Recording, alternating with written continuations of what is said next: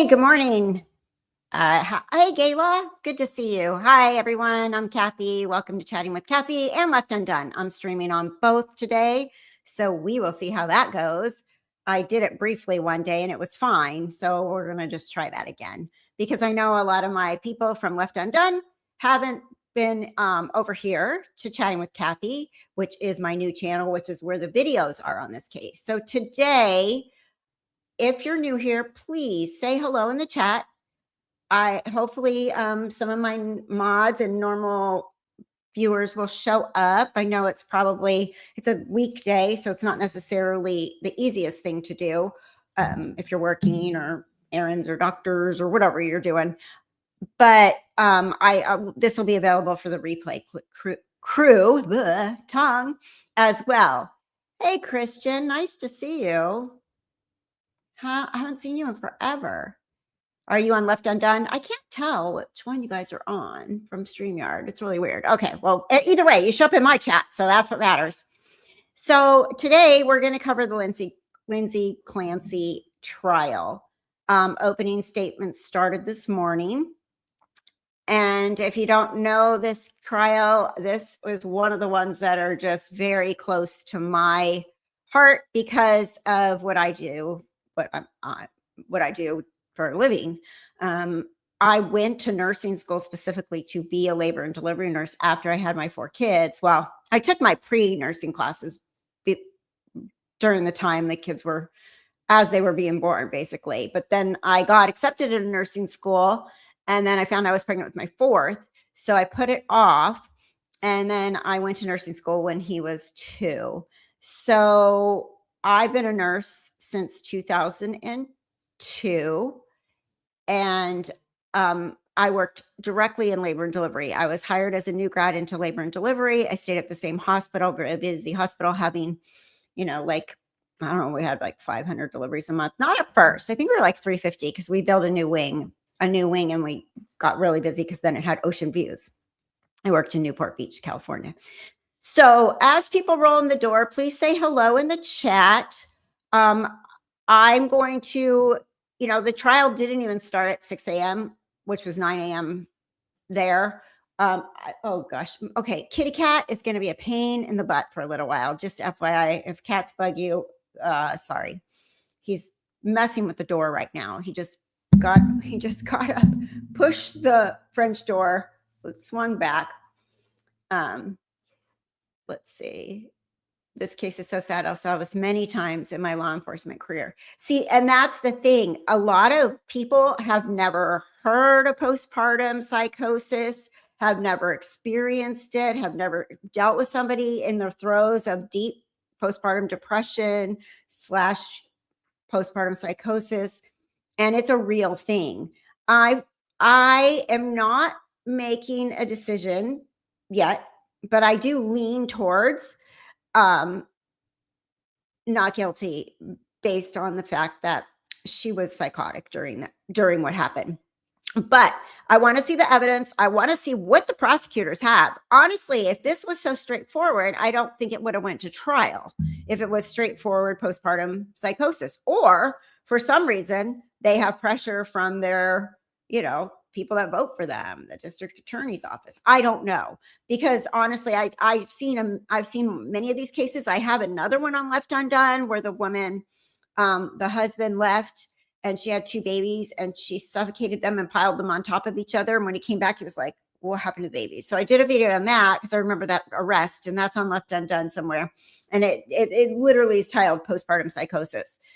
So that's, that's one of the things that I find that I know is real. After I worked labor and delivery, I went to another hospital. So 10 years at the hospital, then a couple more. Then I went to hospice for a couple years. Then I went to a nurse advice line. So I got calls like this, working nurse advice for insurance company for a while. And then I went high risk OB case management for 7 years. And then back to hospice. And now I'm trying to go back to high risk OB case management. But that's the beauty of being a nurse. You really can do more than one thing. So if you have a little ADD in you, there's options out there.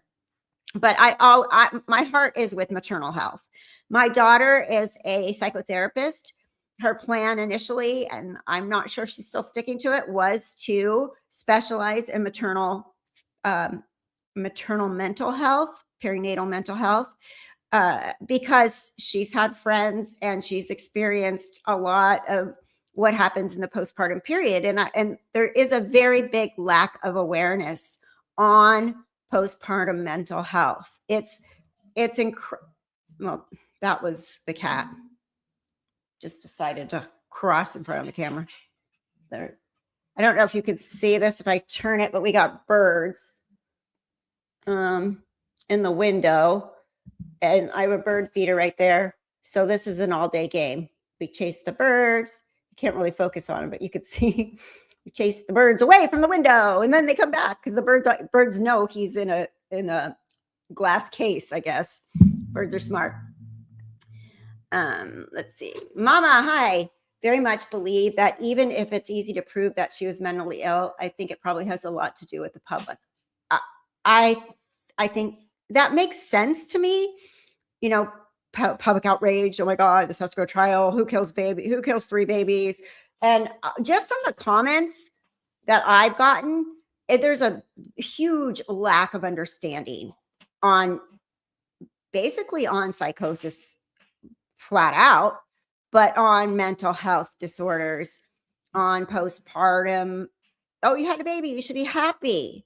You know, your body goes through so much, and people that do have a diagnosis, people that are already diagnosed, but maybe not diagnosed, have an underlying mental health condition, because now they're saying that Lindsay did get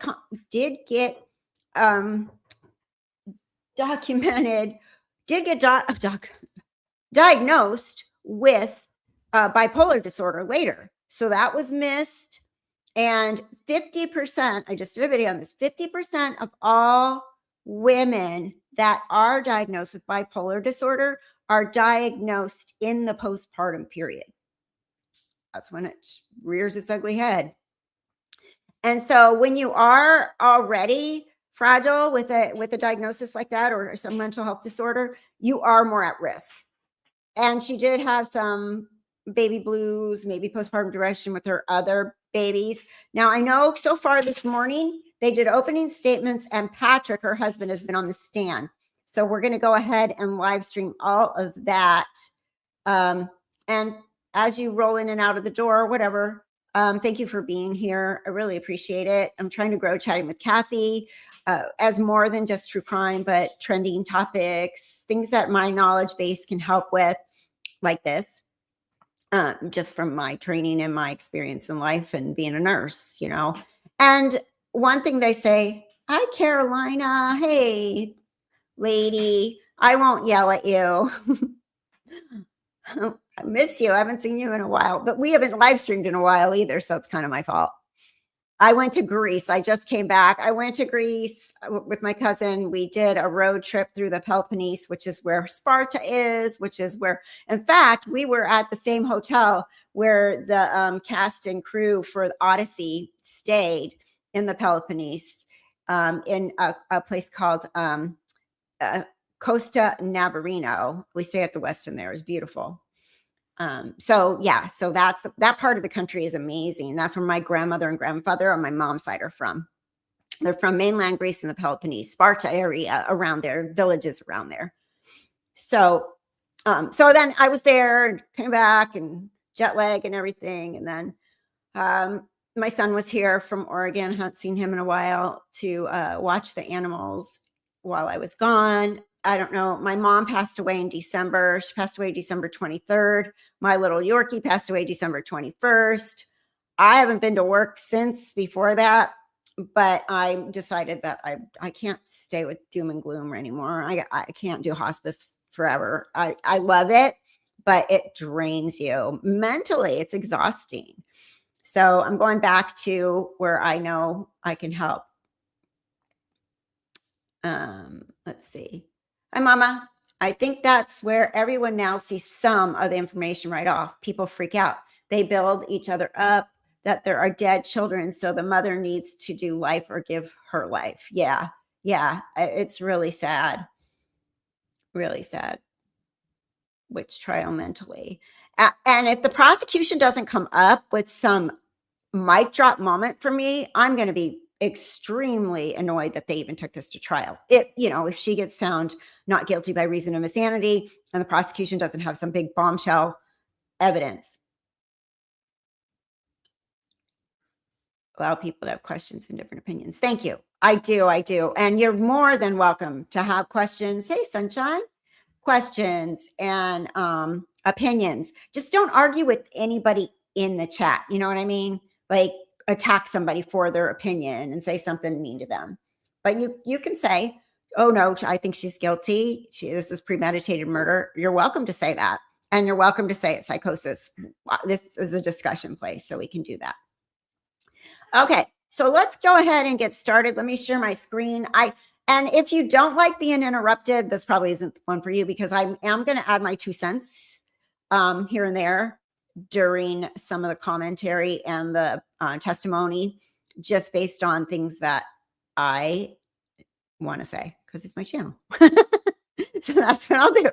All right. So let me share my screen and we'll get started watching this. Before we get started, do you want to hear the commotion beforehand when the jury comes in and all that? Or do you want me to just go straight to opening statements? Anybody care? Or maybe just look at it for a few and then zip over to opening statements? Let's do that. Just start from the beginning and see what they're doing, and then we'll decide. Okay.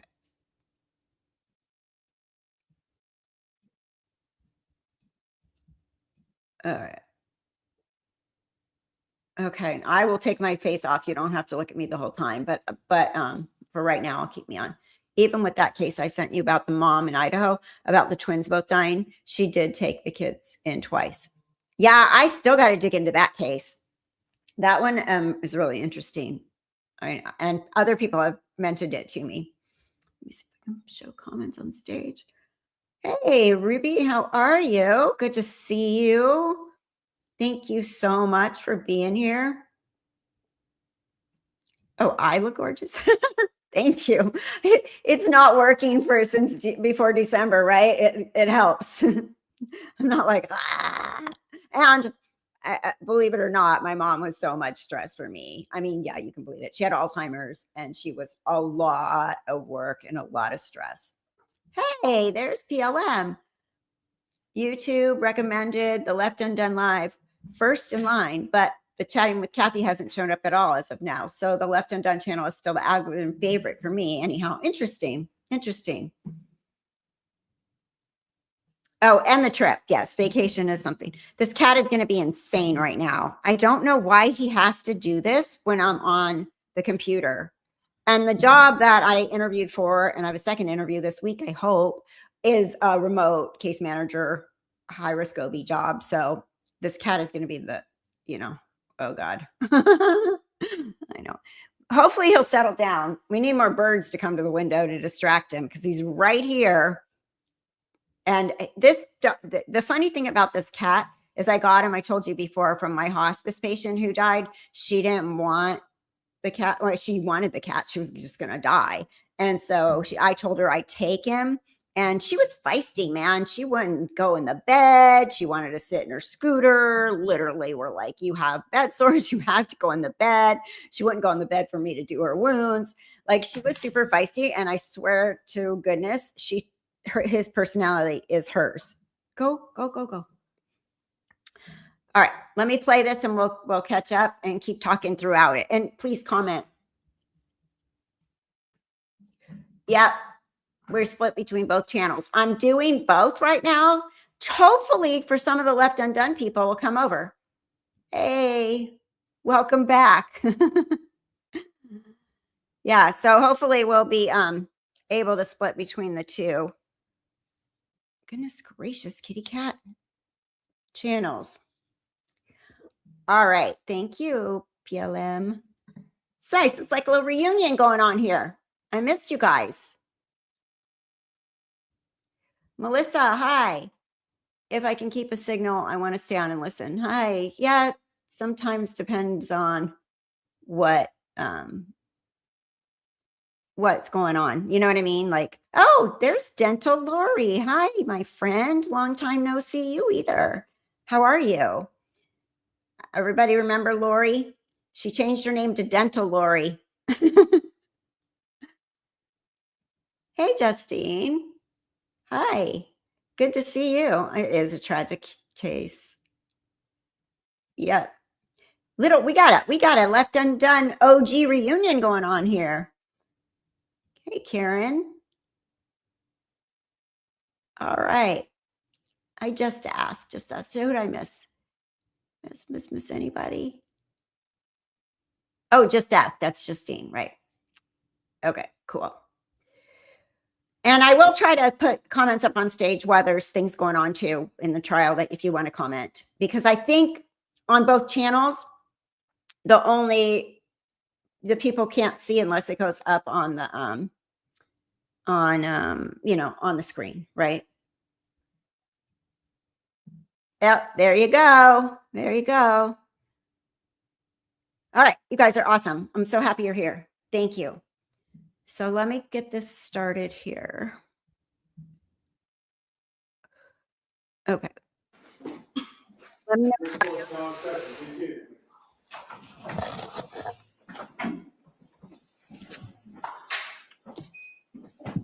Is audio okay, guys? There's Lindsay and her lawyer. All right. All right.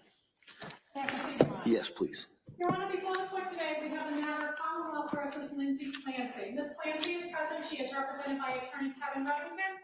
The Commonwealth is represented by Assistant District Attorney Jennifer Sprague and Assistant District Attorney Shannon Cottons. I thank you. All right, counsel, good morning. Good morning. Ms. Clancy, good morning. I apologize, everybody. We had some technological problems here, but I think we're ready to go forward. Before we continue, could I see counsel at sidebar just briefly? See, I'm pulling the Emily Baker here. That's why I started late, because we can zoom, like she says. We can zoom past this stuff, right? Let me see. Sidebar. Yes, please. Your Honor, before the court today, we have a matter of... Okay, hold on. Let me zoom. I like how she does that, because then you're not sitting around during all this blank space. Blank space, baby. Okay, here we go.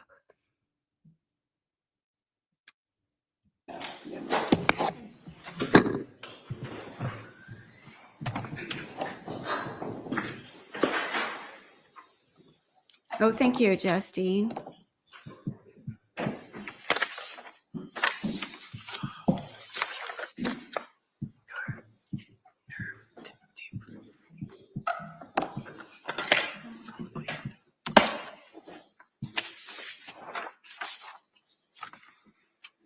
Question for Dental Lori on the screen.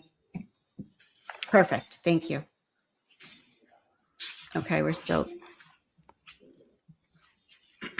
So I don't know how much goes on. Let's see.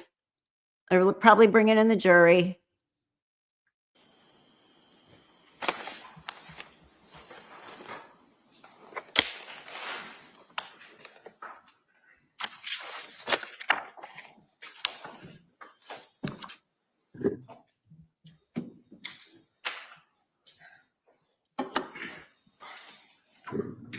Oh, my back is killing me already. Sitting here. Yeah. Okay.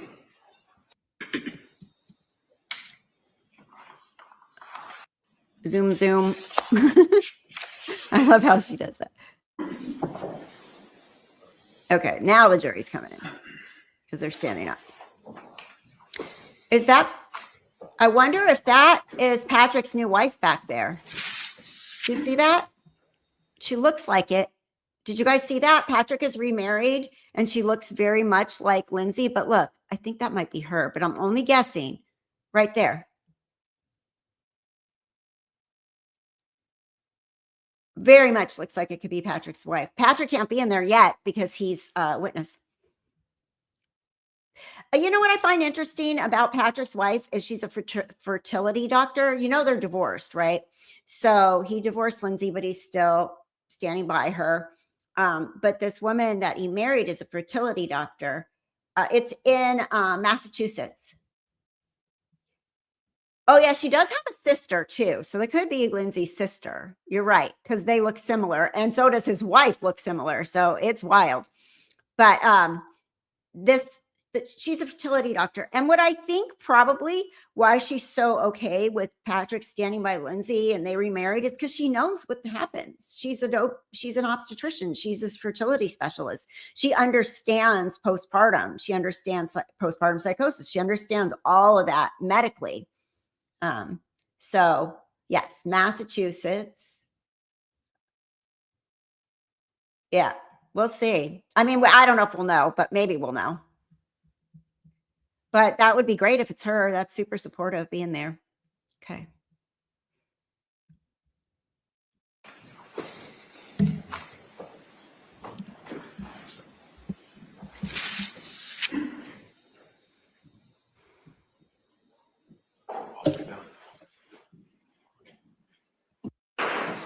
Okay, you can sit down. Good morning, Your Honor. May I proceed? Yes, please. Your Honor, before the court today, we have the jury trial in the matter of Commonwealth versus Lindsay Clancy. Ms. Clancy is present. She is represented by Attorney Kevin Remington, and the Commonwealth is represented by Assistant District Attorney Jennifer Sprague and Assistant District Attorney Shannon Buckingham.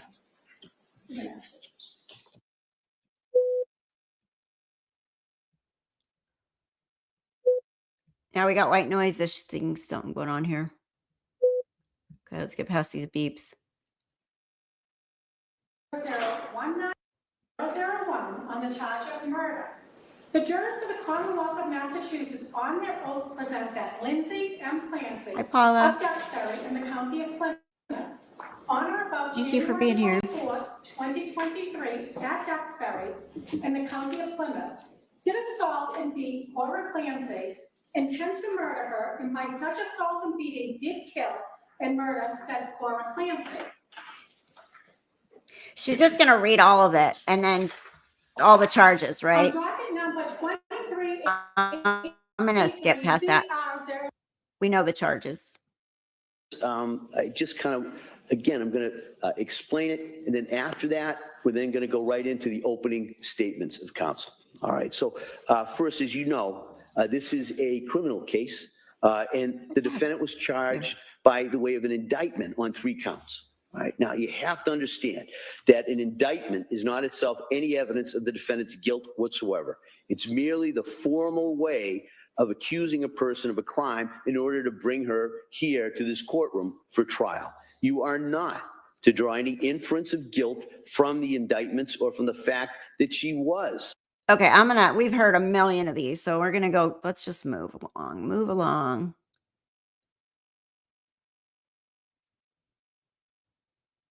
He's got a lot to say. Is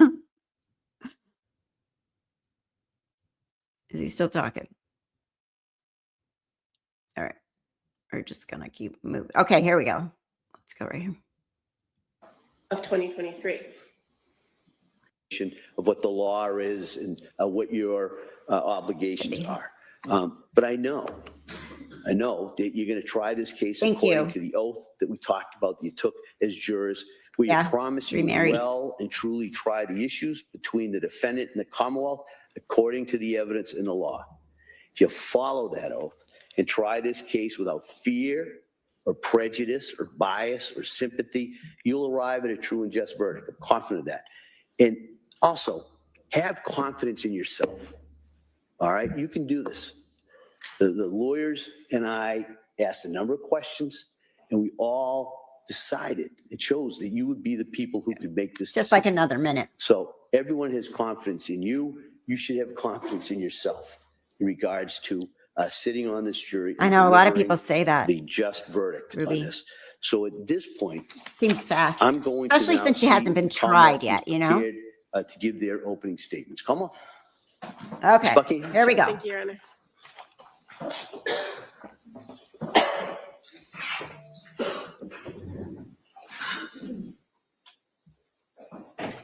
Morning, ladies and gentlemen. Cora.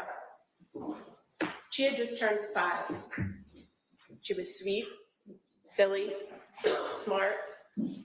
She loved sparkly dresses and wearing bows in her hair. She loved princesses and baby dolls. She even tried to convince her preschool teachers at the beginning that her name was Sophia because she loved the Disney character Sophia the First so very much. Dawson. He was 3, a boy's boy. He was a bit rambunctious, but funny, full of energy. He loved trucks, construction trucks, fire trucks, and he spoke with a raspy little voice. Callan. Callan was just 8 months old.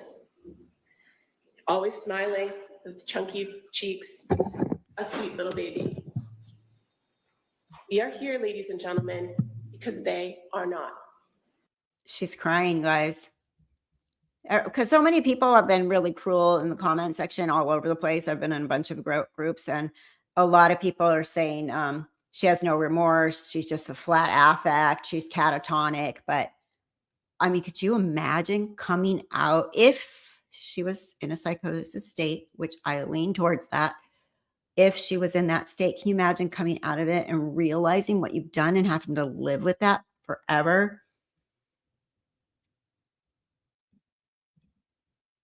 Yeah, it's horrible. I remember following Andrea Yates. Andrea showed postpartum depression with her previous pregnancies, but did Lindy show no postpartum depressions with her first 2? Is that correct? She did show some like anxiety, postpartum anxiety when she was going back to work. Which, because she didn't want to be away from the kids, which I quit my job as a flight attendant when I had to go back to work with my first. I thought in my head, I was going to go back to work. And then when I got that little baby in my arms, I was like, I'm not leaving this kid. Nobody can care for him like I can. So I don't know if it was considered postpartum depression yet or not. And hopefully they'll cover that. But she is crying, so. They were strangled, deliberately and meticulously killed by this defendant on January 24th of 2023. One by one, she wrapped exercise bands around each one of the kids' necks and pulled until their little bodies were limp and lifeless. First Dawson, then Cora, and finally Callan. Your job, ladies and gentlemen, is not easy in this case. The evidence will be difficult to see, to hear, to process. Testimony of witnesses, family, friends, teachers, people who knew the Clancy family, people who saw them regularly, people who saw them on the day in which this defendant killed them. They're all going to come before you. And it may be heartbreaking to hear what they have to say. You'll see photographs of the crime scene. You'll hear testimony from first responders. They're going to tell you about what they discovered when they came into the Clancy home at 47 Summer Street in Duxbury on January 24th.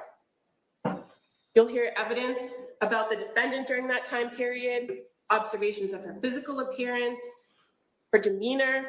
You'll hear testimony about what she was reporting to her friends and family and doctors during this time period. The list of witnesses is quite long. Law enforcement, firefighters, friends, family, teachers, crime scene investigators, forensic scientists, toxicologists, medical examiners, experts. We expect over the next few weeks that you'll be able to, or will be able to present to you a clear picture of what was occurring in the Clancy household on January 24th of 2023. We ask that you keep an open mind when you're hearing this evidence, and during the course of the trial, don't forget that you use your common sense and your life experience. Those are things that you bring as jurors to the courtroom every day, and it's what's going to take you into the deliberation room at the end of this trial. So what happened? On January 24th, 2023, it had recently snowed. It was in fact a Tuesday. Tuesdays were days that Cora and Dawson usually went to preschool. They attended the Learning Sprouts preschool in Duxbury, but they didn't attend on Tuesdays. So on this day, they were home. On this particular day, Cora, who had just turned 5, had an appointment at the doctor's, an annual checkup. And so the defendant brought her first thing in the morning to the doctor's. Defendant's husband, Patrick Clancy, was home and he was caring for Callan and Dawson while defendant took Cora to the doctor. Pretty normal. You'll hear and see that Patrick and the defendant exchanged text messages that morning. Patrick sends a photo of Dawson, who had just dressed himself that day and he was jumping for joy. And he sends that text to the defendant while she's at the doctor. And while at the doctor, the defendant sends a text of Cora and her little Johnny and mask to Patrick. When the defendant and Cora returned home that morning, Patrick went downstairs to his basement office to do work, same as he had normally done on any other day since returning from paternity leave. And then the defendant was charged with caring for the kids for the rest of the day. She put Callan down for a nap, bundled up Cora and Dawson, took them outside to the backyard, and played in the snow. They built a snowman. The defendant sent pictures of the snowman and the kids in the snow to Patrick when he was working in the basement, and her mom, who was living in Connecticut, who had just been there that weekend but had gone home. The day proceeds as normal. You'll hear Patrick describe it as a good day, actually. In the late afternoon, around 4 p.m., the defendant searched on her phone for kids' Miralax. She searched takeout 3V, and she opened the Apple Maps on her phone and searched the route that it would take to get from their house to the 3V restaurant in Plymouth.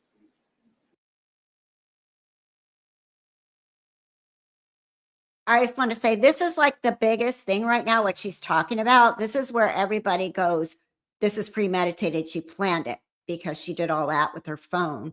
Now, I asked my daughter, who's a psychotherapist, who said you absolutely, in a state of psychosis, can still plan, use the tools that are available to you, but your mind, you know how to do all that stuff still. And if the voices are telling you do this, that, and the other thing, yes, you can. Well, she didn't say that, but she just said you can use tools that are available to you. Not, I think a lot of people picture a psychotic state as somebody sitting there drooling and rocking and not being able to communicate, but it's not like that. You can literally still do things, plan things, do actions. Okay, continue. Because that was my biggest question, because everybody kept saying, she planned it. And I'm like, yeah, she kind of did. But is that mean she was in a clear state of mind, She searched how much time and how far it was. Now, this restaurant had been a place that the family had eaten before, but wasn't their normal takeout spot. She also called CVS and asked them about the kids' Pedialax or Miralax. And that's because at the doctor earlier that day, the doctor had recommended a laxative for Cora because she had some stomach issues. She had complained of an upset tummy at school the day before, you'll hear. She had some issues where she didn't like to go to the bathroom at school, a little bit embarrassed. So they suggested the Pedialax. So she calls CVS and she confirms that they actually have it at their local CVS in Kingston.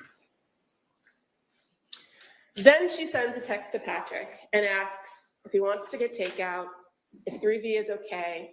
She didn't feel like cooking dinner. It was a long day. He says, sure. She calls in the order. When Patrick leaves the house around 5:15 that evening, everything is normal, seems normal. He sees Dawson eating chicken nuggets and green beans on the couch before he walks out the door. Patrick leaves to go to 3V, and he's going to stop at CVS on the way there. That's when the clock starts, ladies and gentlemen. The defendant knows that Patrick has to stop at CVS, go to 3V. She knows that it's about 5 miles from their house to get to the restaurant. She knows approximately how much time she has for him to go there and come back. She then takes the children down into the basement. She separates Dawson from Cora and Callan, and then she proceeds to wrap exercise bands around each child's neck and pull until they are dead.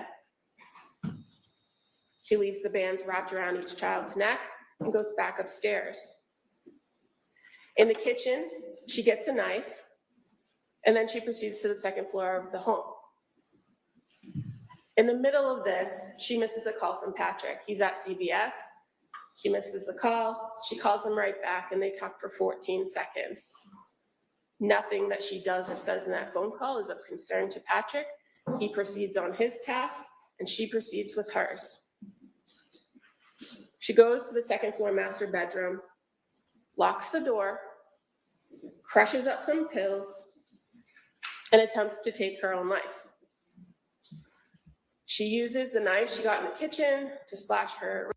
I just keep thinking in my head that if this truly is a state of postpartum psychosis, they are proving the point that perinatal mental health is not taken seriously. There's not enough knowledge about it. And this is just cruel. You know what I mean? If that is what's going on, I mean, we still have evidence, a lot of evidence, obviously, to see. But at this point, if that is what happened to her, how cruel is this to take a sick woman and put her on trial for murdering her kids? I mean, absolutely just heartbreaking. I hope this case brings awareness to perinatal mental health, because it is not, it needs awareness.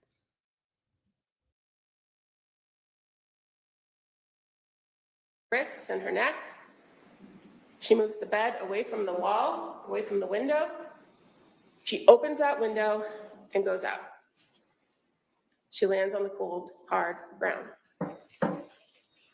Shortly thereafter, around 6 p.m., Patrick comes home.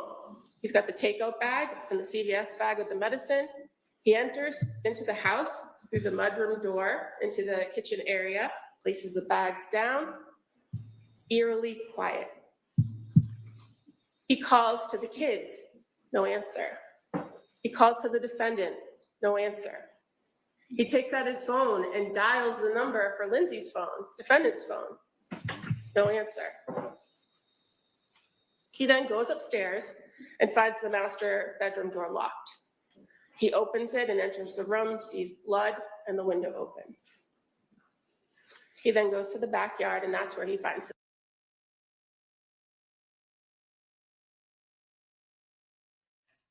Very true, Ruby. For the most part, women in postpartum, but first of all, postpartum psychosis is different than postpartum depression. It is different.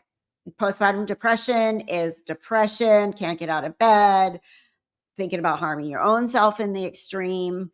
But it is not psychosis. Psychosis is extremely rare. And most people that have psychosis do not kill their children, but they need professional help. And postpartum psychosis is a medical emergency. It is the same thing as a heart attack happening right in front of you.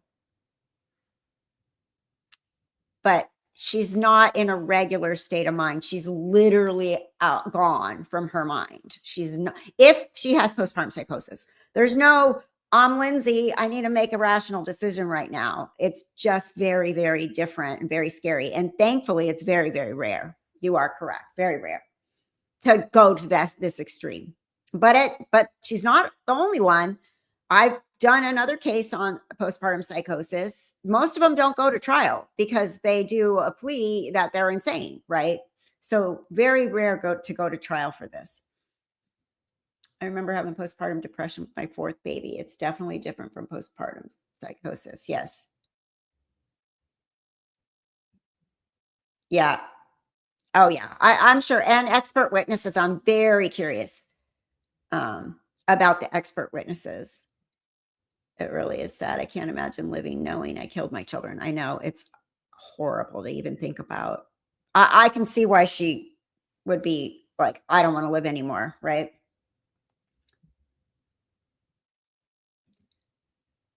That That's what I've heard, Lori, that she had some postpartum depression with the first two, but we'll see what comes out if there's any documentation, medical documentation, right? Okay, let me continue. Defendant. She's on the ground outside that window, moaning and mumbling. At 6:11 p.m., he calls 911 for help. First responders arrive to the home almost immediately. He's still on the phone with 911 when the responders arrive, and they go right to the backyard and tend immediately to the defendant. While they're with the defendant, Like Susan Smith, right? When she drove her kids into answering, Mama D's question up there on the board. When she drove her kids into the water, she had ulterior motives. That was not any kind of psychosis. That was evilness, like psychopathy, right? Psychopathy. Right. Actually, that's pretty much the bottom line. She's not going to go walk free. It's either going to be guilty of, first degree murder times 3 kids, or it's going to be not guilty by reason of insanity, which they call not criminally responsible in Massachusetts. And she will be in a facility.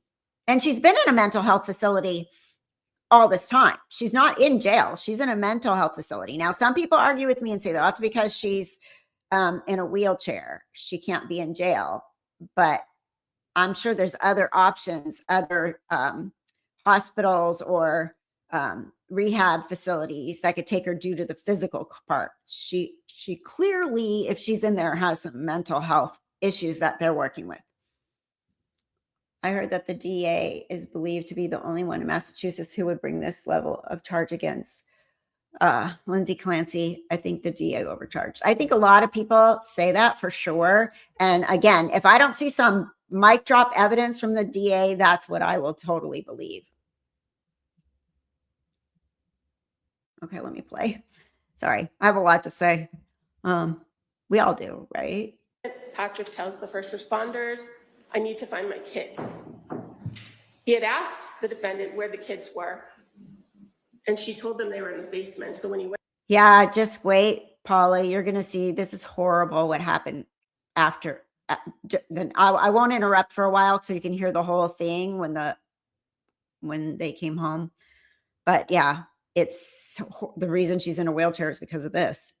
And in the house, that's the first place he went, down into the basement. He's still on the phone with 911 when he finds each child with an exercise band still wrapped around their neck. He screams for help, and he says, she killed the kids. Efforts made to resuscitate Cora and Dawson were futile, but first responders from Duxbury and the surrounding communities were persistent, and they kept trying to resuscitate them all the way to the hospital. But when they arrived at the hospital, there was nothing more that medical staff could do for Cora and Dawson. The staff at Beth Israel were able to get a heartbeat on Callan, but he never started breathing on his own. He never regained consciousness. He had no brain activity. Nonetheless, he was transferred to Boston Children's Hospital, where he died 3 days later on January 27th. The defendant was taken to South Shore Hospital and then transported subsequently to Brigham and Women's in Boston. She had multiple traumas, including spinal injuries, as well as superficial injuries to both her wrists and her neck. She is paralyzed. We expect during the course of this trial that you'll hear the defendant made claims that either right after Patrick left the house or after he called her from the CVS, depending on which version of the events she's telling, she heard a voice, a male voice, a voice that she had never heard before, a voice that she never heard again. And that voice told her that it was her last chance, that she had to kill the kids so that she could kill herself. She immediately took action when she heard the voice, with no direction or details from this so-called voice, and she killed the children. Once she killed the children, the voice stopped. When you consider this information in the course of the trial, ladies and gentlemen, I ask that you consider the source, the timing, the substance of her statements about this voice. You're also going to hear from, or you may hear from, forensic psychologists and psychiatrists who talk about what's called command hallucinations and voices that people hear before they do something. And when you hear that testimony, I ask that you keep in mind the details of what she's saying the voice told her, and the details of when this voice spoke to her. Another important thing to remember throughout the course of this trial is that this is not a case about the Lindsay Clancy that sits before you today. This case is about the Lindsay Clancy on January 24th, 2023, at the time of the crimes. This was not a woman in the throes of psychosis on January 24th, 2023. This was a woman who acted intentionally, rationally, and swiftly to accomplish a very specific goal: to kill. You will see and hear evidence about all the things that she did that day, what she did in the days leading up to this incident, leading to the murders. You'll hear her spending time with her family and friends. You'll hear her appearing to be in good spirits and doing better for all intents and purposes. On that very day, you'll hear she interacted with people at the doctor's office. She came home and took care of the kids. She talked to people on the phone and via text message. The evidence will show you she was not psychotic that day. Throughout the evidence in this trial, you will learn about the defendant being the classic overachiever in school, in her personal life, in her nursing career. She was someone who liked to control every little detail of her life, of her family's life. In contrast to pictures you'll see of the doting mother, the dedicated nurse, you'll also see a side of Lindsay Clancy that's different. Somebody extremely controlling, meticulous, and manipulative. The days were laid out with specificity. Strict schedules were expected to be maintained. Food was planned carefully. Sleep was scheduled to the minute. And in the time after Callan was born, her last baby, the family had to adjust. And by all sources that I expect you're going to hear at that trial, that summer was great. But after Patrick had finished his paternity leave and was back to work full time, when she no longer had a nanny to watch the baby, do laundry, tidy up the house, follow her schedule, when she was responsible for it all, it was hard. It was hard for her to maintain that control. It was hard for her to bond with her kids. And in efforts to maintain control, she withheld information from her husband, from her doctors. She reported serious symptoms that were inconsistent with her daily activities, you'll hear. And ultimately, on January 24th, 2023, the defendant made a calculated decision. This was a woman who no longer liked the life she thought she wanted. It was getting harder and harder to control. And when she saw the opportunity to escape, she made the selfish choice to take it, and to take Cora, Dawson, and Callan first before attempting to take her own life. Ladies and gentlemen, this is not a public debate about women's mental health and how the medical system treats women. This case is about this defendant, Lindsay Clancy. There is no dispute that she was dealing with mental health issues during this time period prior to the murders.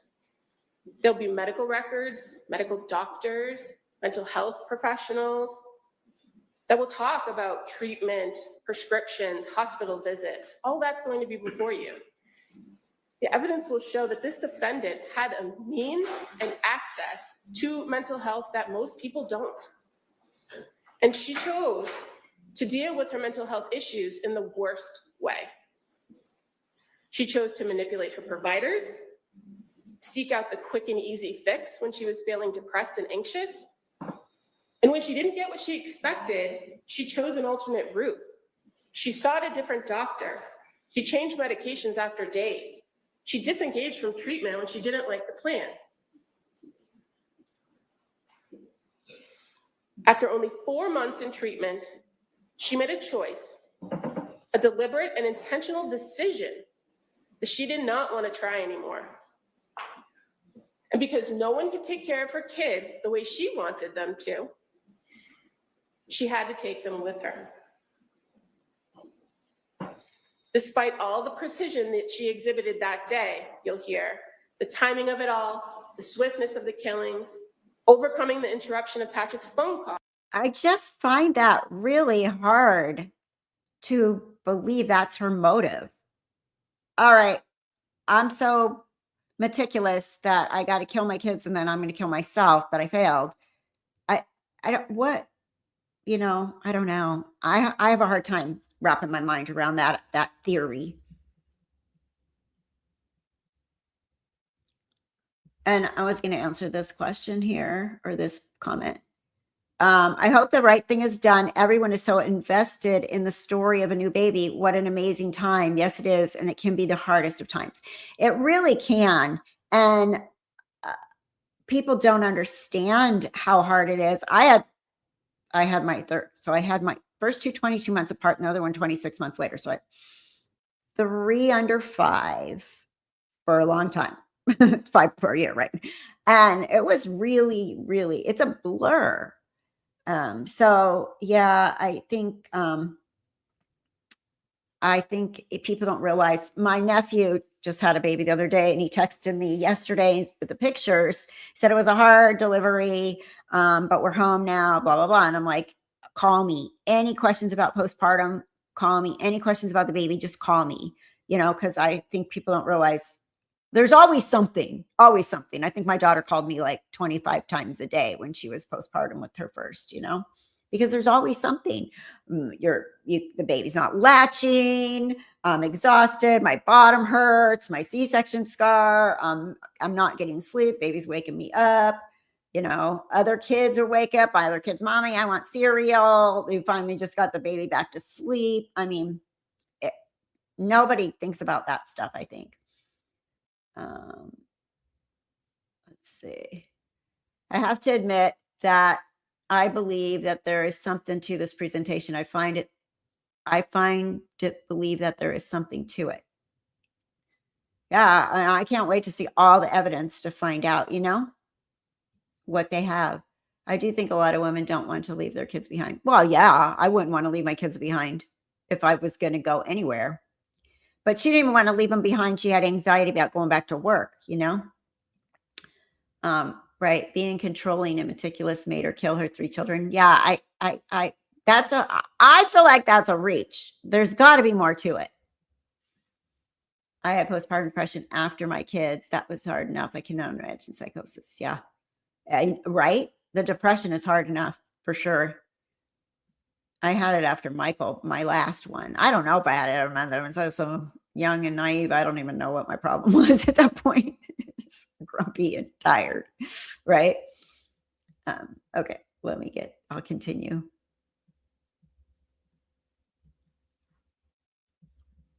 My mouse is not cooperating. There we go. What she did not anticipate was that she would not be able to complete the act by killing herself. Ladies and gentlemen, people with mental illness commit crimes every day and are responsible for them. The fact that someone may suffer or have a mental illness, a mental disease or defect is not the end of the inquiry when it comes to guilt or innocence. It is whether a person can appreciate the wrongfulness or criminality of the conduct and conform their conduct to the law. Do they know what they were doing, and can they control their actions? The evidence in this case will prove beyond a reasonable doubt that this defendant coldly and efficiently executed first Dawson, then Cora, and finally Callan. One by one, she strangled the life out of each one of them. She did so with no hesitation, with deliberate premeditation, and extreme atrocity and cruelty. She is criminally responsible for the murders because the evidence will prove to you that she knew exactly what she was doing. She drew her husband out of the house, their father, so that she had the opportunity and the time to carry out these murders. She maintained the ability to control her conduct, conform her conduct, when she attempted to kill herself to escape the consequences. At the conclusion of this case, we're going to come back and we're going to ask that you return guilty of the murders of Cora Clancy, Dawson Clancy, and Callan Clancy, because the defendant committed those crimes. All right, thank you, counsel. Mr. Reddington, do you wish to give an opening? I do.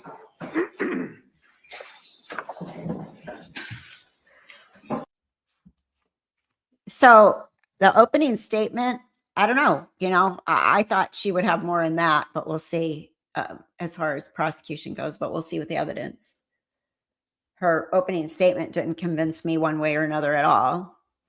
So we'll see. And here comes her lawyer, which I think she has a really good lawyer. All right, let me get him up there for you.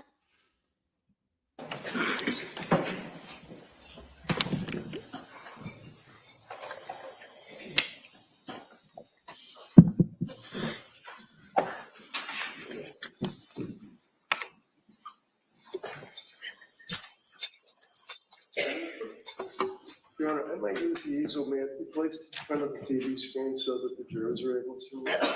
Yes. Thank you.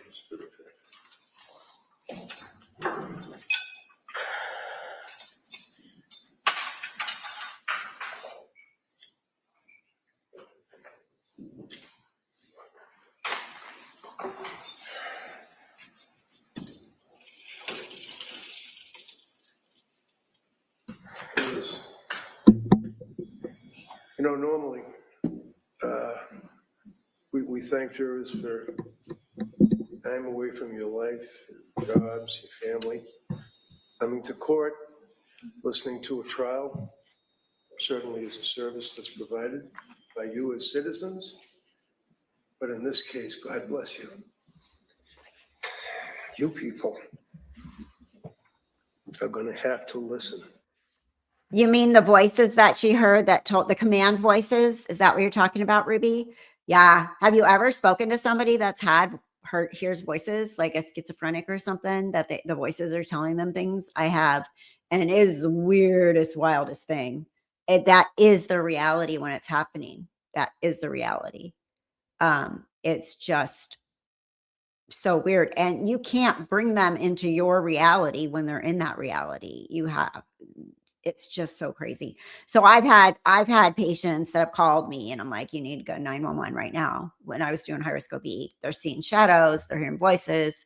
I've had, when I worked nurse advice line, I've had people call where we have to get on the line and with another nurse to call 911 to send them there that are hearing voices like that, telling them to do things or telling them to kill themselves and stuff. It's wild that your mind, their brain can be that fragile. It's really wild. And I lived through it in my own house with my own mom towards the end. She was seeing children, little assholes. They were keeping her awake, talking all night. They kept bothering her, and there was she'd be like, oh, come on, Kathy. She knew exactly who I was. Oh, come on, Kathy. You mean you can't see that right now? I'm like, well, I just told them to leave. I had to go into her reality to get rid of these little assholes that were keeping her awake all the time.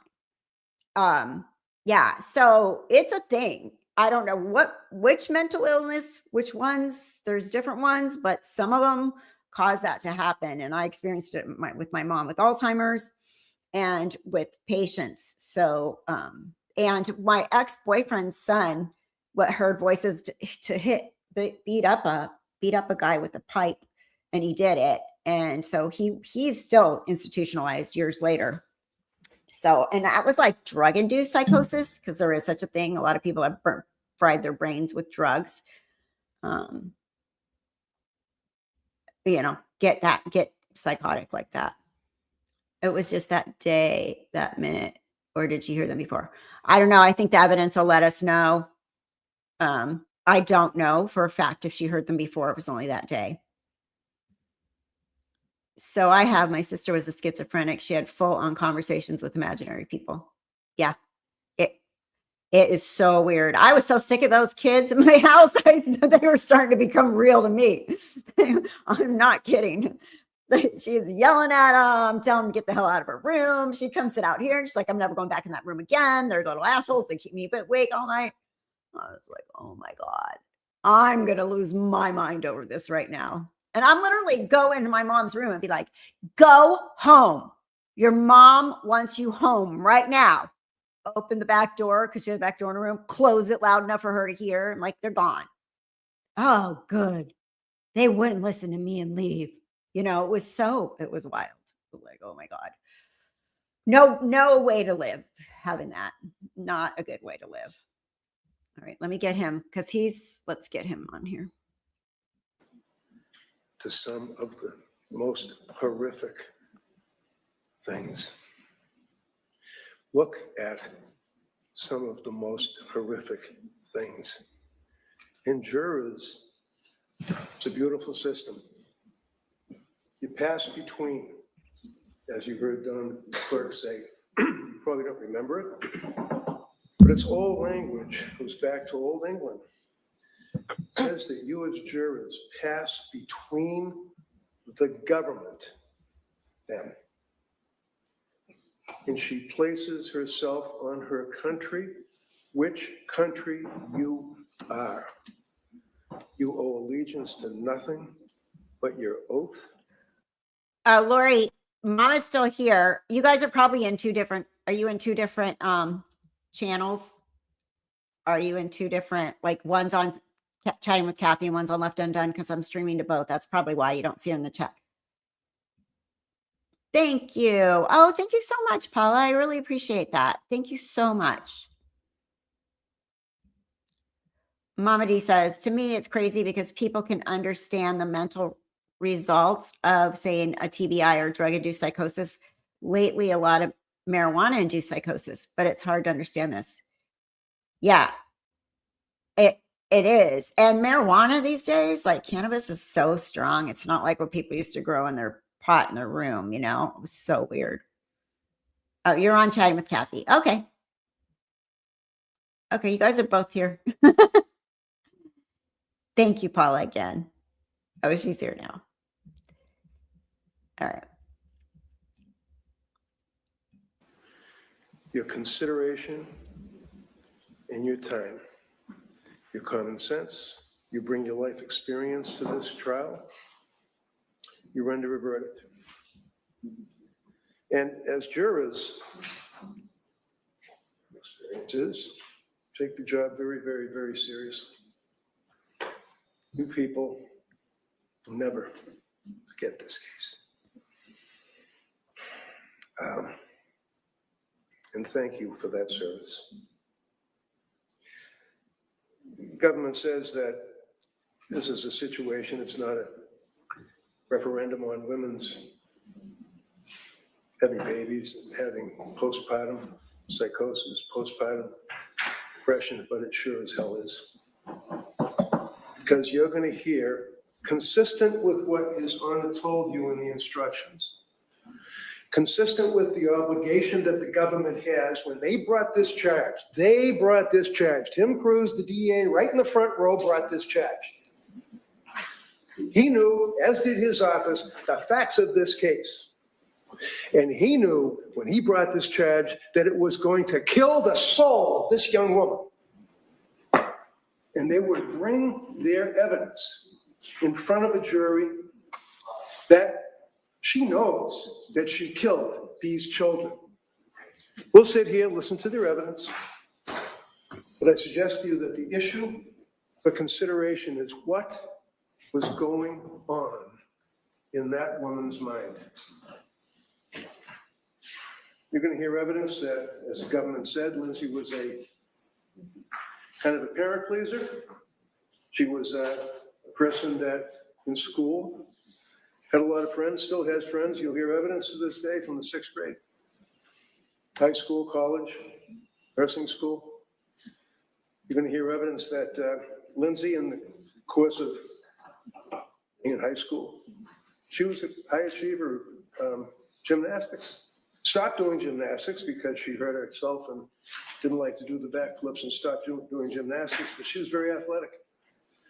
You can hear evidence that right after she had the birth, the last child, within 4 or 5 days, she ran a 5K. She was very, very, very physically fit. Her life was such that she watched what she ate, watched what she did in her life as far as activities, and was one heck of a mother. She loved her children. All the things that the DA said to you about those little kids and their life and what they like, she knows 1,000 times more than what they know. And in that capacity, as a mother, daily you'll see evidence that she would decorate rooms, that she and Patrick did have that achievement of a wonderful life. They had it all. They met in Boston. She was a young nurse out of school. He was working in his industry. They ended up falling in love. They got married, bought a nice house. And, you know, people will say, oh, they're living in this mansion. No, they're living in a very, very humble house in Duxbury that they had to struggle to pay for. That house, you will see, not from the view, because it's not enough that we have photographs. On top of the photographs, we have to have video. And on top of the photographs and the video, we have to have an auto-computerized animated display. And on top of the photographs, the video, the automated animated display, we have to get on a bus and go take a ride and look at the house where some guy and his wife are now living, that it doesn't look at all like what it looked like when Lindsay and Patrick were living there with their 3 kids. But there are videos that show what that home looked like that day, prior to that. You'll see in every room, there are things hanging on the walls, alphabets, colors, numbers, pictures of different cartoon characters, and I'm too old to even remember what they are. Movies, all sorts of toys, erector sets, trucks, all over the living room. There was no dining room.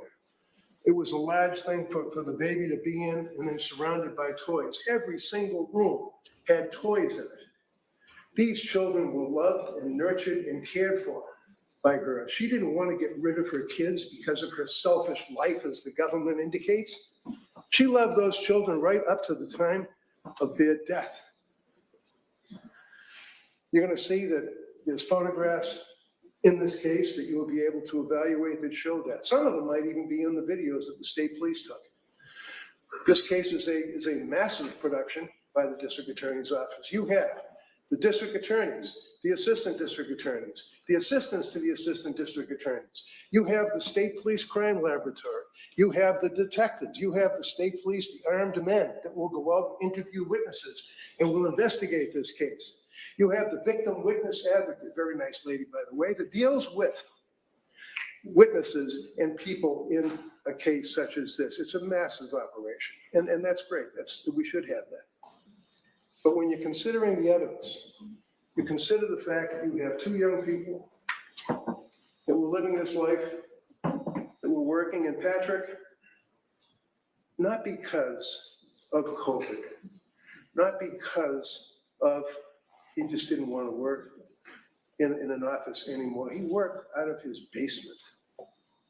He worked in an office in the basement. He was there because of what Lindsay was going through. He was there. He lived it. And he will testify to it. He doesn't have to testify, quite frankly, and identify clothing and be distraught and placed in a position of horror in this courtroom. But he will testify to what they went through as a husband and a wife, the wife being pregnant. They had 3 kids. After the second child, she had postpartum. You're going to hear evidence that that's one of the issues that is important because that can lead to bipolar. One of the things that you don't do, which is taboo, is if you have somebody that's bipolar, you don't put them on an antidepressant. You don't put them on Zoloft. You don't put them on what's called an SSRI. selective serotonin reuptake inhibitors. It messes with your brain. You don't do that, but it was done in this case. The reason that Lindsay went to the doctors was in September 2022. July and August of 2022, they were very happy. Lovely little family. September, things went sideways. And she looked for, and you heard the government saying, and remember what they say in their opening, and remember that when they prepare a case, and remember how they can point at different aspects of the case to show consciousness of guilt, that show that somebody's conniving. In this case, how many times we heard she faked the suicide. Faked the suicide. Little cuts, dinky little cuts, scratches you'll hear stated in the opening statement or time of the arraignment. That she asked for a lawyer. That's rich. You're going to hear evidence that she was in her bedroom after the horrific act in the basement. And that she was up in the bedroom, that she stood in front of a full-length mirror, that she took the knife that was in the kitchen that she had taken. And when she took the knife, she cut her throat in front of the mirror.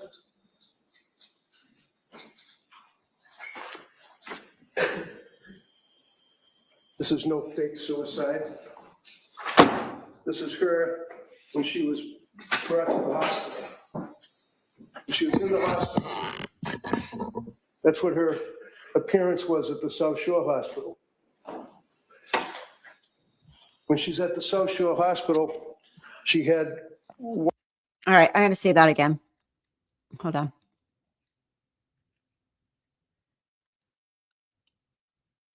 Where'd it go?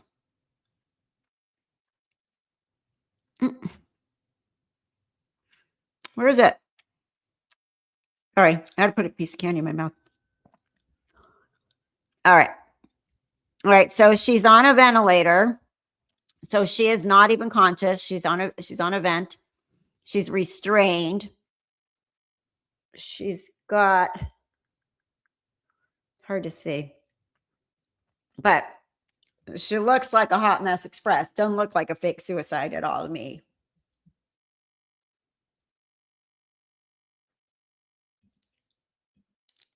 Sorry. Yeah, he still supports her. Yeah. He is remarried, which is wild, but yeah. All right, I will continue, but look at that. That's awful. That's somebody on their "we need to save your life" bed. Oh, shit.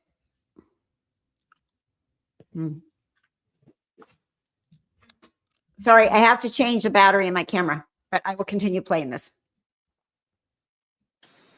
She was in the hospital. That's what her appearance was at the South Shore Hospital.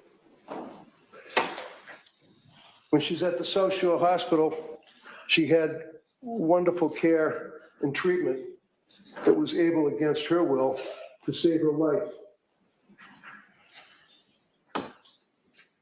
Fake suicide, little scratches, dinky little scratches. This is a photograph that was taken at the South Shore Hospital of her neck.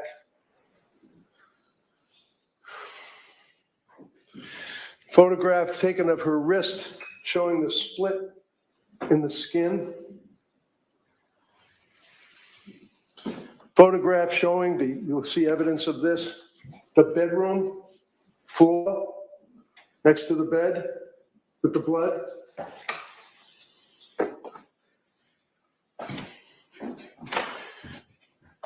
The knife next to the cup.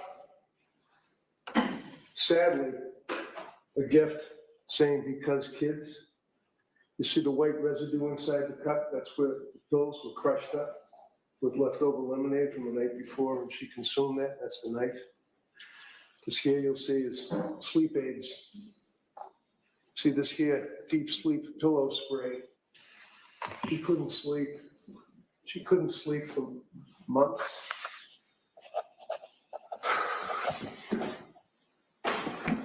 More photographs. of the injuries to her neck.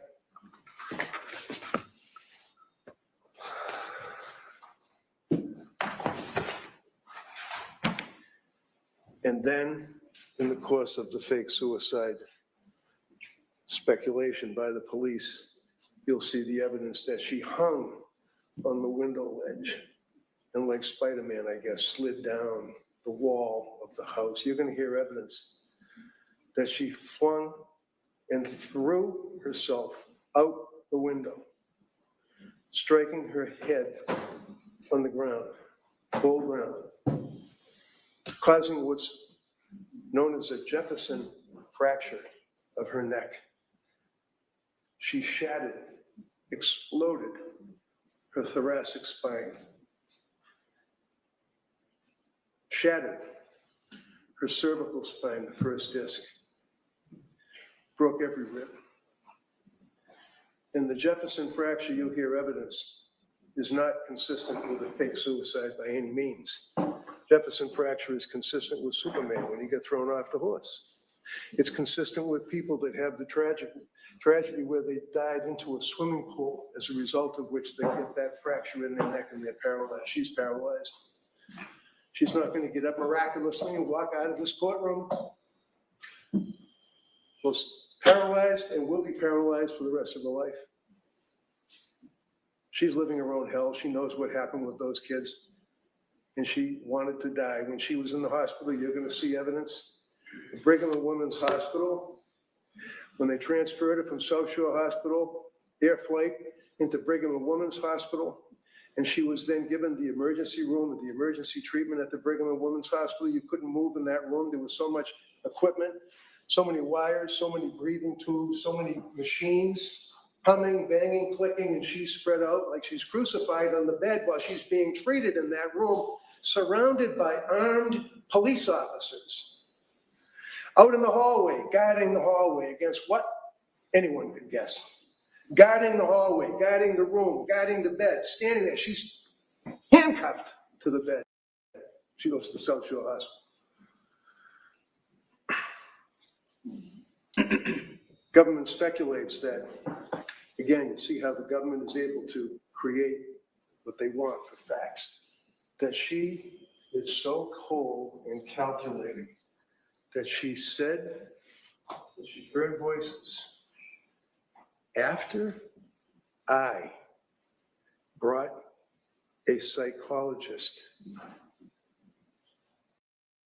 Dr. Zeisel, into that room to see her. I had to move heaven and earth. You'll hear evidence that they wouldn't even let her have visitors. She couldn't even see her family for over a week. The cops wouldn't let anybody near her. That room was an armed camp. I had to move heaven and earth and practically get a court order to be able to get in there and see her while she's laying in the bed. And they suggest and will suggest that she said, I heard voices, I heard command hallucinations telling me to kill the kids and then kill myself, after she talked to Paul Zeisel as if he was telling her what to say because I'm the lawyer and I brought him into that hospital. You're going to hear evidence that Paul Zeisel is one of the most respected psychologists. You're going to hear evidence that he was embedded with the military in Afghanistan for years. You're going to hear evidence that he works for the government when there's a shooting involving the FBI, the CIA, or any of those alphabet soup cops. He's involved out interviewing these people for post-traumatic stress. I knew that he was the man to talk to this young woman in the hospital. When I finally was able to get into that room, into that hospital, he was with me. He did not tell her command voices. He, as a human being, gave her a cell phone so she could call Patrick. But you know what? You're going to hear evidence from a woman who works at Brigham and Women's Hospital. I saw Lindsay as soon as she came out of her coma. She is a woman that works with the religious services in that hospital. And the first thing that Lindsay wanted to know is, where's my family? And then she told her about what happened and told her about the command voices. And this is well before she ever met me or Paul Zeisel. So you have to keep focused on the evidence because it's so easy to manipulate. There's no fake suicide. And there was no plan to fake. That's what a lot of people are saying online, that her attorney told her to say that she had command voices. So I think that's why he's making a point of that, because I've seen that so many times where people are like, oh, she never even said she heard voices until her attorney told her to. So I don't know, there's the comments sometimes just get so crazy because people they say a fact, but then they add all this other stuff to it that they think happened. So it's wild. So yeah, I'm super interested to hear all the evidence here. Her sickness. This is a young woman that, with her husband, tried very hard to get the help she needed. She went and saw a doctor by the name of, oh, by the way, remember in the open, the government says she shopped around for doctors, I guess, that she wanted to get doctors to, I don't know, give her drugs or something.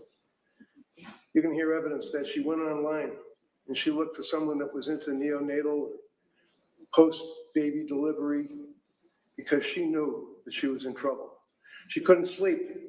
She had insomnia. It wasn't just, when you get up in the middle of the night because your phone's on. She couldn't sleep. She'd only get 2 hours a night, 3 hours a night if she's lucky, as time went on. In September, she went to see Dr. Tufts. Jennifer Tufts is the name of the doctor.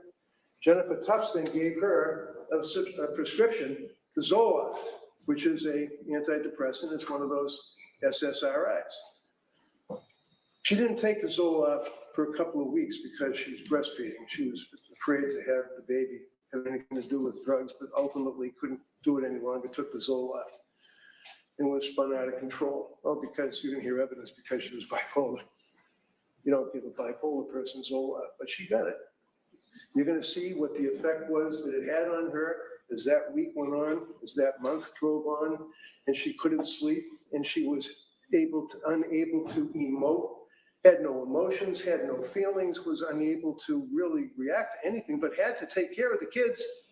And as the government says, well, she was able to talk to people. She was able to talk to neighbors. Sure, you're going to hear because they don't call them, we're going to call them. People that knew Lindsay as a mother, people that knew Lindsay, teachers of those kids will indicate what kind of a mother she was, as will neighbors, as will friends, as will people that saw her during that period of time. You're going to hear evidence from Patrick as to the effect that this sickness had on her. She was looking into it. You're going to see her Google searches. You're going to see her Google searches go on and on and on about how to take care of postpartum. What type of drugs? Can you become addicted to benzodiazepines? What about, is it possible to have a treatment, a ketamine treatment? What do I do as far as insomnia? What do I do about my thoughts to kill myself? Ways to kill. How do you kill? What do you do to kill? Government lashes onto that. Oh my God, she's looking up ways to kill. Let's make that a basis of our prosecution on this case. This is not a righteous prosecution. They're looking for every single piece of evidence that they can to show some ridiculous concept that she wanted to kill her beautiful kids because she didn't want to be a mother anymore. This is a woman that was a nurse. She worked for one of the best hospitals in the country. She was in a labor delivery. You're going to hear from labor and delivery nurses that will tell you how dedicated she was. Cora was named after the very, very first baby that she delivered as a nurse in the hospital. That's where the name Cora came from. Cora was named after her first delivery. This is a woman who did nothing in her life but dedicate her life to helping people and be a good person and a good. All right. I have no idea what the first baby's name that I delivered or the second or the last, but that's amazing that she named it after the first baby that she delivered in labor and delivery. That's pretty cool. I don't remember mine, although I'm older than her and it's been a very long time. All right, let me continue. I just thought that was pretty cool. Nurse and a great mother. And as time went on, looking like anyone else would, please help me. That's what it's all about. Give me help. And you can see, well, the government will say, God, she was able to talk to people. She wasn't drooling. She wasn't putting tin foil inside of a hat when she was going to the schools. No, she was able to talk to people. We actually have, we meaning the government, we have video of her and Patrick and the kids at the Museum of Science, and they were actually having a good time. We also have video that shows them down at the Cape Cod, down the Cape, with the kids, and they're in bathing suits. I guess she was fine. She put on a pretty good face. So what does she do? She goes to see, September 12th of 22, she looked for a psychiatrist. That's when she hooks up, if you will, with Dr. Jennifer Tufts, early October of 22, initial appointment. October 20th of 22, reports the adverse reaction that she was having to the selective serotonin reuptake inhibitor Zoloft. November 16th, she goes to the South Shore Hospital emergency room because she was so depressed and so maxed out from lack of sleep and so unable to emote. She couldn't laugh, she couldn't cry, she couldn't have any feeling. She was a robot. She went to South Shore Hospital. She was referred and engaged with South Shore Perinatal Behavioral Health. This was Patrick's mother. This is Patrick's mother, Mrs. Clancy, who's a nurse, well-respected nurse, wonderful woman. She works at the South Shore Hospital, labor and delivery as well. She knows Lindsay. And she told Lindsay, you got to go to this outfit here, which was the South Shore Perinatal Behavioral Health. She didn't look them up because she wanted to get. Yeah, Mama D, you said it's really common to have several meds to have them changed because it's an acute situation. Sadly, most psych meds take time to work. So the psychiatrists are just doing the best they can. Yes, that's very common to change. Try this. Let's do that. Oh, even with my mom, they put her on Seroquel and then we upped the dose and then he upped the dose again. And I'm like, nope, it's worse. Like she got worse. So then we changed her meds. That really, truly is true. I think, honestly, my biggest thing is if they didn't diagnose the bipolar, because I think that was huge, and given her the Zoloft and everything that she shouldn't have had, that she was having a reaction, like, it's not the right thing for her diagnosis. I think I think that would be the problem in all of this as far as the meds go, but it's not unusual to change meds. Even if PR has been on a med for a month, it may be difficult to come off of it and they need to start a better one. Right. And some you have to wean off. You can't just stop cold turkey. And everybody's chemistry is different. People react to medications differently. Yeah, for sure. Yeah. Yep.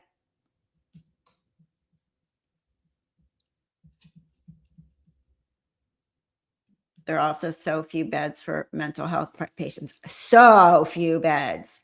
It's literally almost impossible out here in California to get a patient a bed. I mean, it's horribly impossible. I mean, it's awful. We don't have enough psych hospitals. They just built a brand new one here. Actually, had applied to work there a couple years ago, and it's a brand new one. And and it has like all kinds of has a geriatric psych, inpatient rehab, like drug. Has and they were going to open each unit one at a time. It's beautiful. It looks great. And it's very much needed.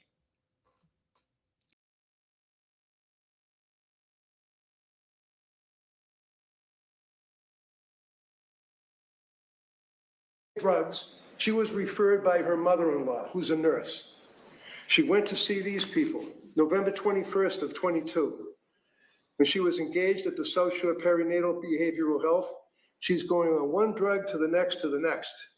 The drugs that she was prescribed, you see here, and you'll hear evidence that, first off, Jennifer Tufts, September 15th, 22, sertraline, that's the Zoloft. Then lorazepam, October 21st, Jennifer Tufts. Then hydroxyzine, Jennifer Tufts. Lorapazan, Jennifer Tufts. Buspirone, Jennifer. Lorazepam, that's Ativan. Not lorazepam. Tufts, lorazepam, increase, Jennifer Tufts. Oh, he said it right the second time. Increase from 1 milligram to 5 milligrams, Jennifer Tufts.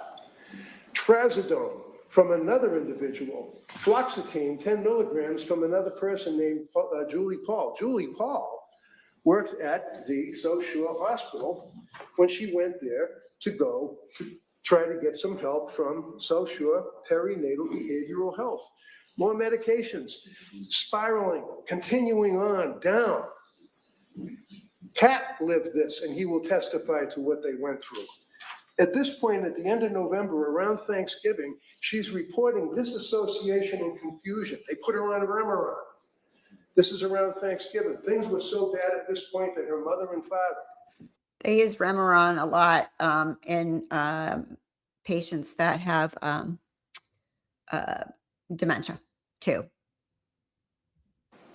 Came up from Connecticut and lived with them to take care of the kids, to help, because she was walking around absolutely a zombie. She would rock on the sofa, crying hysterically, banging her head into the pillow of the sofa. Patrick will tell you what he observed with her. She dealt with her. And I think that's what people expect her to be doing 24/7 if she's in psychosis. Her parents were there to try to help. Is this someone that's faking because she doesn't want to be a mother anymore? The parents were there, mother and father, wonderful people. Mother's retired, dad took pictures of high school kids for yearbooks. They did what they could.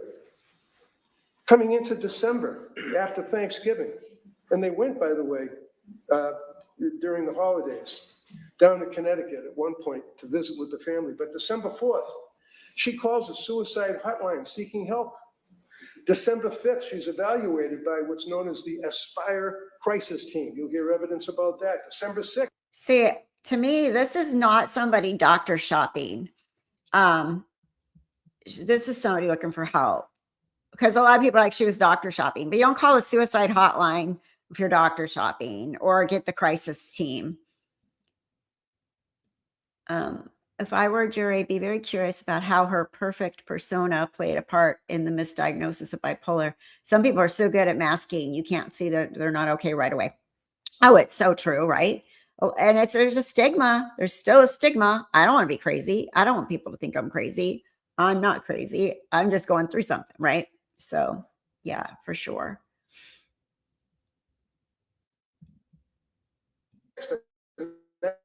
Next day, they have an appointment with Nurse Gelada. Now, Nurse Gelada comes into this action because, again, not looking for more doctors. Paul retired or left or went to another job. So all of a sudden, Nurse Paul, who was treating her and prescribing meds, leaves. Here's Nurse Gelada. She's now going to be your person you deal with. That's all. She wasn't looking for some other doctors to get additional medication. She now is dealing with Gelada. They have an appointment with Nurse Gelada. And Pat goes with her because he was so upset and says to Gelada, you'll hear evidence. Do you think possibly that she's over-medicated? Do you think somebody screwed up? And she says, it's possible. And then she puts her on more medication. She puts her on, okay, December of 2022, you're going to see that Nurse Gelada, who is now on this chart, is in blue. Nurse Gelada puts her on quetiapine, 25 milligrams, November. That's Seroquel. 30th. He say 25 milligrams, so very low dose. That would be the dose that they use off-label for sleep, 25 milligrams, or to start. December 6th, diazepam, 5. December 7th, diazepam. December 7th, quetiapine. December 9th, diazepam, 5. December 13th, diazepam. And then she goes back to Jennifer. I'd like to see how fast they went up on the Seroquel, because I heard she was on 300 milligrams, which is a lot. Tough, because they just couldn't handle dealing with Rebecca Gelada because she wanted to wean off the drugs. Gelada told her to stay the course. She ends up going through the December 19th, 21st, 22nd, dealing with quetiapine, 300 milligrams of quetiapine. Yeah, there it is. 300 milligrams of Seroquel is a big dose. That's a big dose of Seroquel. That's a, schizophrenic dose. Wow. Now, what happens is they then suggest that what she has to do is go to Mass General Hospital. She goes to Mass General Hospital, At Mass General, they say, well, you can do like a day program, or you can go to this fantastic program down in Rhode Island called Women and Infants Program. So she goes to Women and Infants Program. She goes down for a day. She sits there in a group with other mothers and they talk. And they look at her medication and they say, you're gonna see it in the medical records. We can't really help you as postpartum, and that's what they specialize in, because you've got medications that you're gonna have to clear, because the medications can be affecting you. She was there for a day, one day. They never said anything. You're not suffering from postpartum. Postpartum, every one of these doctors and nurses knew that she was suffering from postpartum.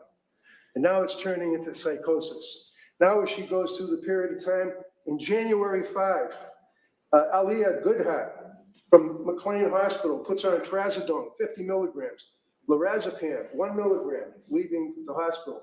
She goes to that hospital on New Year's Eve. She and Patrick decide this is it. The two of them get in their car. Family takes care of the kids. She goes to the hospital. Now it's locked wards. She goes into the hospital. She's there for 4 days. During that period of time that she's there, she's in group. She doesn't see a doctor but once. There's no discussion of medications till the very end. You'll see the medical records. You can look at the medical records. You'll see that her daughter's birthday was coming up and she wanted to leave rather than the 5th on the 4th. This is not a discharge against medical advice. They cleared her. They said, yeah, fine, you're okay, good. Good luck, go home. She went home and she went to the birthday party. The government will have witnesses apparently to show that she was able to socialize.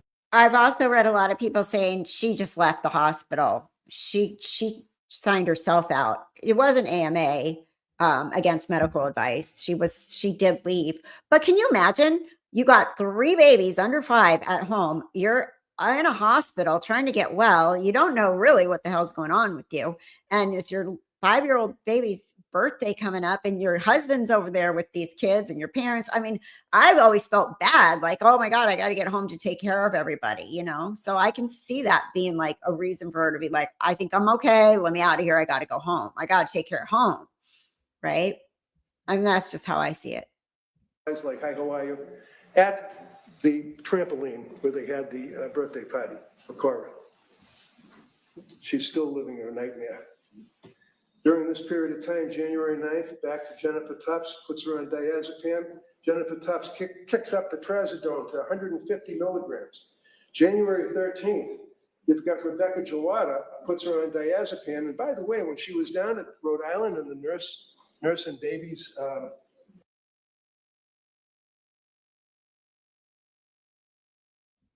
I know, that's weird. They say she didn't see a doctor the whole time, but was there a PA there? Was there nurse practitioners? I wonder. I can't imagine that there wasn't somebody above like a regular, just a nurse or med tech or psych tech or whatever, you know?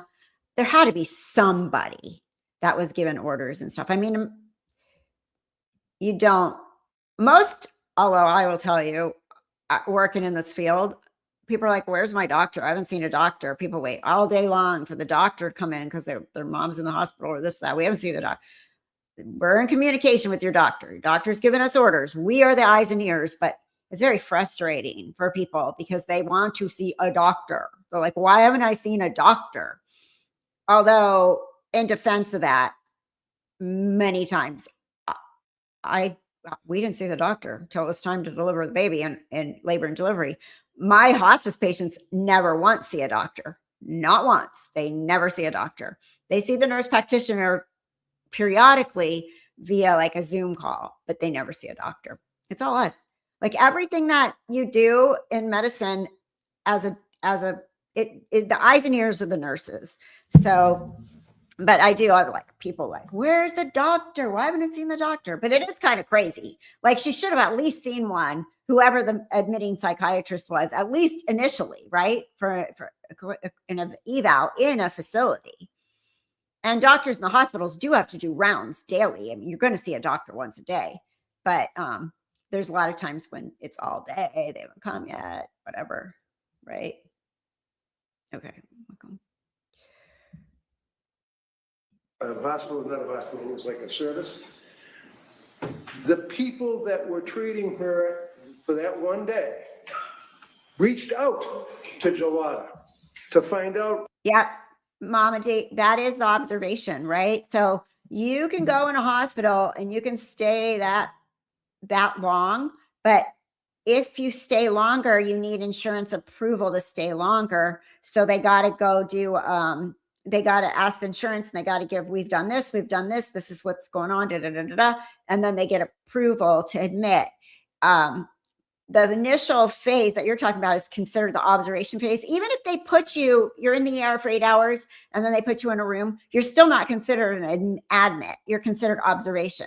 So it's billed differently. And a lot of times the hospital will bill and they'll say, oh, it gets rejected. And then the patient gets a letter saying your insurance isn't paying for this, but it's because they billed wrong. They didn't bill as observation, in that for that period of time, because you already went home, 24 hours later. And so people get all stressed out about that. But the hospital does that all the time. They bill as an inpatient when it should have been observation in the beginning. Oh, anyone who has a kid knows that L&D nurses literally do everything. Yeah. So many people, they're like, where's my doctor? Like, he was going to meet us at the hospital. We used to joke about that in the nurses station. We'd be like, he was not going to meet you here. He was not going to meet you here. You got me. This is it. It's me and you, lady, for the next 12 hours. That's it. Yeah, L&D does it all. Doctor barely got there in time to get my baby. I know when Ryan had Jude, we were all there. So she finally was like pushing, and because you push, especially first mom, the doctor wants that. The doctor wants the baby crowning. They want to see this whole head kind of right there when they walk in. Don't waste their time on pushing. They don't want to be there for pushing. If you have a doctor that's there for pushing, they're a very nice doctor and patient. But I've had doctors go, oh God, don't do this to me. You already called me and the baby's not on the perineum. So yeah, they want you to have one more push. There you go. Do. Here comes your placenta. Congratulations. Do. Let me rub your uterus. Let me do a little repair. Okay. Bye. That's how it goes 99% of the time. In the ER, at least here, I would literally have to tell the patients what words to use or they will be turned away. Suicidal. You don't have a plan. There's the door. I hate that. When we're taught to evaluate a patient that says they're going to kill themselves, okay, what's your plan? And they say they don't have a plan. We're like, I don't have a plan. But I don't like that. There needs to be a better way of doing that, because it's like you're asking them if they wrote out like, okay, first I'm going to do this, then I'm going to do that. And here's my itinerary for my suicide. It's very strange. Yeah, I agree with you. I had a lady, she was so much work, but she was one of my high risk OB patients, and she had a crisis pregnancy. It was really hard. And she decided one day that she was going to kill herself, and she had a gun in the house, and I'm on the phone with her. Right. So I'm typing, because I work remote from home. I'm typing to another nurse. Can you please call this police department in the city? She's telling me she has a gun and she wants to, kill herself or whatever. So she had a plan, obviously.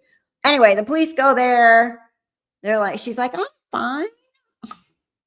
And then she got mad at me, but she did come back and let me still be her case manager after that. But I'm like, you can't tell me that. Like, you can't tell me that. I take that seriously. Yeah, it is wild. Yeah. So the mental health system is not what it should be. I mean, it's just hard. Or the ERs are just so busy and overcrowded with so many people. They lose I felt I couldn't be an ER nurse, because you almost have to just compartmentalize. Sorry, on to the next patient. Back to you. There's a mosquito or something. Get out of here. What's up with the medication? Jolada never called them back. You're going to hear evidence, and it's in the medical records, that when she and Patrick called Jolada to say, I got to wean off this, She didn't want more drugs. She wanted off the drugs. Gelada says, stay the course. She's going on vacation. I'll see you in a week. Comes back in a week. You're going to see that now Jennifer Tufts puts her on diazepam 2 milligrams on January 16th. Amitriptyline 10 milligrams, January 16th. Diazepam and diazepam between Tufts and Gelada. The last script is diazepam 2 milligrams, January 23rd. During that period of time, you can see that on December 20th and 22nd, she was evaluated at the Women's and Infants Partial Hospitalization Program in Rhode Island. December 30th, she returned to Mass General Hospital emergency room. December 31st, that's after Mass General told her to go to the hospital, you can go to McLean. New Year's Eve, December 20th of 22, they were admitted to McLean Hospital for psychiatric treatment. January 6th of 23 was post-discharge follow-up appointment with Dr. Tufts. January 10, 16, and 23, appointment of Dr. Tufts, Dr. Tufts, Dr. Tufts. Day before the killings, Dr. Tufts. These are the medications that she was on, that she had filled, that she took, that she didn't take, and apparently, according to the opening statement by the government, was manipulating the doctors, not telling the doctors. She told them that she was suicidal. She told them that she had suicidal ideation, and in December, to his and her ever dying regret, told Patrick in the presence of her mother that she was having psychosis thoughts of hurting the children. This is a woman that did not.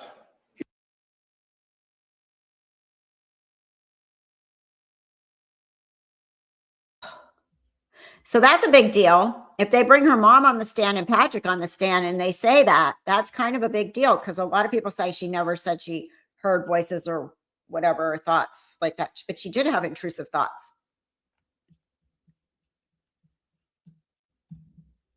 Get the medication, did not get the medical treatment that she so deserved. This is a woman that was suffering from psychosis at the time that she went down to that basement. She had no motive. She loved her children. She intended to kill herself. She didn't fake that. Threw herself out the window. Goes to the hospital. You're going to see that when she's in the hospital, they said to her, you want to, what do you call it, a DNR? Do not resuscitate or whatever. Absolutely did not want any DNR. Didn't want to be resuscitated, wanted to die. To this day wants to die. That's what we're dealing with on this prosecution. So you're going to hear from witnesses. It's going to be emotional. And thank you for your service. Thank you, Judge. All right, members of the jury, we're going to take the morning recess at this time. All right, I'm going to ask you to go out. Again, don't discuss the case. We'll be back here probably about 15, 20 minutes, and we'll begin with the Commonwealth's case. All right, so we'll be in recess at this time. Court, all right. Jury, this way, please. Okay, let me see what you guys are saying over here.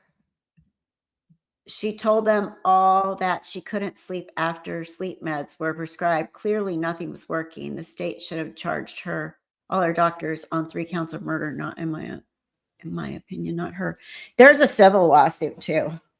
She is suing her doctors and Patrick is 2 separate lawsuits. I think Patrick's suing, I'm not sure, but there's a huge civil law. There's 2, her lawsuit and Patrick's lawsuit against, I think it's a medical malpractice lawsuit. So, yeah. All right, let's zoom. They're on break, so we can do the Emily D. Baker zoom and go watch Patrick. He's the first witness. So it's just, I wonder when was the last time she actually saw him face to face. It's kind of sad. This is going to be the first time. I don't know. I'm just making that up in my head that they haven't seen each other, but I can imagine they probably haven't. He's remarried and they're divorced. Okay. There we go. All right.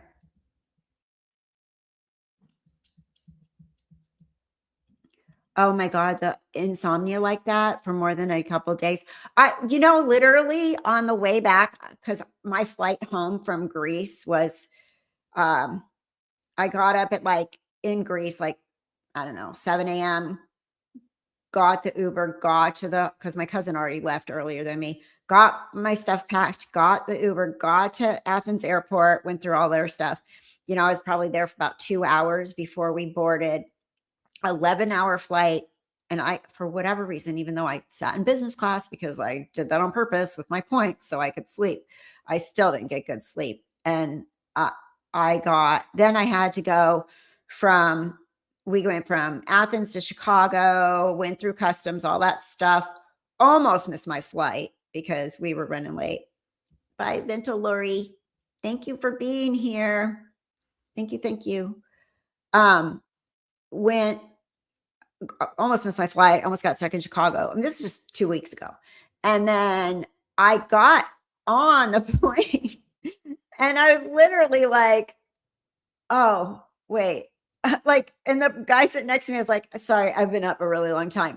By the time I got picked up, then I had to go 4-hour flight from Chicago to Palm Springs. Didn't sleep on that. Okay, bye, Lori. Thank you. And then from Palm Springs to go home. By the time I walked to my door at home, I'd been up 27 hours. I told my son, I go, I don't even know what I'm doing. Right now, my brain is just so fried, the jet lag and the lack of sleep. And I remember just different things I did. I was like, I don't know why I did that. Sorry, I've been up a really long time. So weird. I got something out of my bag and then I was like, oh shoot, that's not what I wanted. I wanted something else. And I was on the window because I thought I'd sleep. And the guy in the aisle was like, okay, lady, this lady needs meds. So yeah. All right, let's go ahead. Okay, Lori. She looks really sad when she sees him in the courtroom, the guilt she must feel. I too wonder when she saw him in person last. Oh my gosh. Okay.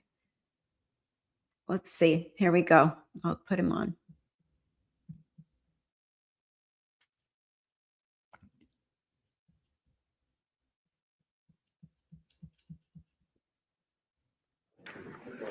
Court succession, please.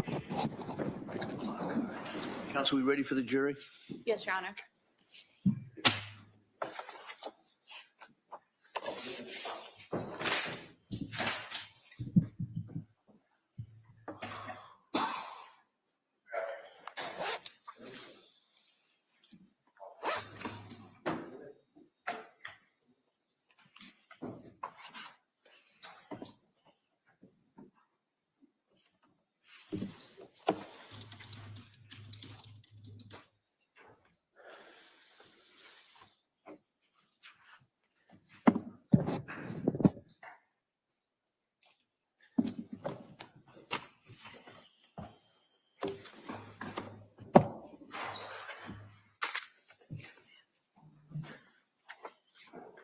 Court, all rise.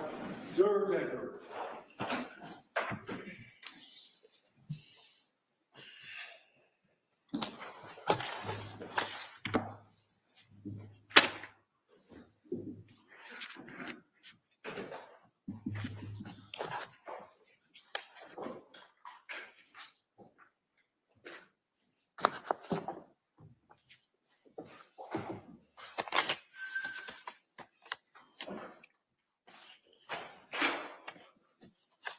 This court's now in session. Please be seated.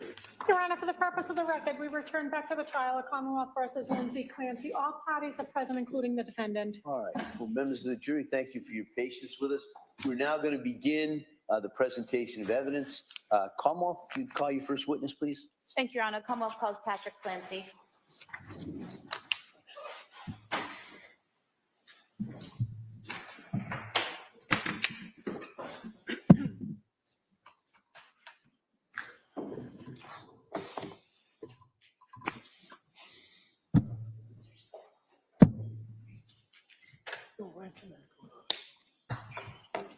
Good morning, sir.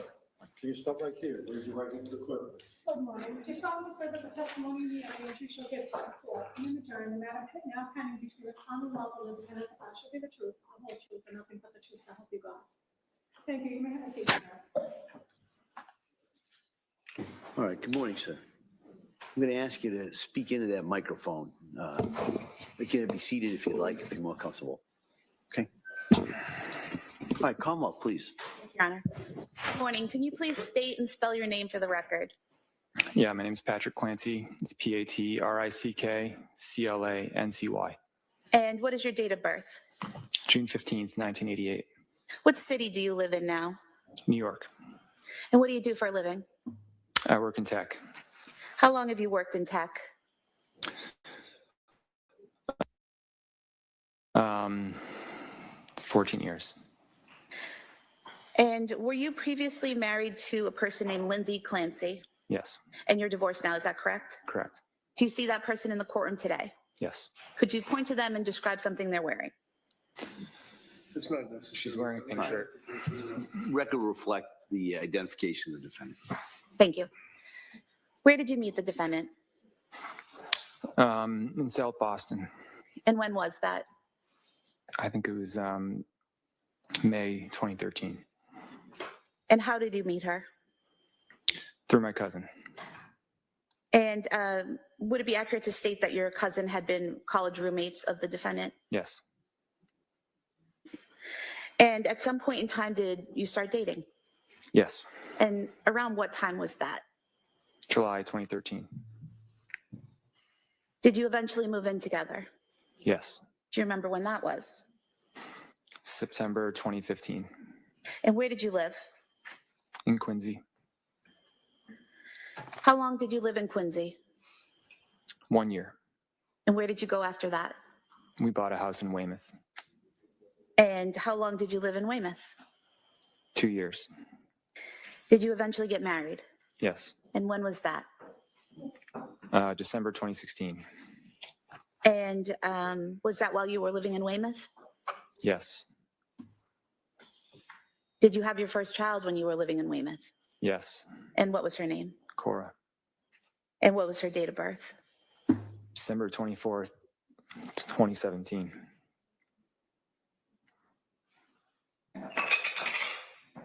Prior to getting married, did the defendant ever tell you she had taken psychiatric medication while in nursing school?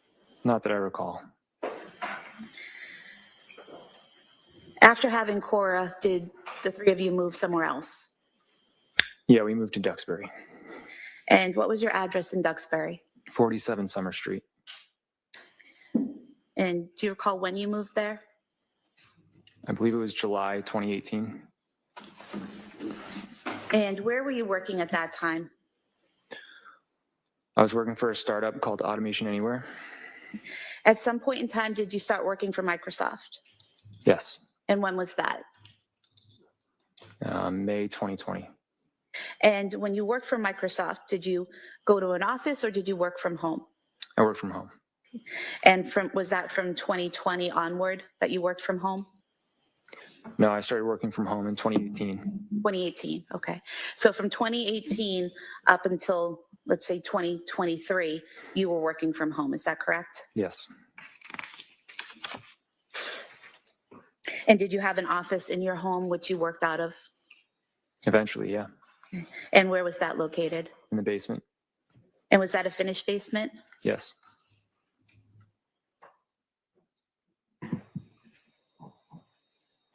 Going back to after Cora was born, do you recall the defendant having any physical issues after the birth? Yeah. And what were those? I think there was a lot of tearing and she bled a lot. Did it take her a while to recover physically? I would say so, yeah. Did she have maternity leave at that time? Yes. Where was she working? There's also something called postpartum PTSD, postpartum traumatic stress. You know what I mean? Like PTSD, because of it can happen with like a traumatic birth, a crash C-section, big vacuum, like when things go kind of wrong and you have a hard delivery or a hard, like she bled a lot, so she maybe needed blood. There is such a thing as PTSD, postpartum PTSD. Mass General Hospital. And what was she doing there? She's a labor and delivery nurse. At that point in time, when she had Cora in 2017, how long had she been a nurse? 3 years, maybe. And do you recall how long her maternity leave was with Cora? That was the shortest of the 3. I want to say it was 10 or 11 weeks. And did you have paternity leave at that time? Yeah, I had 2 weeks. 2 weeks, okay. When you went back after the 2 weeks back to work in the home, were there any issues that you noticed the defendant having? Yeah, I'm sorry. I just want to correct an earlier statement. I was working for Pegasystems when Cora was born. Okay. And then eventually you worked for Microsoft? Yeah. Okay. And so after the 2 weeks of your paternity leave, the defendant was still on maternity leave, correct? Yes. Okay. And did she have to take any psychiatric medications at that time? Not that I know of. She had a lot of anxiety, but Okay. So you're saying that she had some anxiety at that time. Is that correct? yeah. How did that manifest, or how did you know that? She just really struggled with the date of going back to work. So immediately after having Cora, as she healed physically, what was her mood like when you're both on leave? It was great. It was good. Good. Okay. I mean, relatively, yeah. And so did the anxiety start as it became closer in time to when she had to go back to work? Yes. How many shifts was she working at that time? Before Cora was born, she was working at least 40 hours, maybe more. After she went back to work, it was, I think, initially just one. One shift? Yeah. And was that a 12-hour shift? He's probably wrong about the 40 hours unless she was picking up. If she was picking up an extra shift, then yeah. So it's usually 3 12s. And she was working nights. I know that. So then he says after Cora's born, she went back and did one shift, which is 12 a week. But the thing about night shift, it was so hard because you have to sleep before you go to work. You have to sleep when you come home from work. So literally to do one night shift takes part of 2 whole days, 3 days, really. It takes all of that, the day, the day after, the day of, that you have to take a nap because you don't, and when little kids, it's not that easy to take a nap before you go to work. There were times when I worked nights, I was like, I haven't slept in 2 days. It's hard.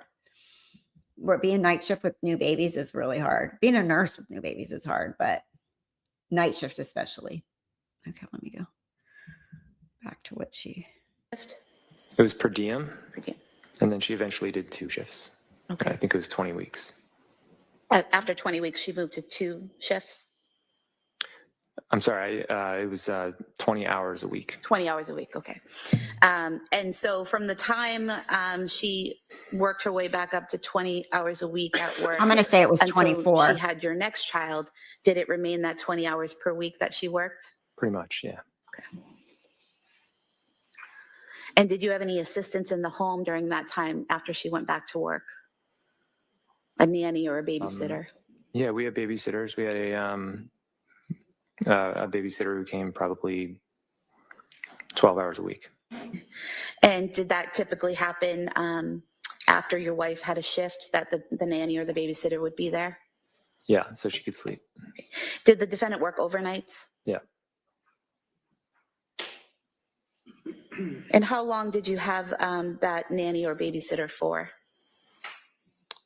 Several years. Do you remember her name? So it's usually We called her Miss 7 Miss p.m. Jen. to 7 Do a.m. you remember her last name? Shanahan. And then you had a second child, is that correct? Yes. And what was their name? Dawson. And what was Dawson's date of birth? September 30th, 2019. And was Miss Jen still helping out in the home at that time? Yeah. And what was Dawson's delivery like? Pretty traumatic. How so? He was in I think a breech position. So he came out in I guess I don't know much about it, but not an ideal way. And it caused just significant bruising and tearing. I can't believe they delivered him breech. That's just unheard of at this day and age. This is not 1966. Really weird. I'm not positive. Was he breech or was he transverse? Was he OP, sunny side up? Like delivering a baby breech in the last 20 years is like unheard of. I delivered one baby breech. It was incompatible with life. It had some dwarfism that it wasn't going to live after it was born anyway. They delivered that baby breech. And then that's it. In all the years, that's the only baby I caught a baby being breech when mom was completely dilated. And I'm like, that's not a head. That's a butt. And she went really fast. And I'm like, nope, that's a butt. Still had to take her for a C-section, even though the baby was right there. So I'm shocked if they delivered that baby breech. It's just not what they do anymore, ever. They did back in 1966. My mom was like, I'm with my brother. My foot popped out. Or a foot popped out. And I said, baby's coming. They're like, no. And they're like, oh, yep. They delivered in breech. It's probably what his problem was. Okay. Come back.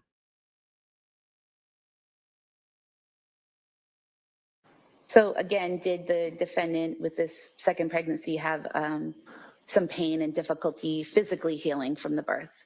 Yeah, much more so than Cora. Okay. And was she on maternity leave at that time? Yes. How many weeks leave did she have at that time? I don't recall, but I think it was more than the traditional 12. I want to say it was 13 or 14, maybe more.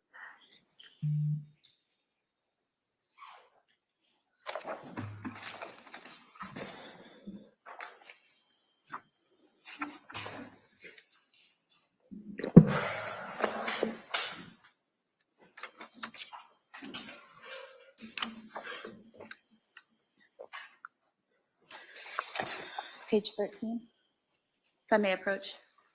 You may. You don't have to keep telling me the pages, that's okay. I could have you look at page 13 and just read to yourselves lines 6 through 10, and then just look up when you're finished.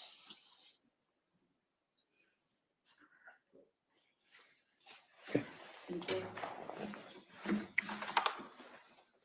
Does that refresh your memory as to how much maternity leave the defendant had after Dawson's birth? Yeah. And what was it? 18. 18 weeks? Mm-hmm. Is that correct? I believe so. Okay. And, after dealing with the physical pain of birth and starting to heal, how was her demeanor and experience during that maternity leave? I think it was fine at first. It was always when she had to go back to work, that's when she struggled. So, Okay. So that was a pattern that you saw after Yeah. the baby. Maternity leave was good, and then she'd struggle going back to work? she just had a really hard time being separated from them. What was the plan for how many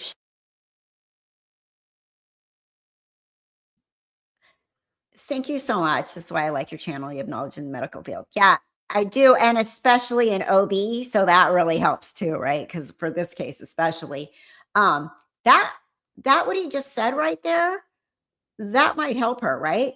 Because Patrick is saying she had a really hard time leaving them. Because the prosecutors trying to make it sound like she was over it. It's too much for her to be a mom anymore. She wanted out. So he's probably, I would say, probably one of the best witnesses, other than like the witnesses that are going to be, the experts. shifts she would work or how many hours she would work after Dawson was born? I believe it was the same thing. And in terms of Ms. Shanahan, the babysitter, you had mentioned before that she was there about 12 hours a week. Did that stay consistent after Dawson's birth, or was it more or less? Probably consistent.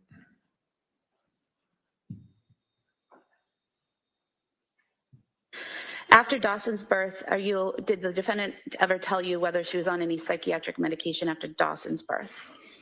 No. Did she seek treatment or tell you she sought treatment after Dawson's birth?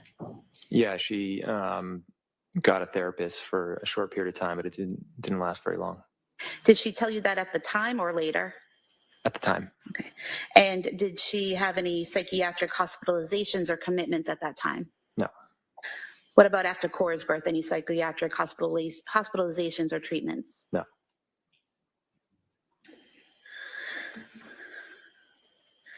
Was there a time after Dawson's birth where she wanted to declutter your garage? Maybe at some point. Okay. Yeah.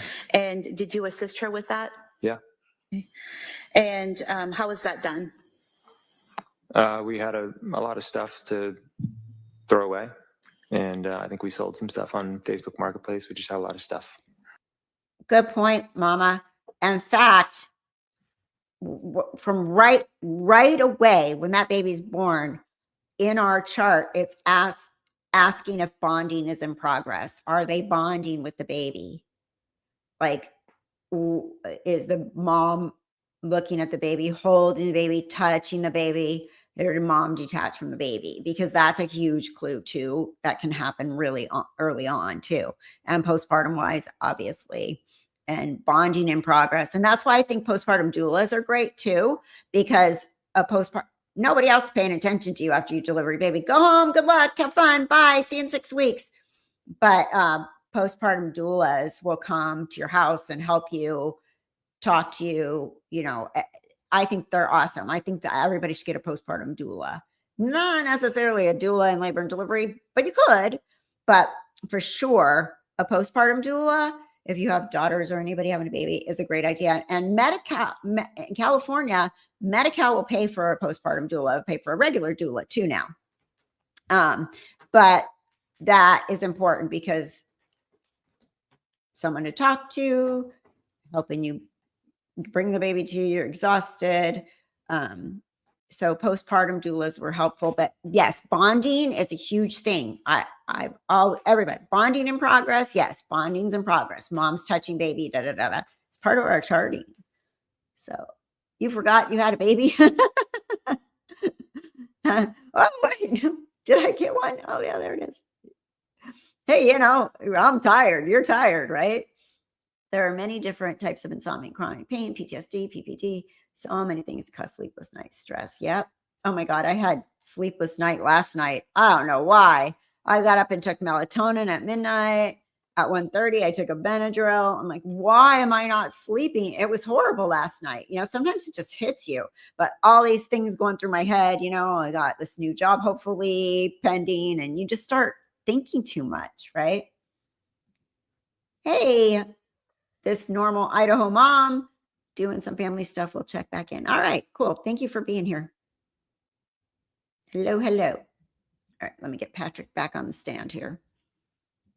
So did the two of you go through the items in the garage and organize it into what you would keep, what you would throw away, and what you would sell? Yes. Okay. And so it was very organized? I would say so, yeah.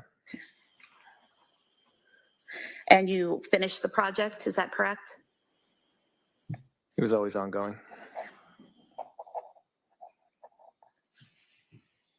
Now, eventually you had your third child, correct? Yeah. And what was their name? Callan. And what was his date of birth?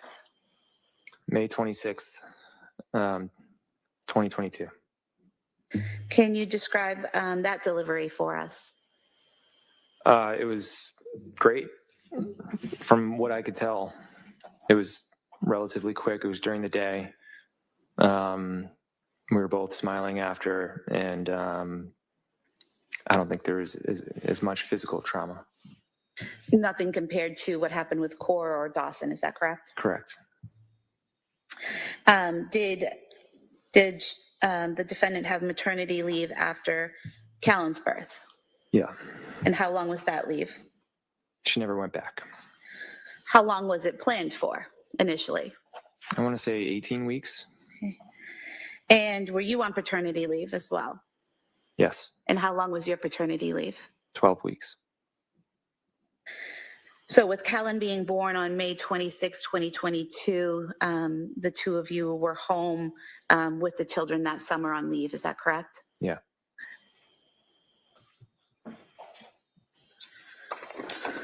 What was family life like during that time period, those summer months? It was great. We had a lot of time off. I was able to spend a lot of time with, I spent a lot of time with Cora and Dawson. So I would take them around, the playgrounds and birthday parties and stuff like that. Okay. And what would Lindsay be doing while you were with Cora and Dawson? Sometimes she'd come with us with Callan, but oftentimes we did kind of like a divide and conquer. So she'd be home with Callan and I'd be out with the older kids. And what types of family activities did you all do during those summer months? We went on a couple vacations. We went to the beach. We went out on our boat and went to friends' houses. During those months, when you're going to the beach and out on the boat and visiting with friends, were there any signs of anxiety in the defendant during those months? I would say starting in September, yes, but in the previous months, not so much. When had she been scheduled to go back to work? I don't remember the exact date, but I think it was October. Okay. So again, it was that pattern of as it became closer in time to go back to work, Yeah. she started to struggle? Yeah.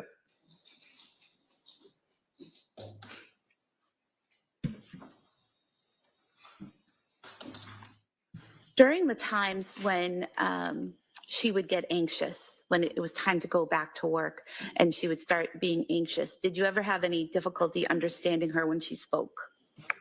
No.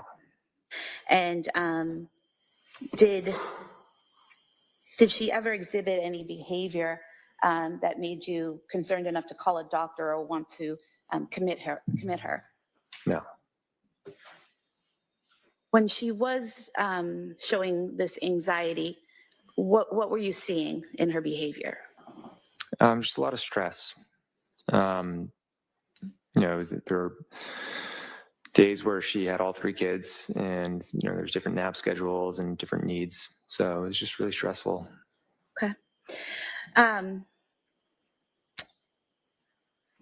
you're still working in the basement office at this point after Callan's born, correct? I went back to work late August. Okay.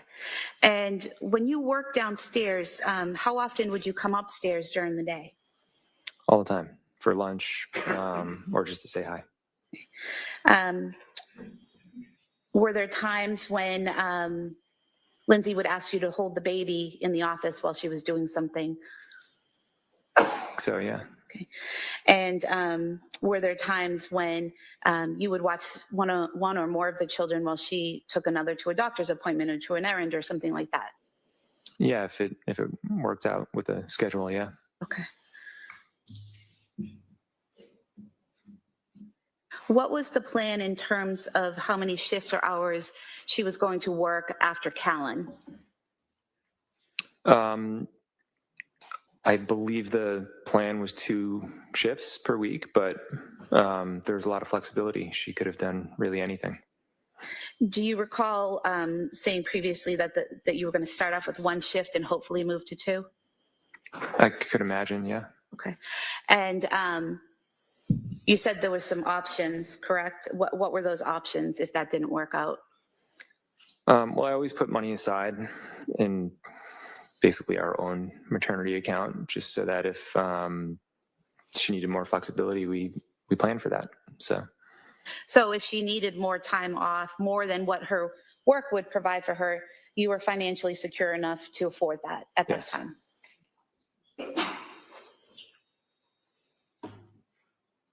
During this time, in the fall of 2022, were Cora and Dawson attending preschool? Yes. And where was that?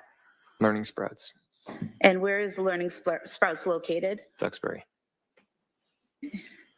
How often were they attending Learning Sprouts? Full days Monday, Wednesday, Friday, and a half day on Thursday. And what was a full day? What hours? I think it was 9 to 4. 9 a.m. to 4 p.m.? I think so, yeah. And what was a half day? Like 9 to 12:30. I think they might have had some days where they started early. I can't remember. But basically all day, working hours all day, Monday, Wednesday, Friday, and then the mornings on Thursday. Is that right? Right.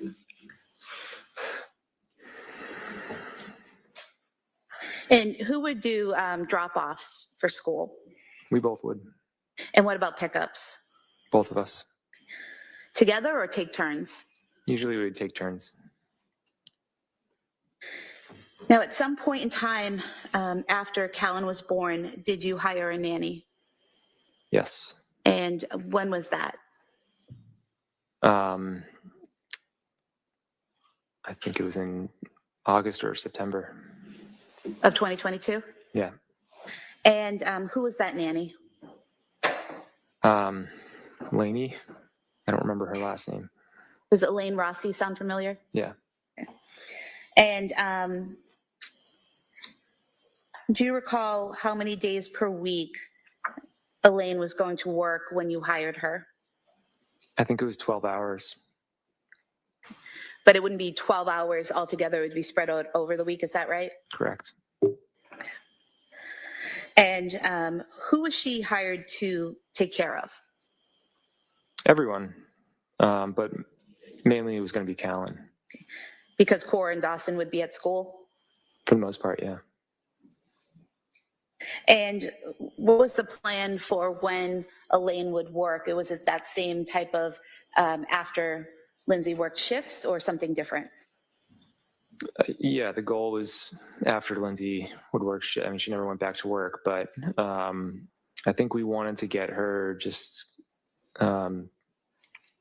like oriented with our house and the kids. So we had her start before, and then she was amazing. She was an amazing caregiver, but eventually we decided to let her go because Lindsay was home anyways. So when you initially hired her in August or September, you said Lindsay was going back to work in October. So is that what you're talking about, that give her that month or so, give Elaine that month or so to get situated and acclimated to the house? Yeah. Okay. Have the kids get used to her. Is that right? Yep. Okay. Elaine, did she also do some cleaning, laundry, and food prep? Yeah. Yeah, she was amazing. Now, during this time frame, and again in the end of summer, fall period of 2022, what types of activities were Cora and Dawson doing? Gymnastics. Are you talking about organized activities or just in general? Organized. I only remember gymnastics. Did they both do the gymnastics? Yeah. And then were they also participating, maybe not in organized situations, but in swimming, soccer, skiing, things like that? Yeah, they were doing swimming. And yeah, Cora and Dawson did skiing. Yeah, Cora started doing soccer. She didn't really like it, but did a little bit. And who took them skiing? I did. And as in terms of the swimming, where would you do that?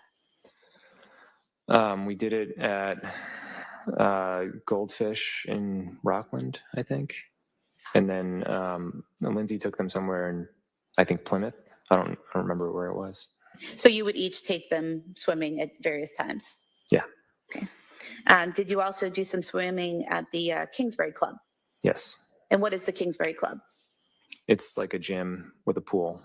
And they had childcare, so sometimes they would hang out in the kids' room and we would go work out. And is that in Duxbury? It's on the Kingston-Duxbury line. I'm not entirely sure, but yeah. Okay.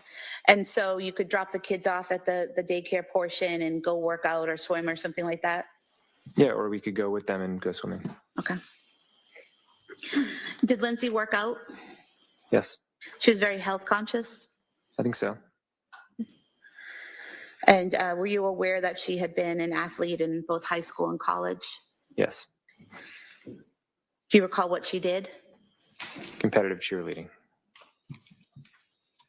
Now, when you were together, what type of exercise would she do or did she prefer?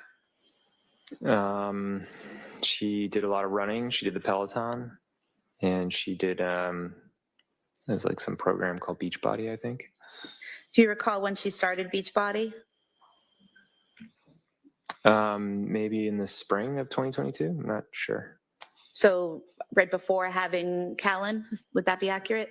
Probably, yeah.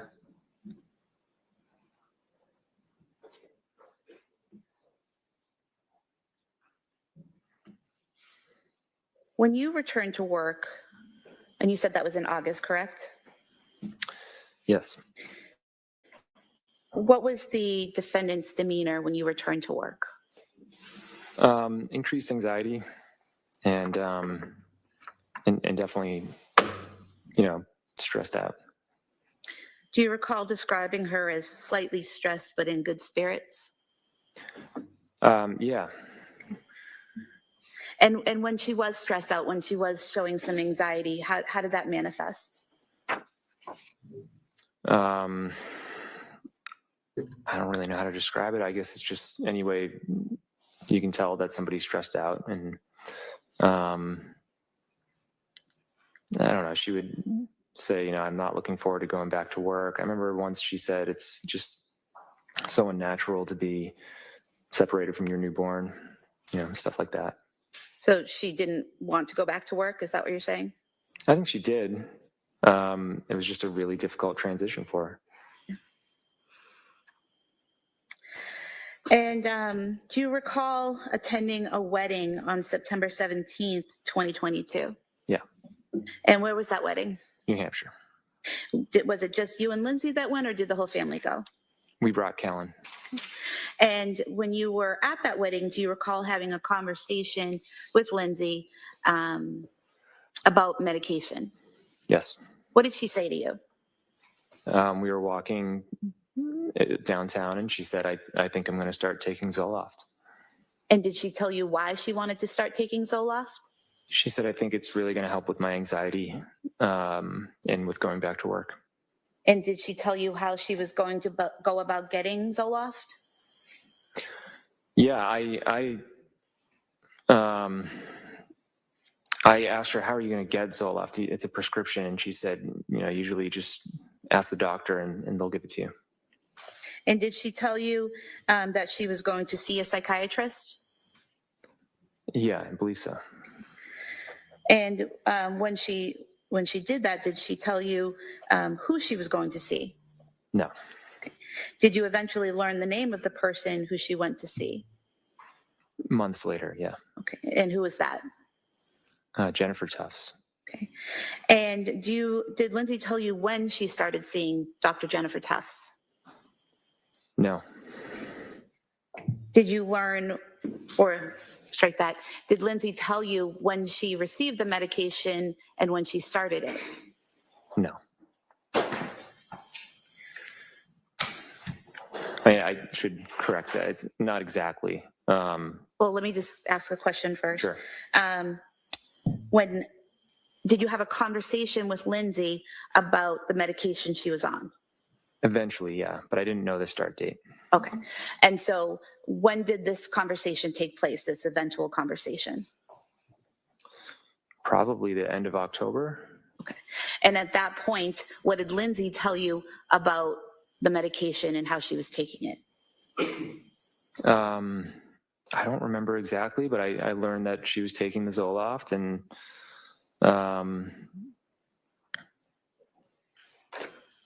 I don't remember really too much about it after that. She was just taking it, and we were seeing how it went. And did you notice any changes in her physically during that time frame that she was on it and you weren't aware she was on it?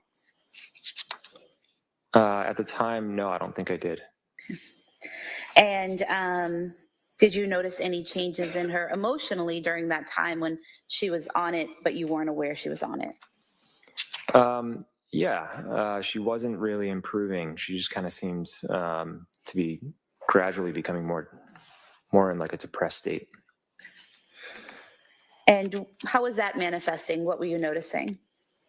It was just small things. I was planning a trip with Cora to San Francisco, and she was nervous about us going. And I remember we went to a Halloween event, and just leading up to it, I remember it just kind of seemed like she didn't want to go for some reason. Okay. Now, do you recall learning that she had actually obtained the prescription the day before she told you she was going to ask for the prescription? I did later learn that, yeah. Okay. So she's telling you at the wedding that she is going to ask to take this medication and going to see a psychiatrist to get on that medication, but she actually already had the prescription. Is that correct? Correct. I don't think she started taking it yet, but she already had it. Okay.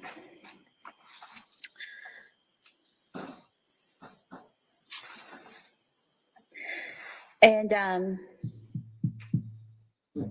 did Lindsay tell you how long she took the medication for? She may have. I don't remember the exact time frame. I just remember she took it for a period of time, and then her sleep started to suffer, so she stopped taking it. And did she tell you whether or not she spoke to her provider, her doctor, about the troubles she was having? I believe so, yeah. Okay. And did Lindsay tell you that she was advised to double the dose of the Zoloft? She may have. I don't remember. Page 31. You could look at lines 20 to 22 and then just look up when you're Sure. finished.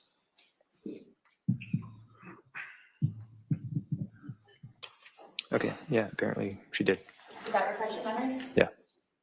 And so did Lindsay tell you that she was supposed to double the dose? I guess she did, yeah.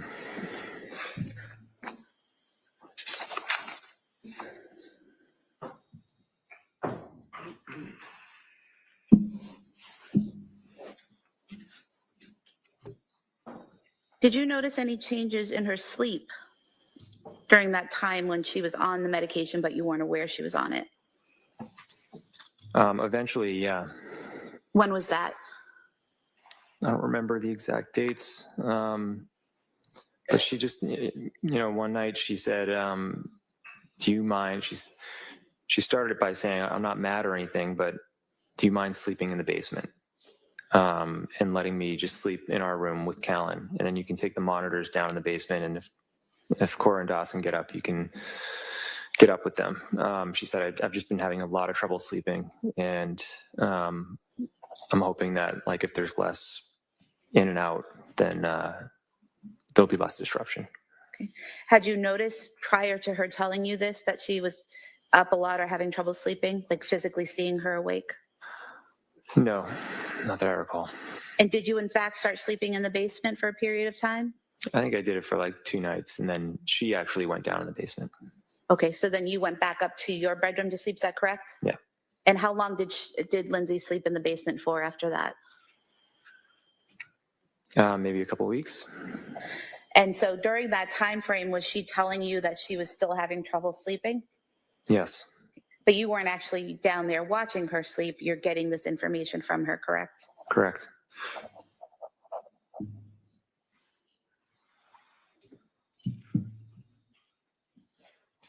Were you aware that out of the Zoloft prescription she was given, she only took 7 pills? No.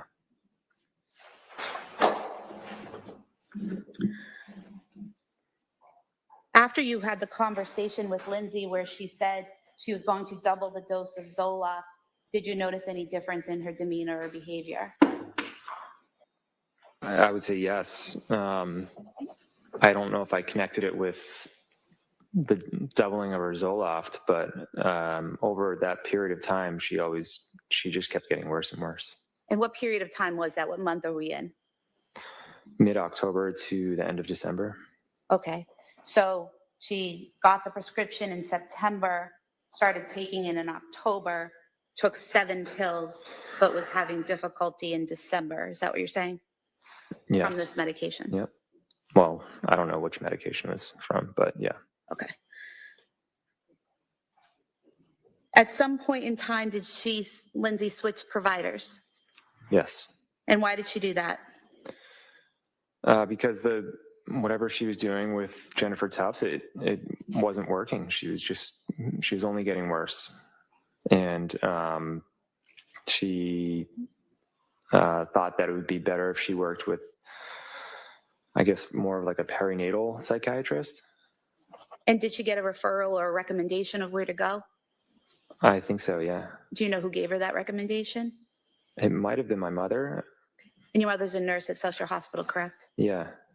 Does she also do labor and delivery work? Yes. Okay.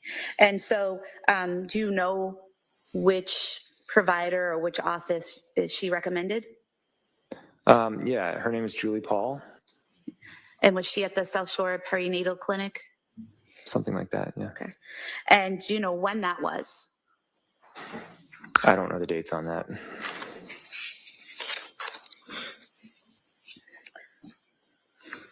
Do you recall saying previously that it was towards the end of November?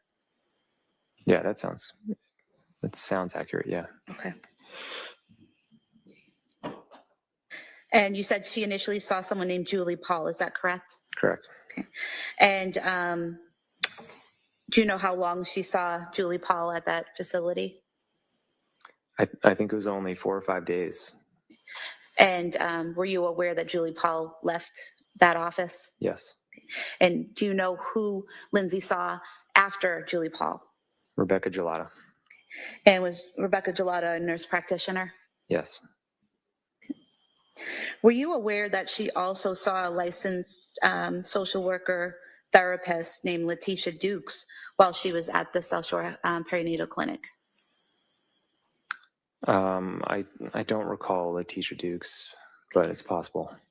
So Lindsay never told you that she had therapy sessions with a person named Letitia Dukes during that time frame? I don't remember any therapy sessions now. Okay. After switching to Julie Paul and then Rebecca Gelata, did Lindsay start coming home with different prescription bottles? Yes. Okay. And were some of these medications that she came home with, were some of them during the time she was with Dr. Tufts? I think some of them were, yeah. And some of them were while she was with Julie Paul, is that correct? Correct. And then some while she was with nurse practitioner Gelata, is that correct? Yes. Okay. And would it be accurate to state that you provided the district attorney's office with a printout from CVS Pharmacy of all the prescriptions that were filled for Lindsay from September through January, September 2022 through January of 2023? Yes. Any objection? No, of course not. I'd ask for it to be a bit of a Sure, short one. yeah. In members of the jury, one of the things I forgot to tell you is anything that's entered as an exhibit, you'll have with you in the deliberating room when you're deliberating. So you'll have a chance to go over that as well. So you'll have anything that's marked as an exhibit. Okay? Thank you. Now, while she was taking these medications, the various pills, were you always with her, watching and monitoring exactly what she took? Not always, no. Sometimes you'd see it, sometimes you wouldn't. Yeah. Directing your attention to February 6th, 2023, did you go to the district attorney's office and or have your attorney go there and provide a bag of prescription medication that had belonged to Lindsay? Yeah. I think the police took a bag of prescription medications that night, the night my kids passed away. Mhm. And then there was a bag that I had in my truck that I was supposed to, nurse practitioner Charlotta said you can bring them to like a police station. They get rid of them for you. But I never got around to it. And where had you stored those in your truck? In the center console. It's like underneath the center console that opens. You have one of those center consoles that open up, but then there's another larger Correct. compartment below it. Yeah. So was it your plan to bring these to a location where they could be properly disposed? Yeah, I didn't want to just throw them in the trash. So, And these were all medications that had been prescribed in the past to Lindsay, but she was no longer taking, correct? right.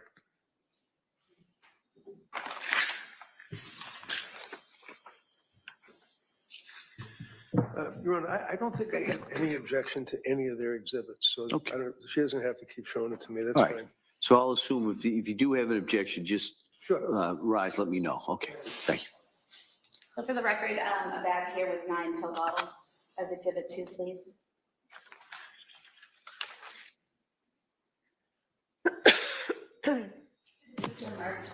Thank you.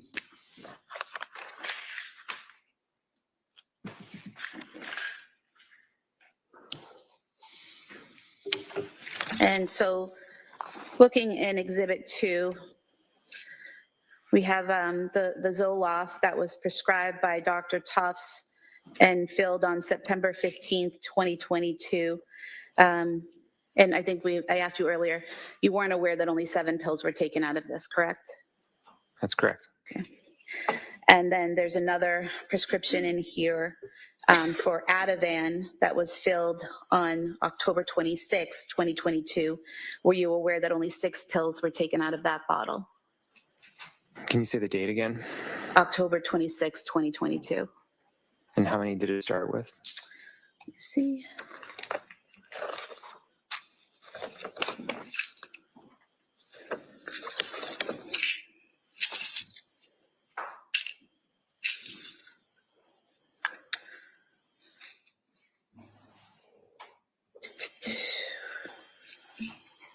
Okay.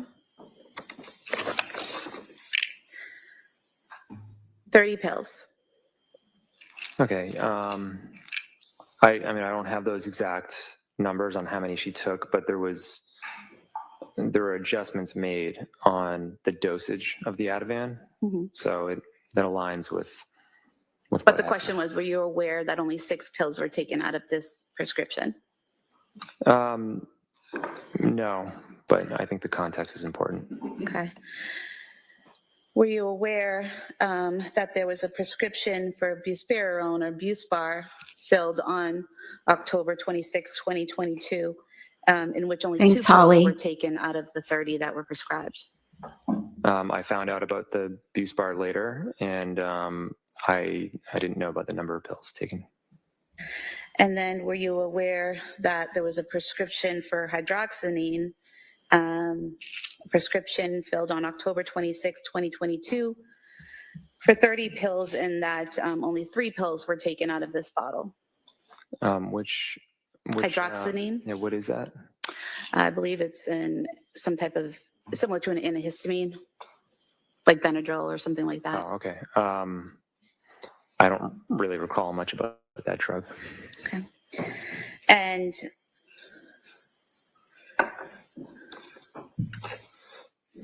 were you aware in this bag there was another prescription for Buspar that was filled on November 9th, 2022, 30 pills prescribed, and no pills were taken out of this bottle? Were you aware of that? I wasn't keeping track of the number of pills taken out of each bottle. Okay. So And then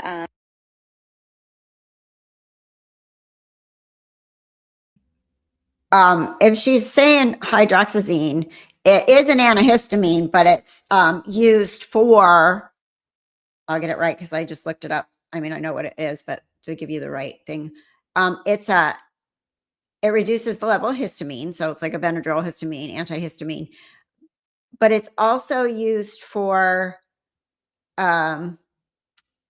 sleep and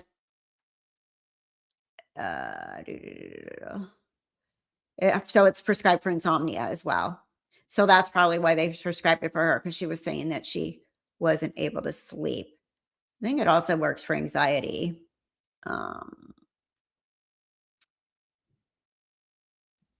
It has there's side effects: headache, dry mouth, drowsiness, just like any antihistamine.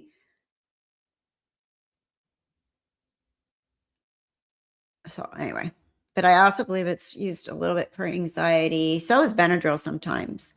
So that's what that was for. But obviously it must be for her sleep. That's what I'm thinking.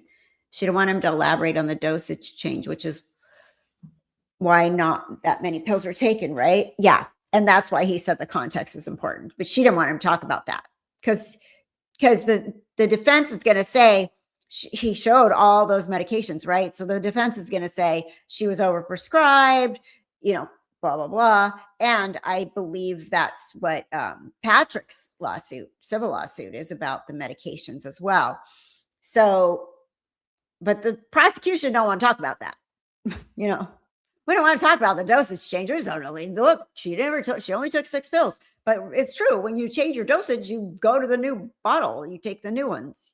Right? So, and a lot of these medications weren't working for her. So a week on Zoloft, and she was having worse effects. I can see why she only took a week worth, right? So, and same with the Ativan. Right. That was the Ativan, right? That there were only 6 pills taken out of. That was the last one she talked about. And then she started talking about the hydroxyzine. Okay. I'll just ask you about one more. The trazodone, prescribed on November 16th, 2022, by a doctor from South Shore Hospital, 30 pills. Were you aware that only 7.5 pills were taken out of this prescription? Okay, 7.5, that'd be 14, because the trazodone usually take a half of a tab. So that would have been like 2 weeks worth, but she's not going to elaborate on that either. Trazodone is an antidepressant, but it's also used for sleep. So you take it at bedtime. Yes, dosages are relevant for sure. But prosecution don't want to talk about that as dosage changes for some reason. You can tell. Horrible nightmares. Yeah. Also headaches. Yeah. We had my mom on trazodone because she was up all night. I don't know if it did any good, but it was a half a tab. I know that. I can't remember what the dosage was, but it's a half, because they came in the bubble packs. But a lot of my patients, my hospice patients, are on trazodone, Boosprone, Seroquel, Remeron. Like, these are pretty often prescribed. All of my hospice patients, a lot of them had dementia. A lot of them had a lot of anxiety, because when you're dying, there's a lot of terminal anxiety going on. You need to medicate them. Okay. Let me continue with Patrick.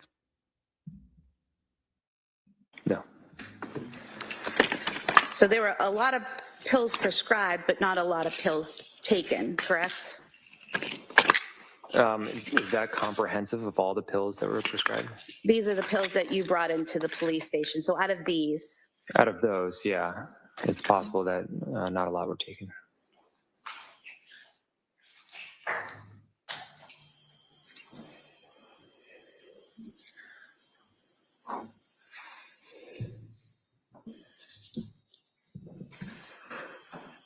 Do you recall what was the most amount of pills prescribed?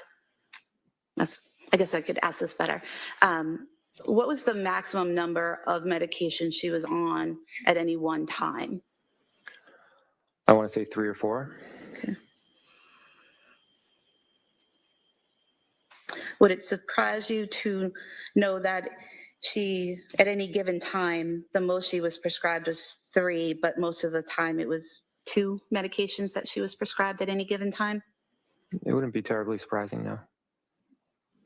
Now, On November 16th, 2022, did Lindsay visit South Shore Hospital? I have a question about that too, because some of them are probably PRN. The Ativan isn't a routine med; it's a as needed. The trazodone should be an as needed too, I would imagine. No, maybe, I don't know. It just depends. But some of these meds, like obviously the Seroquel, you're going to take every day, but Lexapro or Zoloft, whatever, you take every day.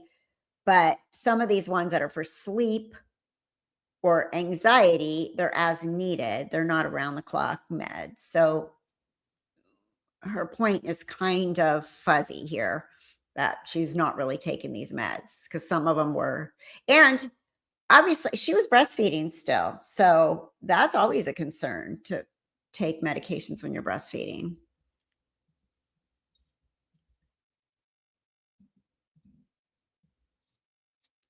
Nothing said today is helping the prosecution.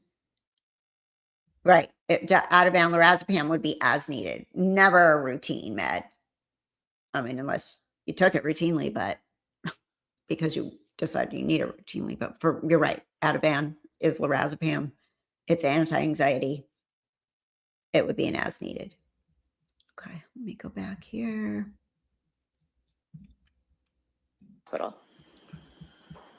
Yes. Okay. And why did she go to the South Shore Hospital that day? I believe that day it was because she basically went 48 hours without sleeping. And was she having heart palpitations? I think so, yeah. Were you aware that she had taken a weed gummy that day? I don't recall. And are you aware that she didn't tell medical staff at the hospital when describing her symptoms and her medication that she left out that she had used marijuana? Hydroxyzine has a side effect of faster pounding heartbeat, headache with chest pain, severe dizziness, fainting, seizure, obviously signs of allergic reaction with everything. Those are rare but more serious. And side effects may also include skin redness, the regular ones, drowsiness, headache, dry mouth. So it could be a side effect, the fast heart rate of something. There are meds that can do a number on you for the first week or so. Yeah, true. I have insomnia, anxiety, depression. Row 49, 44. Thank you for commenting. And chronic pain from autoimmune disease. Many of the medications she messes I've taken and do leave you in a zombie state, and pretty immediately too. Right. And when you first start taking something, eventually you can level out, but at first it kind of blasts your system like, ooh. And a lot of those, like you said, those are heavy duty. The Seroquel especially is like,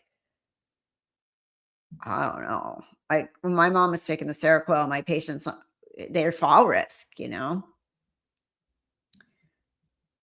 therapeutic dose. And I think, and that's what they do with medications, especially psych meds, that it's all, okay, this dose isn't working. Let's up this. Let's change this. Let's do that. You see that all the time with psych meds, with a lot of meds to get a therapeutic dose, right?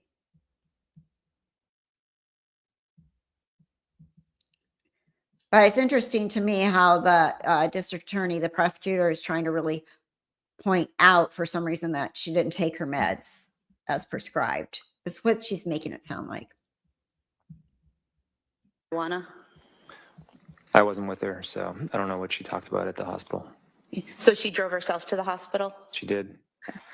And she drove herself home from the hospital then? Is that correct? Now, during this time frame between September and November of 2022, are you still participating in activities as a family?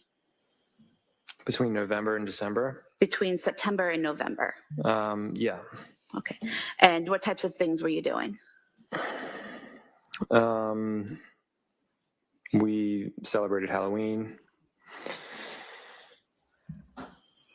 Well, I wonder about that too, because they're being sued for medical malpractice in a civil suit, right? So I wonder, I mean, maybe there was a statute of limitations or something, why you had to file it already. But I would have thought that you wanted to wait on the civil suit until the criminal one was over. But I would not be surprised. PLM, I would not be surprised. But we'll see. I don't really remember what else, but I think we're doing things regularly. Do you recall going to an event with food trucks?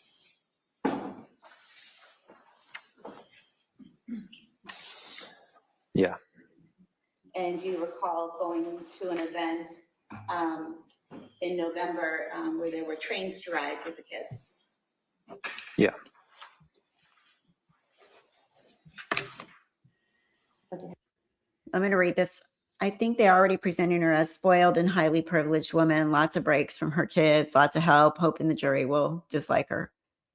Yeah, they are, but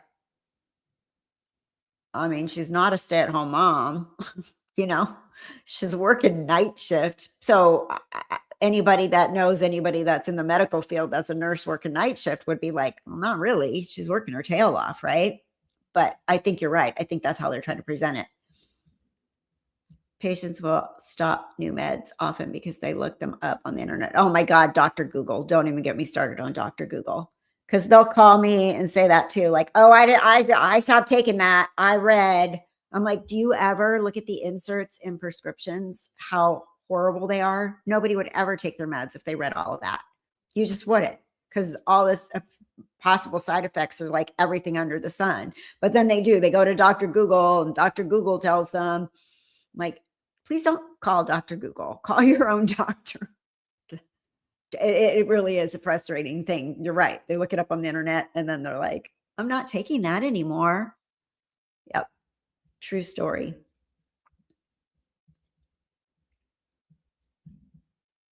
I have the photo from the food truck event. This is exhibit 3.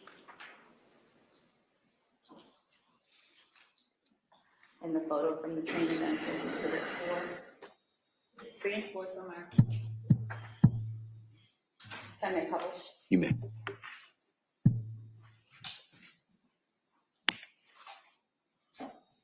So exhibit 3 is this Lindsay, Cora, and Callan at that event. Yeah. And exhibit 4, this Lindsay with all 3 kids at that event in November. Yeah.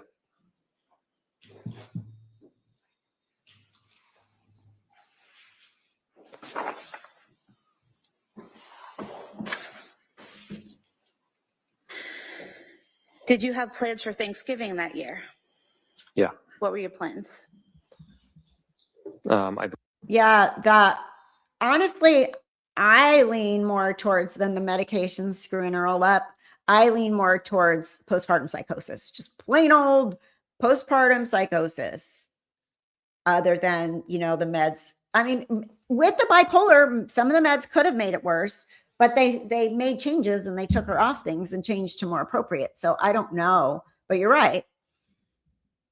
I wonder what the socioeconomic makeup of the jury is. A mother juggling 2 jobs with no help is going to hear about this woman's life and not feel sorry for her, you know, unfair but true. Right? True. I already read on Facebook, people are like, oh, her parents are really rich and they're paying for her to have an expensive lawyer or something like that. So that's out there. That's out there circulating that she's privileged and she's white. I keep seeing the whole race card being thrown out. The only reason this is getting attention is because she's white, privileged, you know, that thing. So we'll see.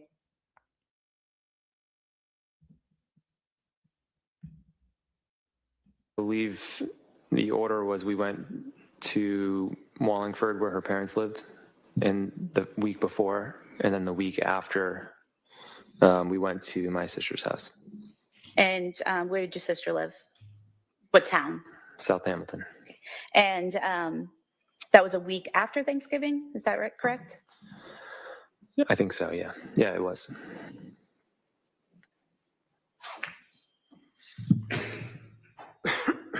And is this a photo from Thanksgiving at your sister's house? Yes. I could have this photo marked as Exhibit 5, I believe. All right, that may be marked. 5.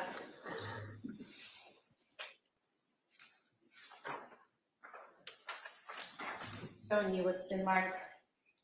Exhibit 5. Is this Lindsay here on the left? Yes.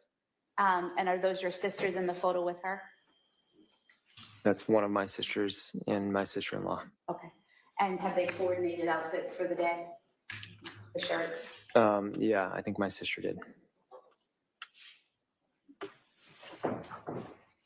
What was Lindsay's demeanor that day?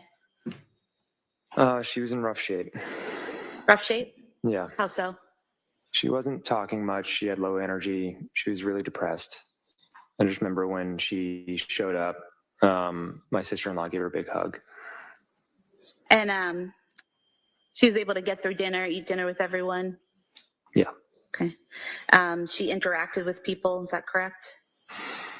I would say very little, but to some degree, sure. And she took care of the kids with you while she was there? We both took care of the kids together.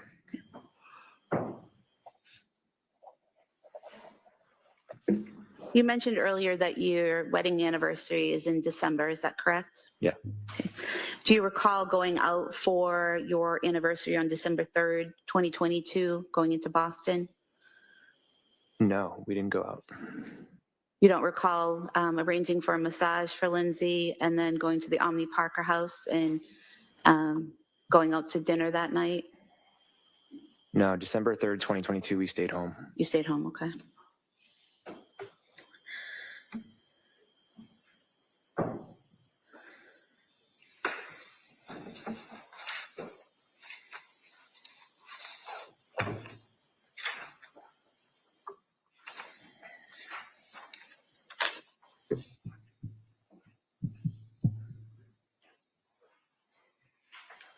Showing you a photo of you and Lindsay.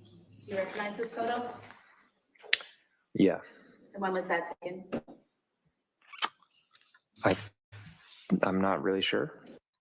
She's in a mental institution being held right now. Apparently, they have the capability of handling her physical being a paraplegic as well as her mental health.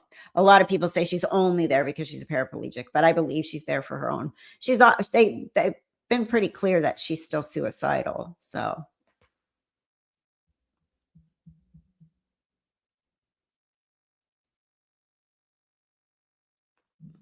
Okay,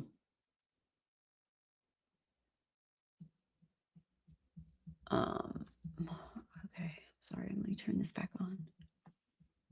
I don't know who that is. It wasn't taken on December 3rd when you were out celebrating your anniversary? In 2022? Yes. No. No, we wanted to go out, but we canceled because she wasn't feeling well. So we stayed home. We got takeout. Okay. Did you also, on November 26th, 2022, go out as a family to get a Christmas tree? Yes. Well, probably. I don't know. But yeah, around that time, yes. Okay.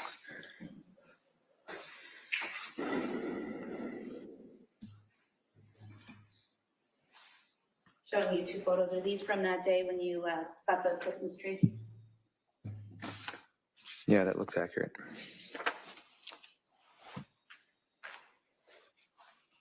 You could have the first photo of all 5. 6. And then the second one is Exhibit 7.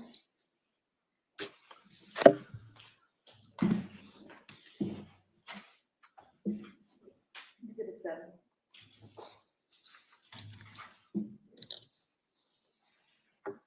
Showing you Exhibit 6.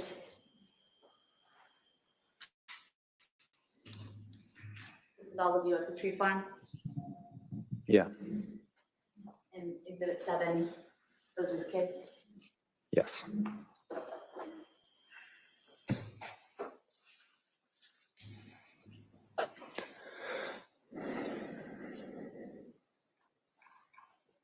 Around December 6th, 2022, did Lindsay tell you she was starting a new medication?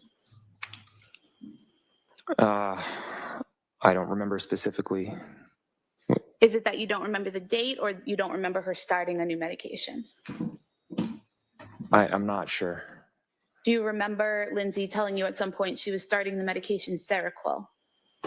Yes. Do you remember around what time frame that was? I thought it was before December 6th. Okay. And do you recall how she was physically after starting the Seroquel? Awful. How so? That was really where her big spiral started. She started to lose a lot of weight, and she became very depressed, and she was having a really hard time. And did she describe to you some thoughts or feelings that she was having at that time? Yeah, she started to say she was suicidal. All right. So she's having a reaction to the Seroquel as well. Pretty bad. But Seroquel, that stuff is, if they caught her on 300 milligrams, I wonder how fast they titrate it up, because that's a big dose. And no, PLM, I will not put you in timeout. I gotcha. I saw that. He was a Turtle Boy at Karen Reed case. I didn't follow that as much as some people. But I don't know who that is. I don't know that channel. Let's see. Tewksbury State Hospital, a public mental health and medical treatment facility. Okay. So yeah, so they can handle her being, her medical needs. Obviously she needs help with everything, that bathing, transferring, bathrooming, whatever. Being that she's I think it's from the sternum down, she's paralyzed.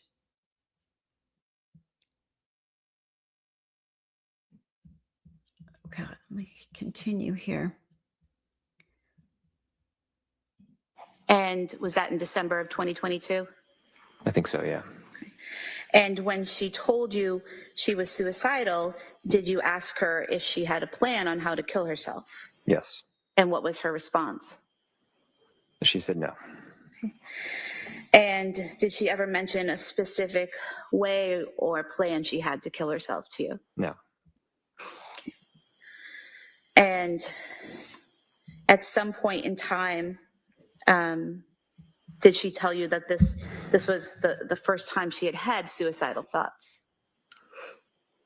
I don't know if she mentioned it was the first time or not. I just remember her saying she had them.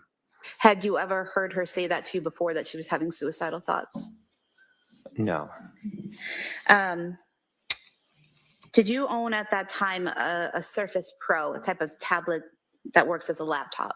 Yeah. And who had access to that laptop? We both did. Okay. You and Lindsay? Yeah.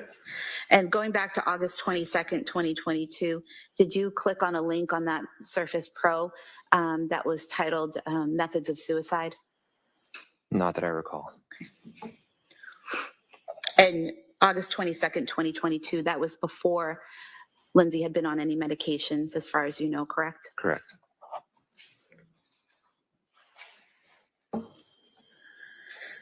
Going back to December, she's told you that she's having these thoughts.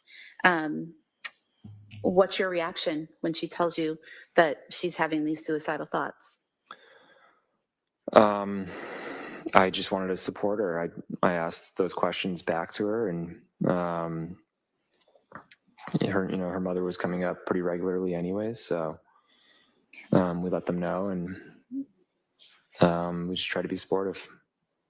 Did she also tell you at that time, at the beginning of December, that she was having some other intrusive thoughts? Yeah. Is that how she described them or how you described them, intrusive thoughts? I would say both. Okay.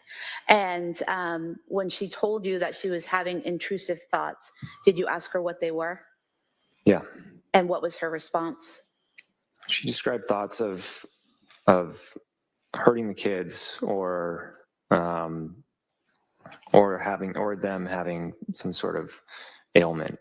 So like she was very worried that Cora had, whenever she had a stomach ache, she became overly worried that she was, like had like a liver problem or something much more dramatic than it was. Okay. But going back to that first part, she said she had thoughts of harming the kids. Is that correct? Yeah. And did she tell you whether or not she had specific thoughts of how? Yeah, postpartum psychosis is curable. And I think she probably isn't having psychosis at this point. She seems pretty engaged, pretty emotional during this trial. I can picture her being suicidal, knowing what she has to live with now. But postpartum psychosis is treatable. It is treatable.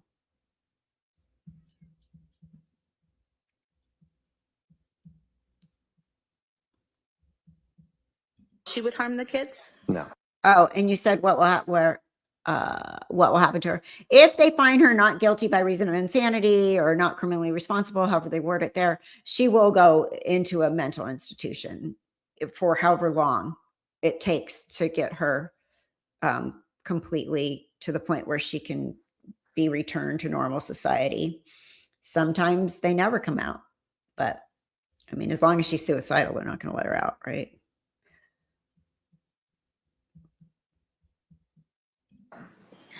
And she didn't describe that as hearing this external voice telling her to harm the kids, correct?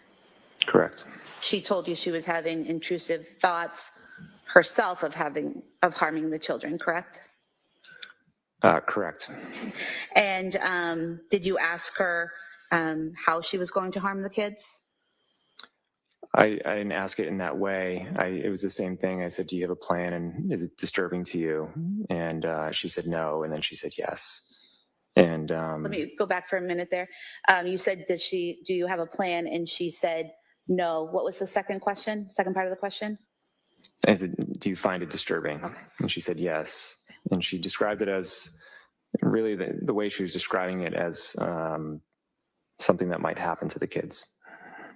So it was more something might happen than she might do something. Is that correct? Yeah. And did she tell you how long she had those thoughts for? She didn't give a duration. And how many times did she tell you this, that she had thoughts of harming the kids? A couple times. And was that a couple times over the course of a night or two in December? Yeah. And as a result of her telling you this, that she had thoughts of harming the kids, what did you do? Good question. I know, but Idaho doesn't have the insanity defense. So, but that is a good question. Is she capable of sitting in trial and understanding what's going on, all that kind of stuff? That does, participating. That's a good question. I don't know about Massachusetts because they have the insanity defense and Idaho doesn't. So that could be the difference, maybe. What do you think? Her parents came up, and I think I asked her at some point, do you feel like you need to be kept away from them? And she said no. And then, it was very confusing because a minute later she was making them lunch or playing with them or, getting them ready for bed or whatever it was. So it was confusing in that she wasn't physically harming them at the time, but was had these thoughts. Is that what you're saying? Right. I never saw Lindsay harm the kids. And did you also, as a result of these statements, suggest an appointment with nurse practitioner Gelada? It wasn't as a result of these statements. Right. Because the whole thing is at that moment when she killed those kids, was she criminally responsible? Did she know what she was doing? Did she know that to stop? That's like the whole thing at that moment in time.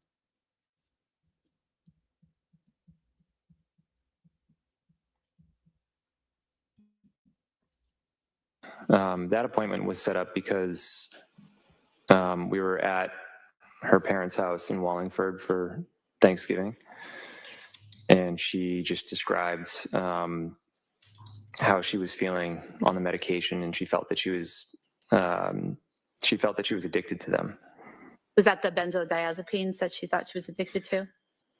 Primarily, and then she was taking Seroquel at the same time, and she might have been taking Trazodone or Remeron. I'm not sure. Okay. Do you recall testifying previously that I called her parents to come up to stay with us, and I told her that I asked her who her doctor was because I was very concerned at this point. She was prescribed 10 different medications in just over 2 months, so it didn't make sense to me. And then you said, so after her parents came up, she said, I have a remote meeting with Rebecca Gelada, and you said, no, it has to be in person. Yeah, I felt like it had to be in person because I just felt like there was a disconnect. I felt like we could figure it out, whatever was going on. So it seemed like most of her telehealth appointments were pretty quick, and there just wasn't like a lot of attention. Were you present for these telehealth visits? Only a few of them, Okay. and they were after that meeting with Gelada. Okay. And that appointment in person with Gelada was December 6th, 2022. Is that correct? That sounds correct. So the thought of harming the kids was after Thanksgiving, but before December 6th. Is that correct? That sounds correct. Were you concerned for the kids' safety at that time?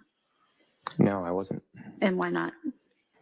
because she wasn't showing any intention of harming the kids. And she told you she didn't have a plan. Is that correct? Correct.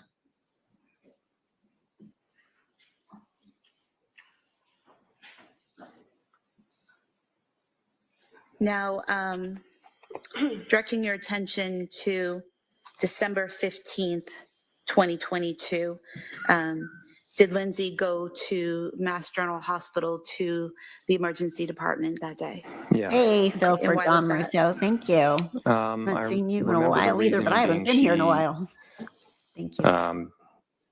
Told her dad that she wanted to commit Nice to suicide, hear. and then she said to me, I told my dad I want to die, and it didn't bother me at all. And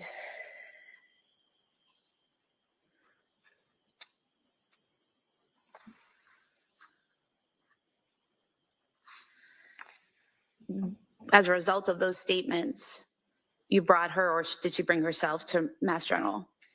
I think I brought her that time. And at Mass General, she saw medical staff, correct? Yeah. Okay. And did they recommend to her some type of admission to McLean Hospital? I remember there was one doctor who was in favor of that, and there were two others who were more in favor of a day program. Okay. And did they give you information about a specific day program? Yeah, it was Women and Infants in Providence. And at that time, when Lindsay was saying that she was suicidal, was she asked if she had a plan? By the doctors. Or by you? I was always checking in with her, and she never told me that she had a plan. I'm not sure what the doctors asked her. Okay. And after being at Mass General on December 15th, did she go to Women and Infants Hospital in Rhode Island to attempt to get into their postpartum program? She was already in. She went in as scheduled. Okay. And but she didn't remain in, correct? She was just there for a day? Correct. Okay. And did she go by herself? Did you go with her? I dropped her off, and then I took Dawson skiing. Okay. And at some point in time, did Lindsay reach out to you to say she wasn't staying at the program and to come pick her up? She actually said that the providers at that program suggested to her that she call me and have her come get picked up, and then that I should go in and meet with the providers. Okay. And then after you picked her up, she was no longer in the program at that point, correct? At Rhode Island Women and Children's, right? Well, we discussed it with the doctors, and their recommendation was that the program wasn't right for her. Right. And so you guys returned home, is that correct? Yes. Okay. And during this time frame in December, Lindsay's still working out at the Kingsbury Club, correct? That might be true. I don't recall exactly, but yeah.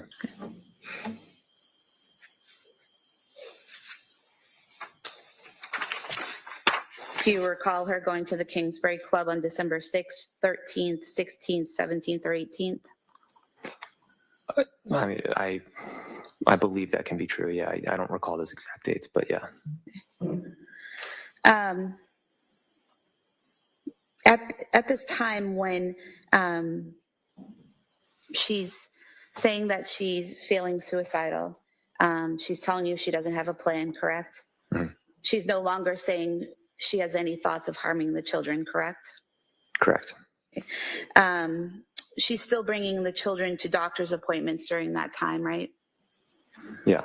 Do you recall her bringing Callan and Dawson to the doctors on December 2nd when they weren't feeling well? Yeah. And then she was able to call the doctor's office on December 27th and make an appointment for Callan and Cora when they weren't feeling well. Do you remember that? Yeah. And take them to the doctor, I believe with you, correct? Maybe I don't know. And then on December 30th, she was able to take Callan to the doctor that day as well and interact with the staff. Is that correct? Probably. Then you returned to Mass General Hospital, the emergency department, on December 31st. Is that correct? Yes. And why did you go back on the 31st? Because she was still talking about thoughts of suicide, and I was exhausted. I said, I think it's time to go to McLean, and we didn't have a diagnosis, so we just didn't really know what was wrong. And I think for me, I was hoping that McLean could really evaluate her and try to figure out the best path forward. Okay, so the path to getting to McLean was to go to the emergency department at Mass General and be referred to McLean. Is that correct? Yes.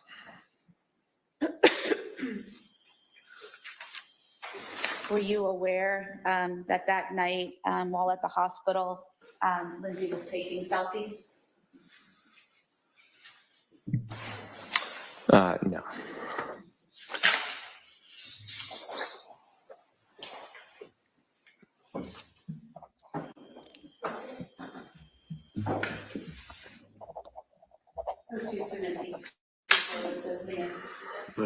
Since this came up, Carolina, you handled that so well. I just want to tell you, I was in the chat. I had to add my 2 cents, as you know. And I just said this chat's an echo chamber because they've done that to me before. Trisha Griffith from Web Sleuths. I happened to just be scrolling, landed there right when she was yelling at you and telling you to get out of there. And I was like, what the heck? It was bad. It was so rude. I was very disappointed in Trisha for acting like that. Anyway, it's just that true crime drama stuff that's going on, but it was not cool at all.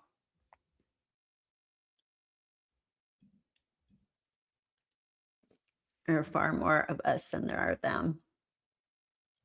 Yeah, Web Sleuths is who it is. She's gone downhill. She's, they did that to me before, and I just had said something in the chat, and then I got blocked, and I was like, wait, what? And then they came on and said, we did not block, because then I went and told other people. They're like, we did not block anybody. We did not do. So they gaslight you after they kick you out. They say, well, we didn't do that. It's really weird. Yeah.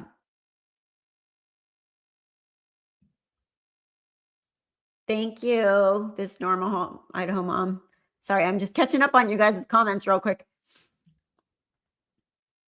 Oh, you're so welcome. I'm on the side of good, not evil, We love you, and it makes her look like the fraud. Yep. Trisha attacked you too? That's right. You told us that. I don't know what her problem is lately, but she has gone over the edge as far as everything goes. It's really disappointing. All right, I put a cough drop in my mouth, so I sound like I'm chewing on something. I have a second on a cough drop. All right, let's get back to Patrick here. That may be admitted, or they may be admitted.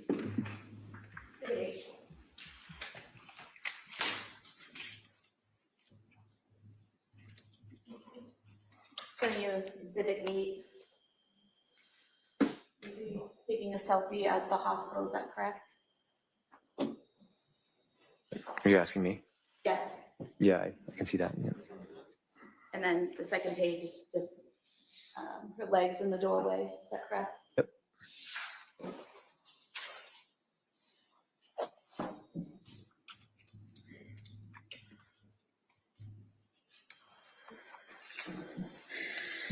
As a result of going to Mass General and telling them about her suicidal thoughts, was she transferred to McLean Hospital?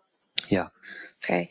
And did you stay with her throughout that transfer process, or were you able to? I was not able to. They, for some reason, they transferred. I don't know if they do this with all patients, but she was transferred at 3 a.m. Okay. And so she reached McLean in the early morning hours of January 1st then of 2023, is that correct? Yeah. Okay. And did you visit her at McLean Hospital? Yeah. How often did you see her there? I think I was able to go twice, or maybe 3 times. Okay. And do you remember, what visiting hours were or what hours you visited?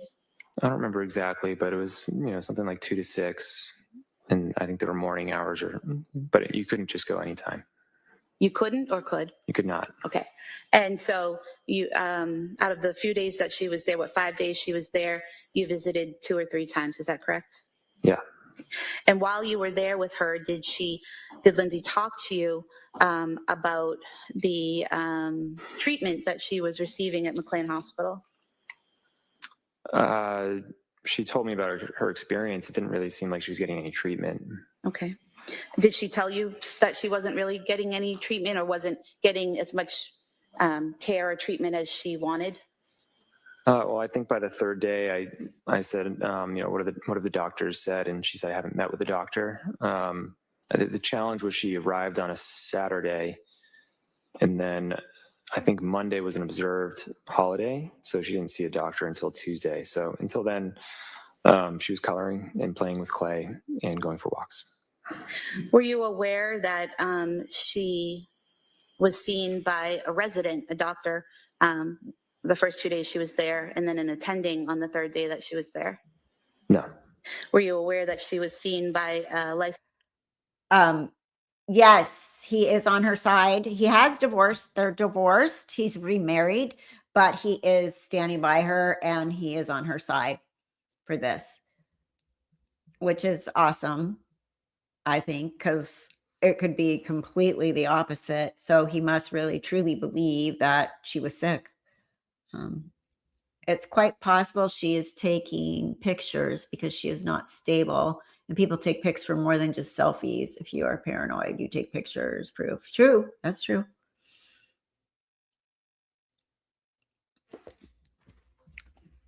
So yeah, it just, but yeah, he is on her side. Remarried. I believe they have another baby. I heard that through rumor. I don't know.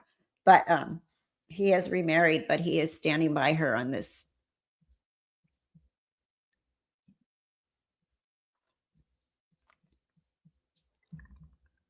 And social worker, group therapist, and other mental health workers every day while she was there. Yeah, I didn't get any updates. Okay. Were you aware that she was offered one-on-one therapy by unit staff every day that she was there? No. Did you know that she participated in group therapy on January 1st for 45 minutes, a session about illness and symptom management? I was aware of some group activities. I didn't know the details of it. And were you aware that she participated in 2 group therapy sessions, one for 45 minutes and one for 50 minutes, one on self-compassion and one on illness and symptom management on January 3rd? I wasn't aware of the subject of any of the meetings now. Were you aware that she declined further group therapy and treatment in the afternoon of January 3rd? No. Were you aware that on January 4th, she participated in a group for 40 minutes called medication management? No. Were you aware that she participated in a group on January 5th on expressive therapy for 45 minutes? No. And were you aware that she declined further treatment 2 times on January 5th, one to attend group therapy and one to attend a session on cognitive behavioral processes? No. When I did my rotation in nursing school in a mental health lockdown unit, they kept them doing that kind of stuff. But I'm curious to why he wasn't, as her person, her husband, getting updates. That's why he's not aware. And if she's in a, weird state of mind, why is she going to tell him, oh, I did this today and I did that today? Like normal, organized thinking, who knows? But all that stuff is normal when you're in a lockdown unit, right? The group therapy, the one-on-one. I mean, you can't just let them sit in a room, bounce off the walls. So I don't understand why they're really pushing this stuff. Just because he said she didn't see a doctor, is that why she's pushing this for a couple days? Again, as I said, I don't know if you're going to see a doctor right off the bat and there's attendings, and you don't necessarily know who everybody is. Plus, sometimes when they do their rounds, they peek in and peek out, like whatever, and again, the nurses' notes are their eyes and ears. You can't get down. So I don't know. Yeah, prosecution's making it look like she had a ton of help. But it's just weird that she's really pushing this.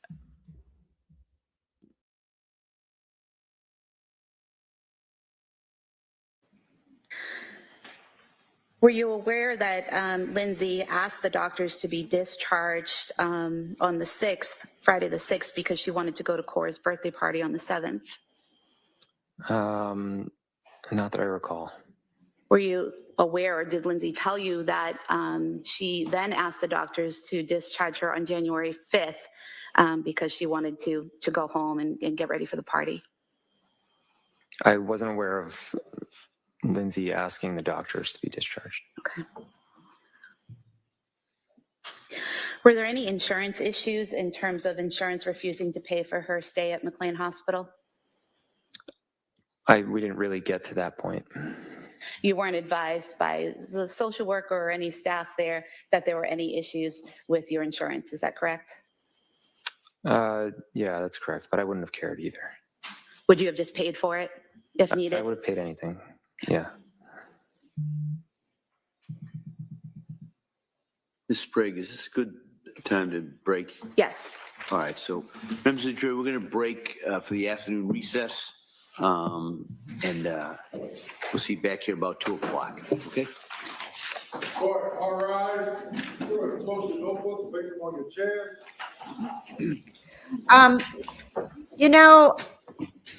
Honestly, because the thinking isn't there, just remove herself from the home before doing the unthinkable. And when she did the unthinkable, if the defense is correct, she was in a state of psychosis. So let me read you how my daughter explained that to me.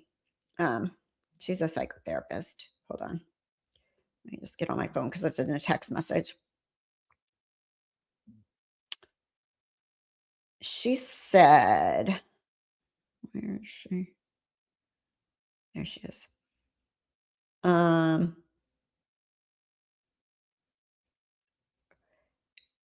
She said, honestly, if she was in actual psychosis, 0% of her was aware of reality. Psychosis is all-consuming, and whatever the reality that she came into was the only reality that existed to her. Given she had tried so many meds, tells me it was very real. If she had a different diagnosis, like antisocial personality disorder, you could say it was deliberate. Even in psychosis, you can use the internet and the tools at your disposal. People in psychosis have no control over themselves in a reality-based way. I think of it as being her body performing the actions, but her mind being in control.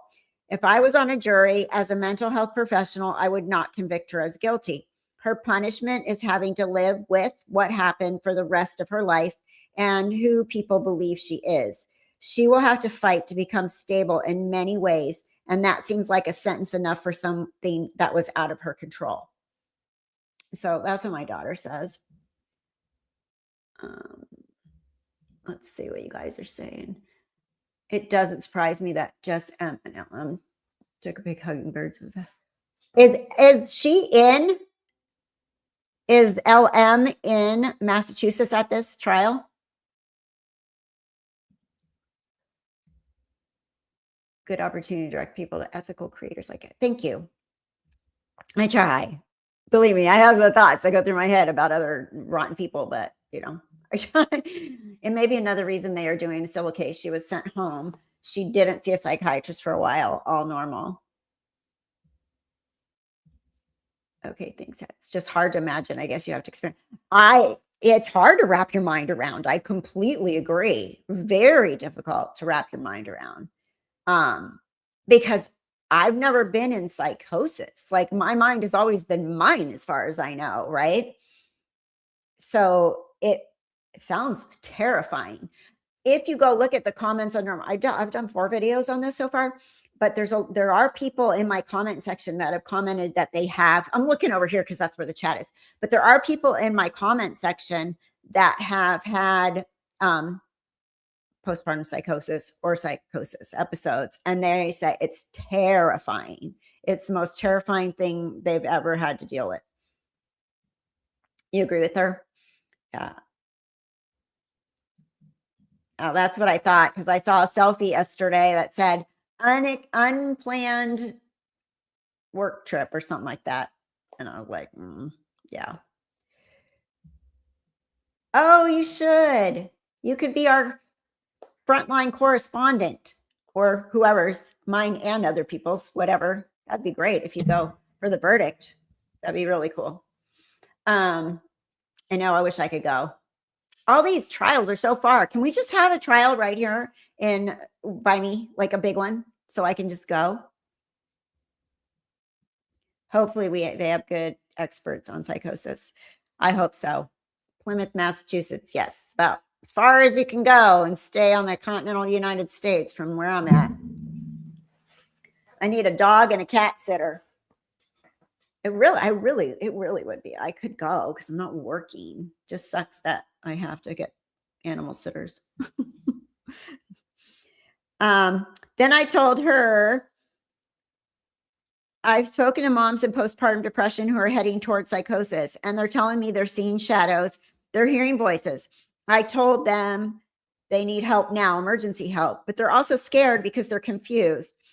But I did a video on this and it's getting a lot of controversy. So I'm telling my daughter, a lot of people are saying, oh, it doesn't matter. Murder's murder. It doesn't matter. And people don't understand the difference between postpartum depression and postpartum psychosis and postpartum anxiety. It's all about selecting a jury that can understand the gravity of what happened. This is what I'm saying.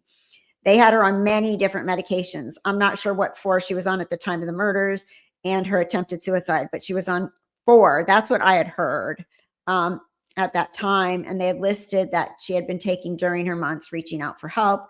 And she also was admitted to a mental hospital facility in Boston, McLean Hospital. It's supposed to be one of the best psychiatric hospitals in the country. And they discharged her after 5 days. So my big thing with this is perinatal mental health, once again, is not given the attention it needs. Her youngest baby was 8 months old, but she had been struggling. And then I told her the meds. She said, people don't get the nuance and what's really happening. Murder is murder, sure. But the question is, did she, as her normal self, choose murder, or did her disease choose it for her? No one would tell somebody with cancer going through chemo it was their fault they lost their hair. The disease and treatment did it. This is just like that. So, and I said, yeah, if that's the case, it's crazy that it's even going to trial. And she says, shows the kind of world we live in. So anyway, yeah, so that was my daughter's take on it. That was her take on it.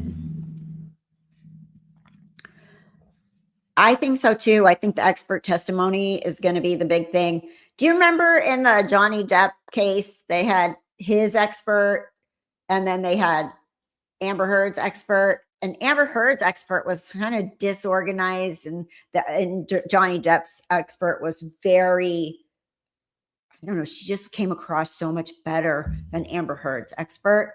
And they both contradicted each other because obviously one's the expert for the defense and one's the expert for prosecution. So you kind of have to look, okay, what the heck?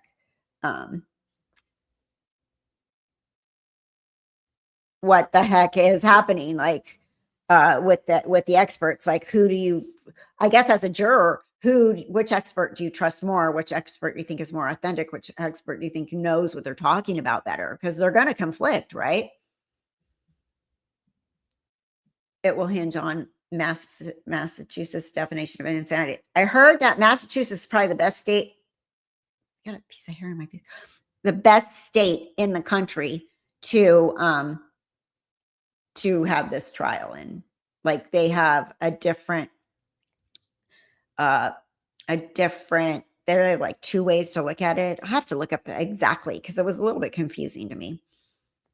The hospital 65 miles from the courthouse. The one she's in or the one McLean? What is on? Could we tell or has it been reported that Lindsay and Patrick looked at each other today? I couldn't tell so far. When he came in, he didn't look over there, but he had to point her out.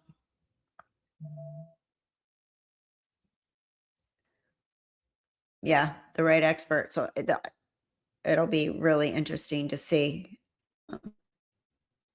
Okay, because we're behind, so we can zoom. We can do the Emily D. Baker zoom.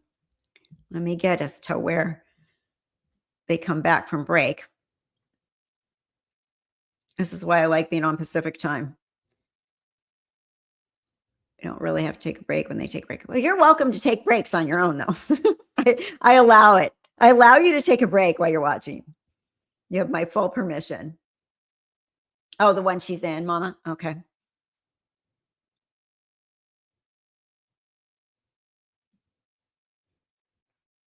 I'm trying to get there. Percy, no barking, please. Oh, goodness gracious.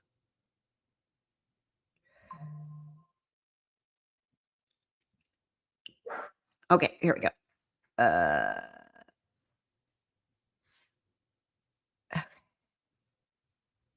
Here we go. Okay, ready? Let's play.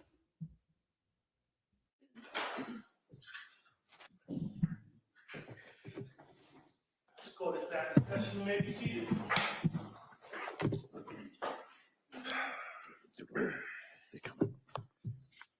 Right.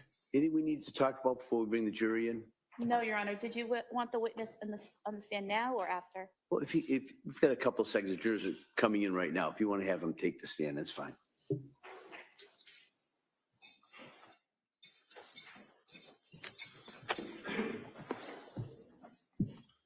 Right this way, sir.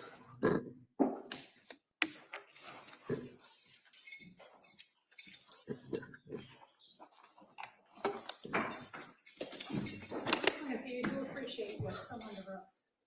Thank you. You can be seated.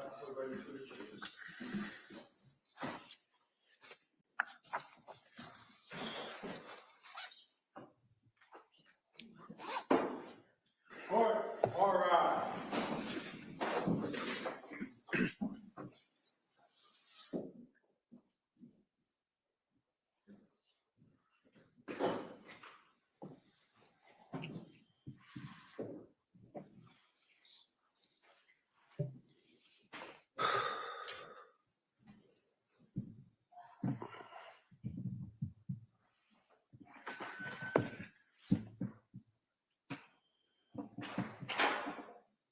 This court's now in session. Please be seated. Your Honor, for the purpose of the record, we return back to the trial in the matter of Commonwealth versus Lindsay Clancy. All parties are present, including the defendant. All right. Thank you. Thank you, members of the jury. Attorney Sprague? Thank you, Your Honor. Sir, before the break, we were talking about Lindsay's stay at McLean Hospital, correct? Correct. Were you aware that she was discharged on January 5th, 2023? Yes. And did you, in fact, bring her home that day? I picked her up. Yeah. Were you aware that she had a follow-up appointment with Dr. Jennifer Tufts the following day? Yes.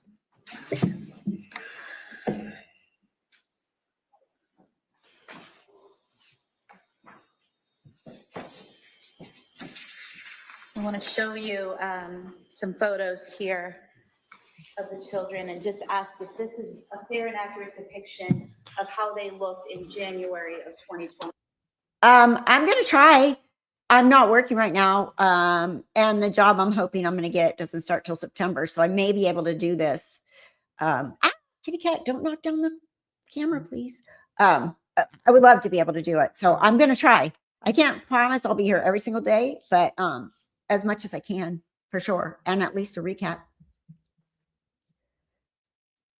Yes, she is paralyzed. They showed a picture in the beginning of her laying in the hospital on a ventilator after she initially got admitted, after they got her off the phone, off the ground. She had landed in the hard snow, icy ground, and she's paralyzed from that fall, that jump. But the prosecution saying she just carefully slid down, but she didn't take into account the ground was icy, I guess. Thank you. I noticed that Lindsay isn't writing on paper like all the other defendants do. She's not paralyzed from her waist up, is she? I heard sternum down, but her arms, she's taken the Kleenex and with her hands, so I think she's fine upper. Her defense attorney says that she had the same injury as Christopher Reeves. He got completely paralyzed, but she's using her arms. But I heard sternum, so that would be right here, right under the breast, area. That's pretty paralyzed. 6 to 8 weeks. Yeah, I'm going to do my best. We'll see. All right. Let's see what they're doing here.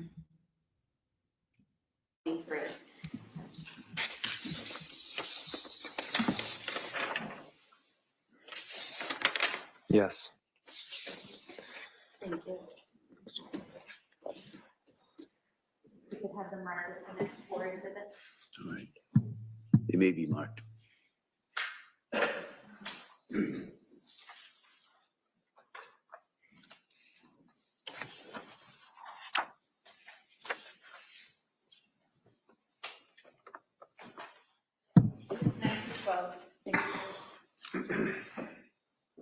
So showing you exhibit 9. This is Cora, correct? Yes. Can you tell us a little bit about what Cora was like in January of 2023, what her interests were? I'm going to object at this point. Counsel, can I see it sidebar?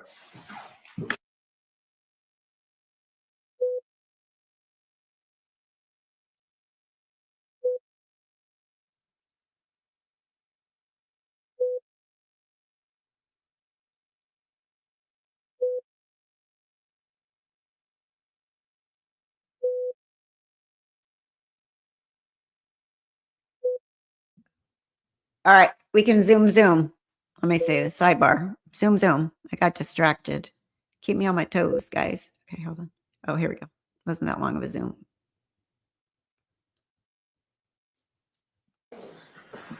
Cora was into princesses. And it's she so had a lot hard. of friends. And she just liked taking care of people. And showing you Poor guy. Dawson, correct? Oh, Yes. probably one of the hardest days of his life. What kind of things was Dawson interested in 2023? He was into firefighters and trucks. He's breathing so hard. And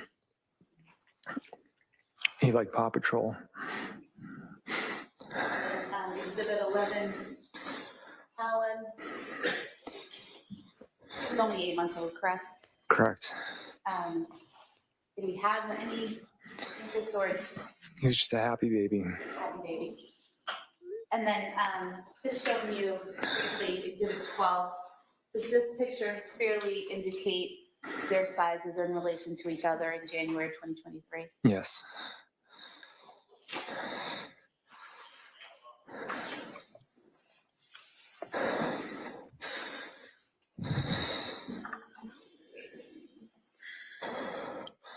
After Lindsay was released from McLean Hospital, was there a birthday party for Cora on January 7th, 2023? Yes. And who had organized that birthday party? I think we both did. Okay. And where was it? It was at Nova in Plymouth. And was Lindsay present for the party? Yes.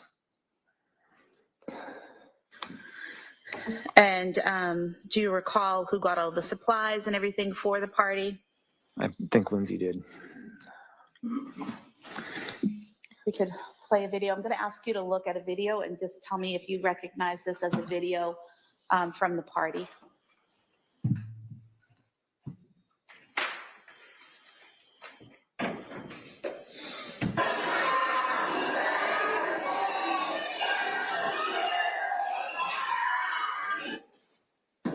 Or was that from the party? Yeah. And was that Cora seated in front of Lindsay while singing Happy Birthday? Yeah. And there's a second clip. Again, was that Cora and Lindsay? Yeah.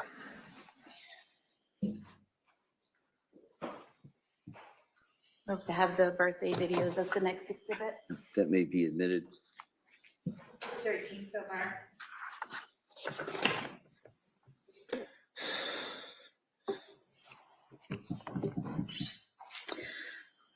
From Cora's birthday party until January 23rd, 2023, did you check on and check in with Lindsay?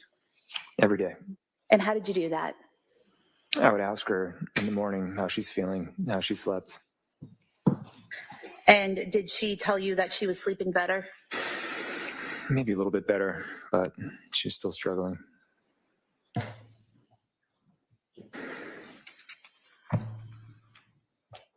And did you ask her during that time if she had suicidal thoughts?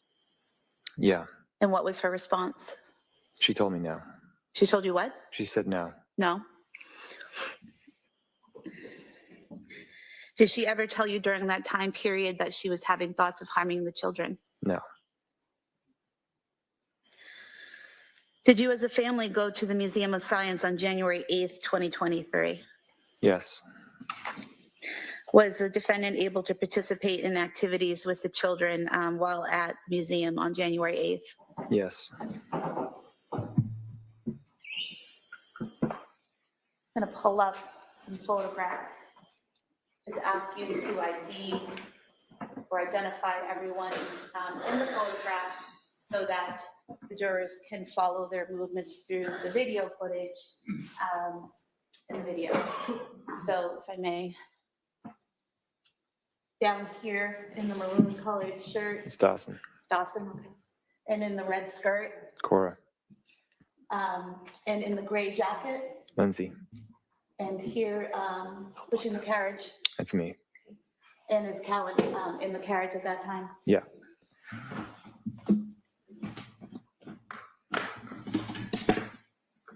And permission to play the video, Your Can I Honor? see you again, sidebar?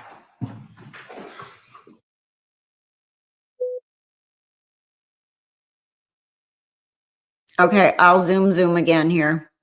And I got to change the battery in my camera again. It's dying, but I'll do this. Let's get this going here.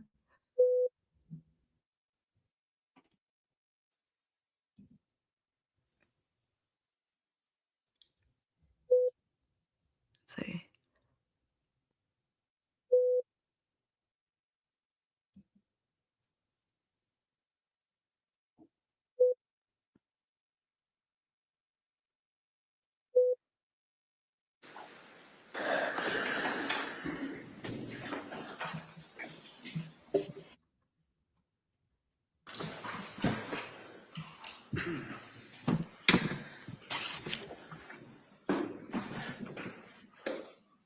And at this time, we'd move to submit the still photograph and the video pursuant to the discussion at sidebar. I'd move to submit the full video in as one exhibit for identification and the timeline video as the exhibit. Timeline. Did we, you submit a copy of that later? No, there's a full video that was provided by the Right. Museum of Science, and then there's a timeline that was created following the family through the museum. And you can get snippets from this video. Okay, that's fine. So for identification. Museum of Science video. Exhibit C, so marked.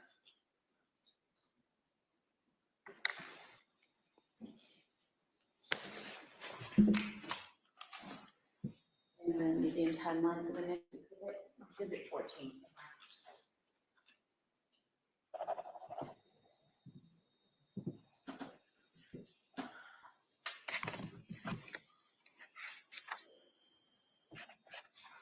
Sir, after going to the Museum of Science, well, let me go back to that for a moment.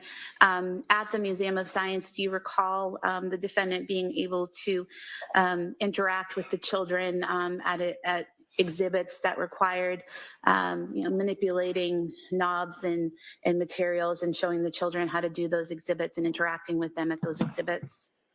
Yeah, Lindsay was always able to interact with our kids, even including at the Museum of Science. Okay. And then after your trip to the Museum of Science, do you remember going to the Charlie Horse restaurant with the kids and Lindsay? Yes. And how soon after the Museum of Science was that? Do you recall? I don't recall the exact dates. Okay. And what type of place is the Charlie Horse restaurant? It's like a family restaurant with games. And how was the defendant's demeanor at the restaurant? It was good. I was hopeful Why were you hopeful? because she seemed much better. And then on January 14th, 2023, were you able to go to brunch with your friends while the defendant was home with the children? Yeah. And about how long were you gone? About 2 hours. Were there any issues or problems that you were aware of while you were gone? No, she encouraged me to go. She said, "You've just been inside a lot. You should go out," and it was fine. And while you were there at brunch, she send you photos of the kids? She's been teary-eyed a lot. She has Kleenex. She's crying. She's been crying since like the other day on the motion hearing. She started crying when the prosecutor got up there and started saying shitty things about her, as they would. And then today too, when they zoom in on her. So she's definitely feeling horrible.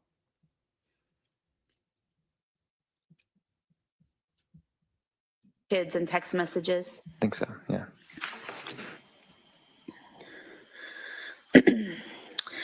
Direct your attention to January 15th, 2023. Did you and Lindsay and the kids go to the Cape Codder in Hyannis? Yeah. And was there a water park there? Yeah. And how was Lindsay's demeanor that day? It seemed pretty good. Was she able to interact with the children and participate in the activities? Yes. I could bring up photos again. I would just like you to look at the photos to point out who the individuals are in the photo. So here in the dark shorts with the white band on the top, It's me. and then in the bathing suit here with the It's ponytail, Cora. and then in the striped swimsuit at the bottom. It's Dawson.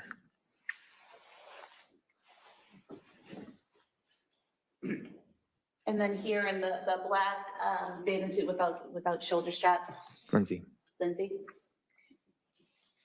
And is that was Cora with her? Yes. And in this third photo, is that Lindsay with Callan in her arms? Yeah.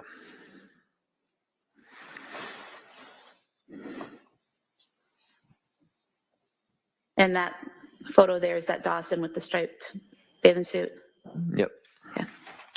We can go to the video with the court's permission. How long? I'm just going to go to certain clips. If we could start with from the beginning to 40 seconds in and play.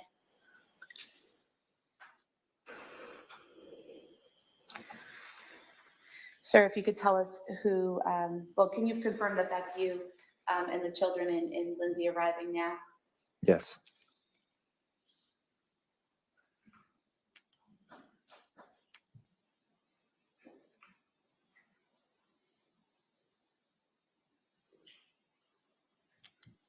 Would that be Cora in the purple jacket with the pink boots? Yes. And Lindsay in the gray coat with the backpack? Yes.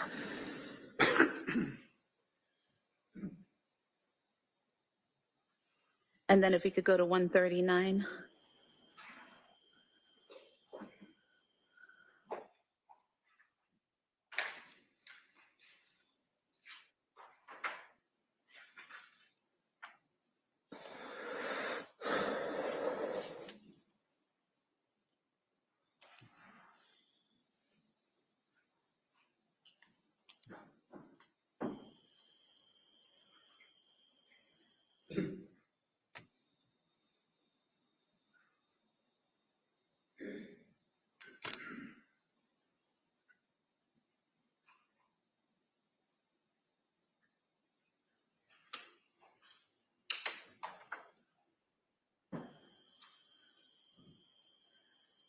And during this time, are you waiting to check in and get your wristbands and all of that? Yeah.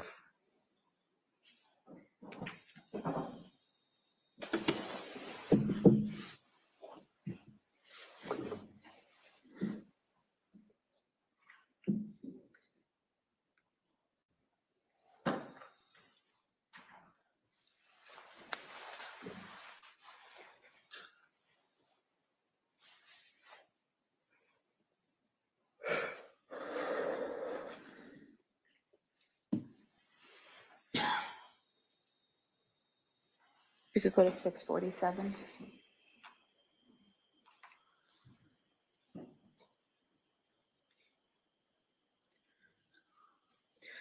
Do you recognize this play area? Yes. And did you and Lindsay and the children go over to this hardship area? Yep. Showing you here, is that Cora that just went down the slide? Yeah.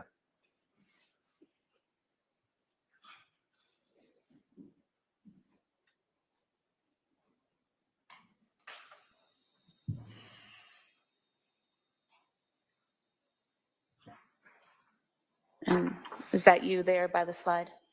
Yeah. We can go to 1122.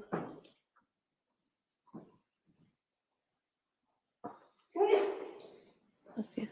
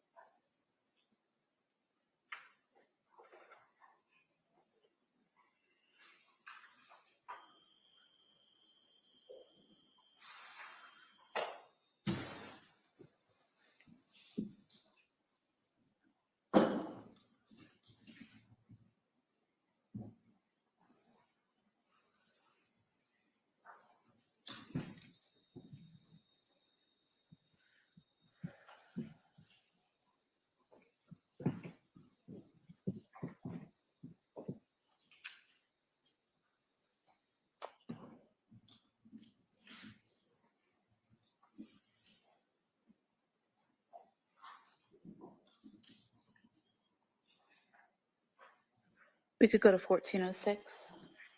Oh.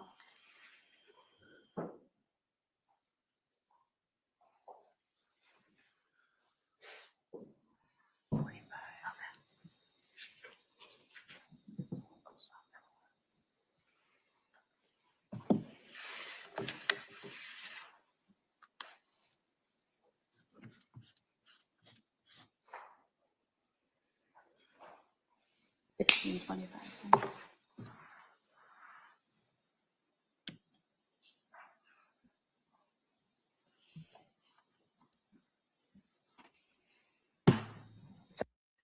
First, Justine, I can't even imagine. I mean, yeah, to look at videos of them happy and playing and talking and laughing, I can see why you can't. I mean, like I just said, I can't even look at Lulu in videos, yet of her and Percy playing and all that kind of stuff. So it's just horrible that they're doing this right now. I don't see it necessary myself, but they were happy. They were there. There you go. I mean, I don't know how much they have to do this, but it seems rude, in my opinion, right? Just seems inappropriate. It seems like it's not necessary, I guess, is the point. I don't see the necessary, why this is necessary for the jury to see them having a normal day on a trip, having fun. Okay, I'll continue here. They're here at 1625. That Cora and then Lindsay that go down the slide together. Yeah.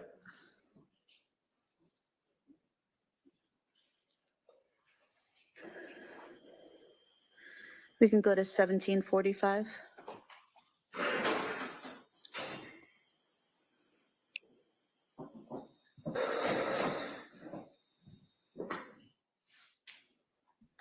Is that Patrick still breathing hard?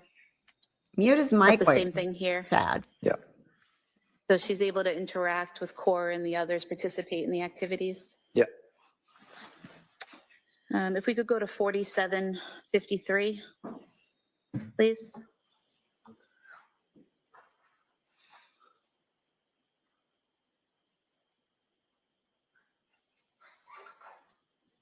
Also, hold on. I'll pause this for a second. Also, if she was hating her life with these kids, wouldn't she be avoiding these type of outings with them and having fun with them? If you're just over being a mom and you're trying to figure out how to erase them from everybody's life. My cat again is right here. First, kitty cat, don't. Don't. I'm the boss. Sorry. He's just a butthead. He wants to push his head on the camera. And I told him, don't with my hand. And he's like, I'm going to bite you, little brat. Okay. So yeah, I mean, don't you think like that? I don't know. It just seems, yeah, it's proving that she was participating and happy and loved her kids. I think what they're trying to prove is that she could think clearly. She could go to these outings. She could do everything else. Why are they trying to say she was psychotic when she was having a normal mommy day? But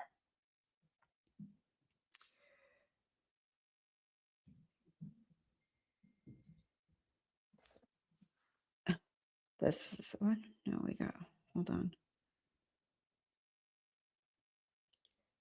Oh gosh.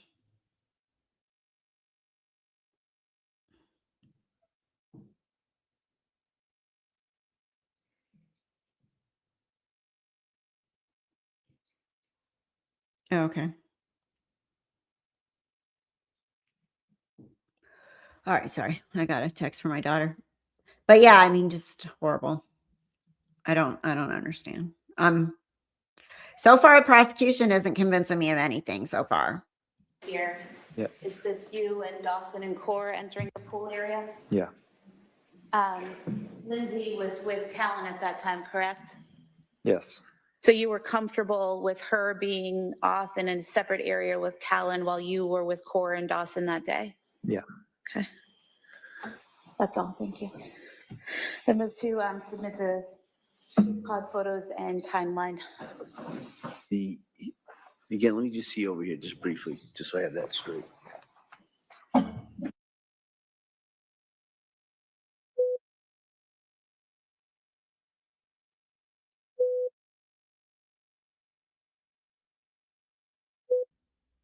Another Zoom. What are they doing? Okay.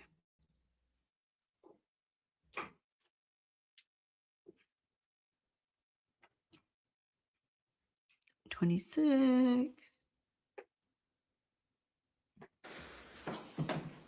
If it's the exhibit with the guidelines at sidebar. All right, pursuant to our discussion, that portion may be admitted. 15 somewhere. What's it, 15? Okay, thank you. Sir, directing your Yeah. attention now to January That's 16th, difficult. 2023. Did you go skiing that day? Yeah. And who did you go skiing with? Cora. And was it just the two of you? No, we went with another dad and his son, And who was that dad? Adam Schwabach. And was Lindsay home with Callan and Dawson that day when you went skiing with Cora? Yeah. Were there any issues or problems that you're aware of when she was home alone with the kids all day? No. And was she able to communicate with you throughout the day? Yeah. And how was that communication done? Texts. I might have called her. I'm not sure. And do you recall texting each other back and forth photos of you with Cora and the boys at home and what they were doing? Yeah. And so she was able to take those photographs and send them to you without any apparent problem, correct? Correct.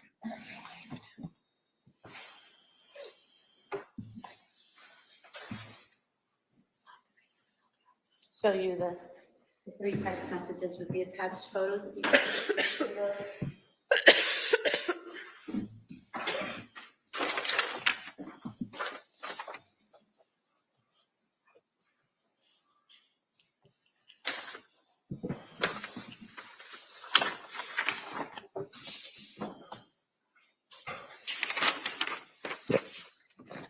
Thank you. And sir, are these accurate copies of the text messages with the photos that were sent between yourself and the defendant on January 16th, 2023? Yes. If I could move to have these marked as the next 3 exhibits, Your They, Honor. they may be admitted.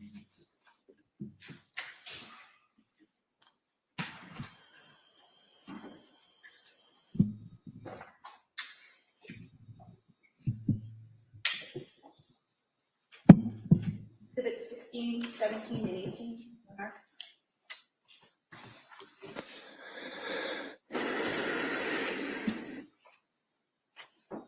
And so, sir, showing you the first photo, which was marked exhibit 16. Did you start off the conversation by sending the photo of you and Cora skiing? Yeah. And showing you exhibit 17, did Lindsay respond by taking and sending this photo of Dawson? Yeah. And then did she respond again, sending you selfie she took of herself and Callan? Yeah.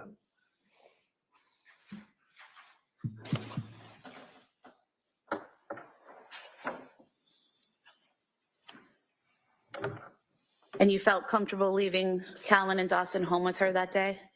Yeah. And why is that? She seemed to be doing a lot better. In what ways did she seem to be doing better? Her mood seemed better. She was more active, and she was able to partake in more things. She was also going to the gym during that time as well, correct? To the Kingsbury Club? That sounds right. Yeah.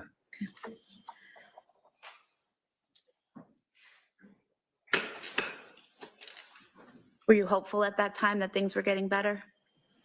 Yeah. Did Lindsay's parents visit you the weekend of January 21st through the 22nd? Yeah. And whose idea was that? Do you recall? I think it was theirs. I think they were just coming to visit to say hi. And what did you guys do that weekend? We just hung out and went to a friend's house on Sunday. They left after we got back from there. And whose friend's house did you go to that Sunday? The Carneys. Carney's, okay. And who went to the Carneys? Lindsay, myself, Dawson, and Cora. And what did you do there? There was a fire, and I think we roasted marshmallows or something like that. And how was Lindsay's demeanor that day? She was quieter that day. So, I mean, that was the extent of it. Was she able to interact with the Carneys? Yeah, but she's quiet. Okay. And you said you returned home and then her parents left? Yeah.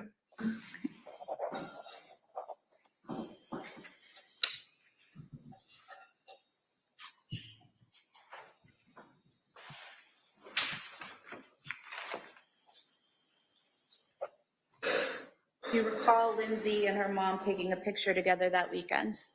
Yeah. Is this that photo? Yeah, that's it. You could have this marked as the next exhibit. That may be admitted. Exhibit 19.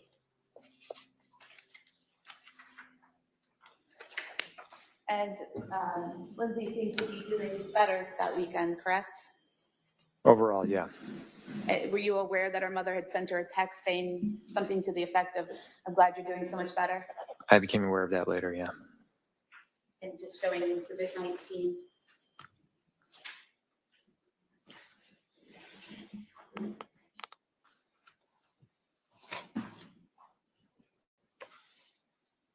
And I'm sorry, Your Honor, I didn't mark the still photo from the Museum of Science. If we could have that as the next. Sure. Exhibit 20.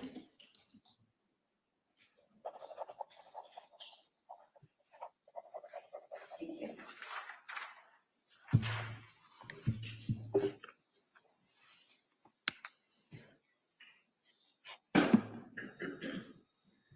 That Monday, after her parents had gone home to Connecticut, so Monday the 23rd of January, did Cora and Dawson go to school?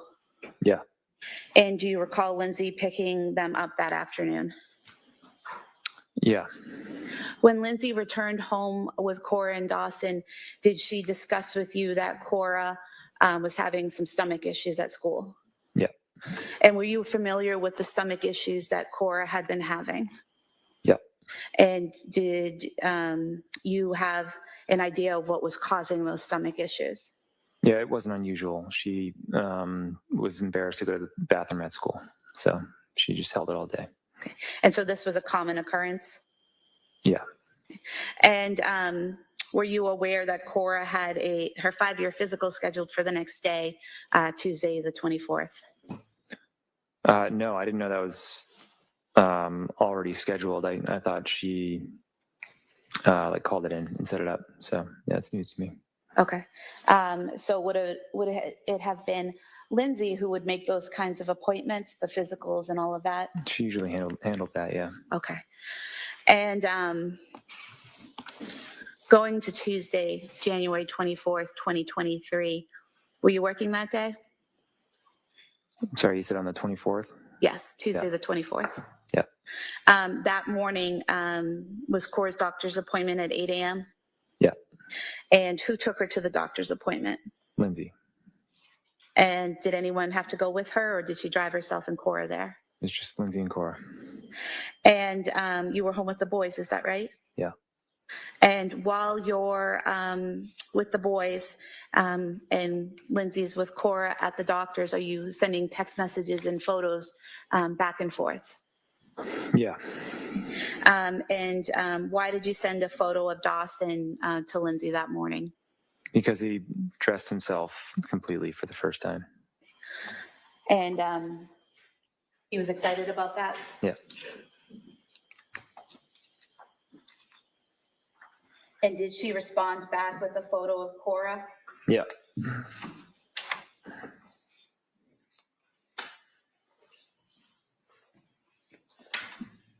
Are these the photos you sent back and forth? Yeah. I could have the photo of Dawson as the next exhibit and the photo of Cora as the following. All right, they may be admitted.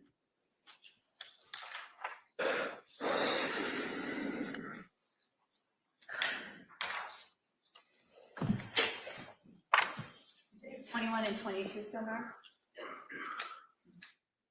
Publishing these. Exhibit 21 and Exhibit 22.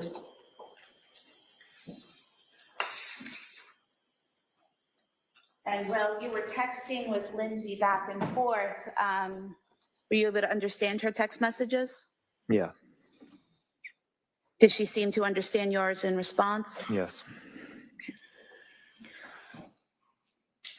Did she return home? Yes. And do you recall around what time she got home that morning? 8:30. And once she got home, what did you do? I think I got ready for work. And while you were downstairs working in your office, do you know what Lindsay and the kids were doing? They built a snowman and they did some art projects. And how did you know this was happening? She texted me a picture. So Lindsay was continuing to text you and send you photographs throughout that day? Yeah, and I went up to say hi at one point. Okay.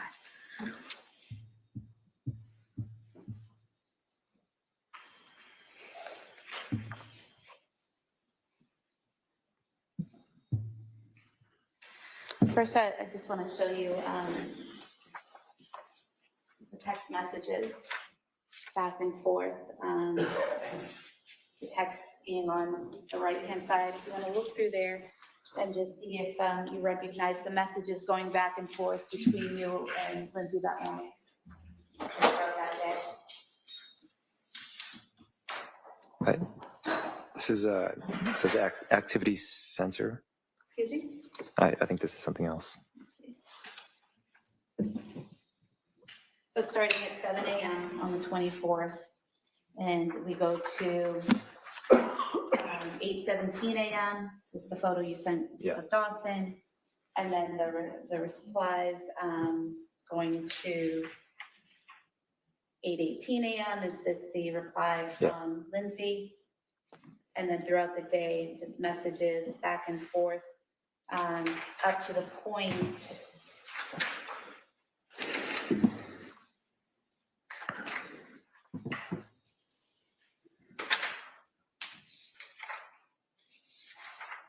page 940, where Lindsay's sending you the photos of the kids in the snow. Is that correct? Yeah. Okay. We could have the text messages marked as the next exhibit. All right, that may be admitted. Exhibit 23.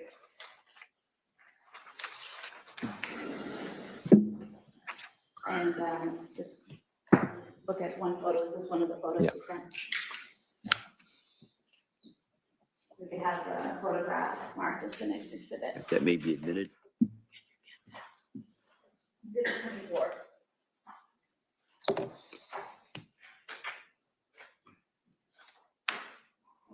How often do you think or do you remember going upstairs that day to interact with Lindsay and the kids? Once or twice. It was a busier day than usual. And when you did come up to interact with them, how was Lindsay's mood? She seemed happy. Happy? And how could you tell that? What was she doing? She was playing with the kids, and she seemed in a good mood. At any point during that day when you came up or while she's texting you, did she tell you she was having suicidal thoughts? No.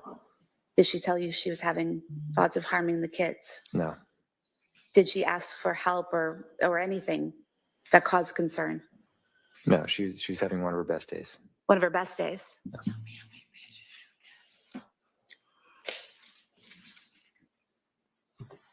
I want to direct your attention to 4:53 p.m. that day. Did you receive a text from Lindsay about dinner? Yeah. And do you recall what it said? Something along the lines of, do you want to get takeout? See, they're trying to say when she appeared relatively normal, but there's still the background of extensive psychiatric treatment, searching for help, all the symptoms in the preceding month. So I don't see why acting normal in a particular moment or day, I feel like psychosis and psychiatric, it's not a flat line. It's not like so progressive. You can wean what it just doesn't seem like this is making that much of a point. But I might be wrong. We'll see. We'll see where it goes. I really think that the experts are going to help us understand her behaviors. I haven't planned anything. Do you recall it saying, any chance you want to do takeout from 3V? I didn't cook anything. It's been a long day. Yeah. Had you been to 3V restaurant previously? Correct. They're not going to let us alone hear or it. with the family? With the family. And approximately how many times had you been there to eat? Probably 3 times. And so you had all gotten in the car and driven from your home to 3V restaurant in Plymouth approximately 3 times? Yeah, sometimes we were already out somewhere, but yeah. Okay, but been there 3 times. Had you ever done takeout from there before? No. Where would you typically do takeout when you were going to do takeout at home? The Chestnut Grill. I think another one was West End Grill. Were those closer than 3V to your home? Yeah.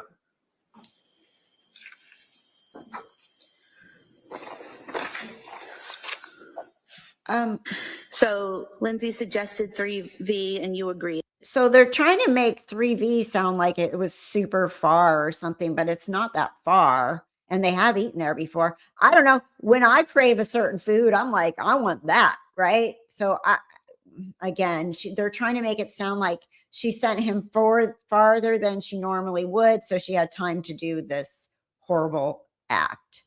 But I feel like if that was the case, she would have sent him a little farther. I think it's only 15 minutes away.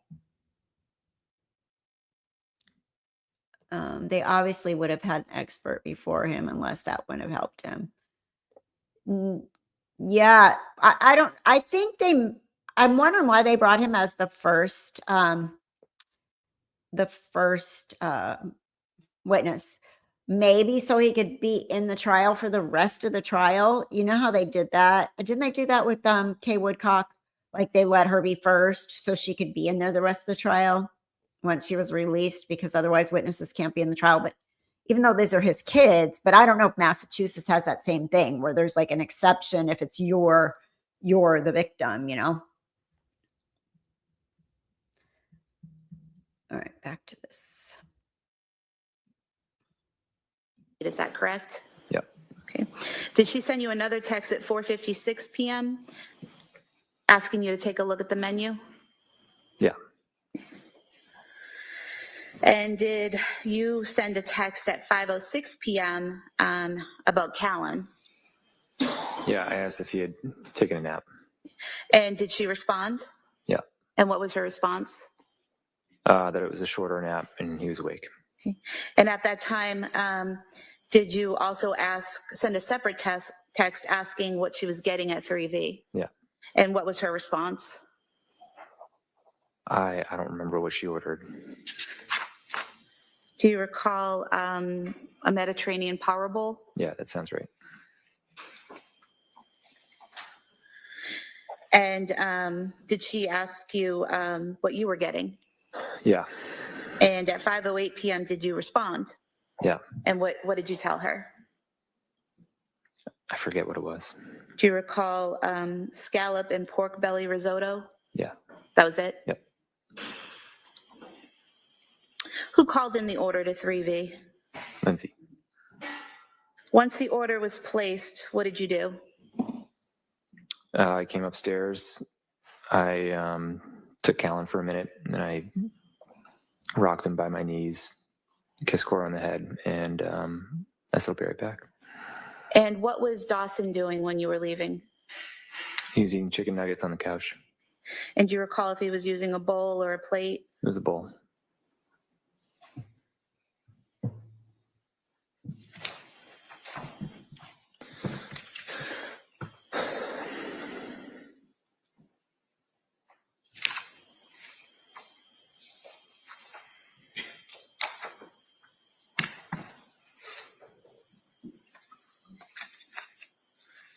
right?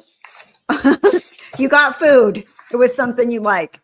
Wasn't like you didn't ask for forks and knives and no food or something from there, like you're cuckoo like that. You know, it doesn't make any sense. You're right.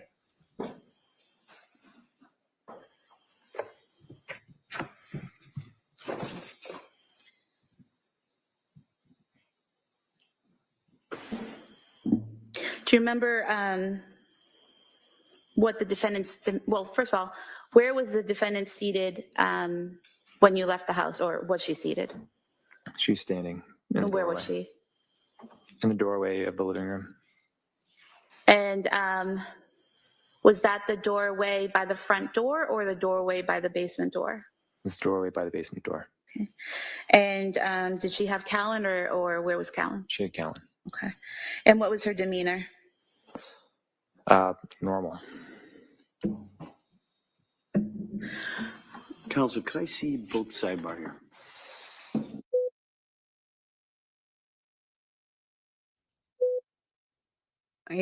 If he's smart, I'll say, why do we have to talk about the menu options?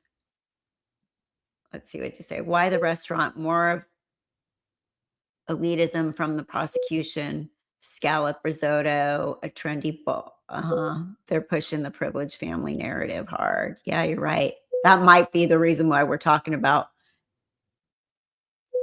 that. You know, they didn't go to Burger King. They went to like more of a higher end takeout restaurant. True. Good point.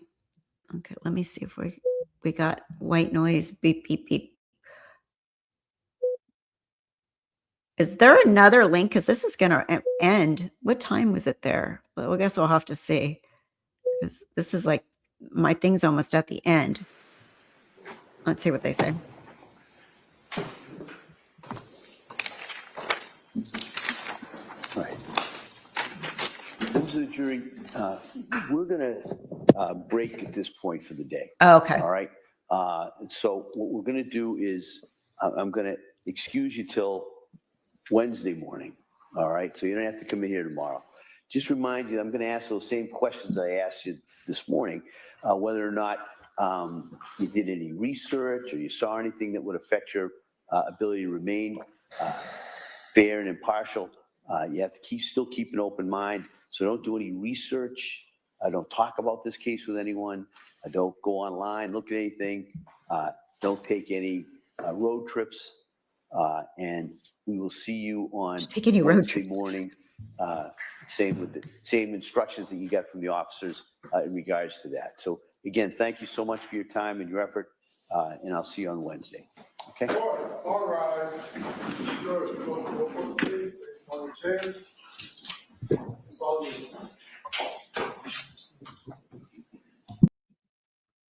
All right. Let me chop this.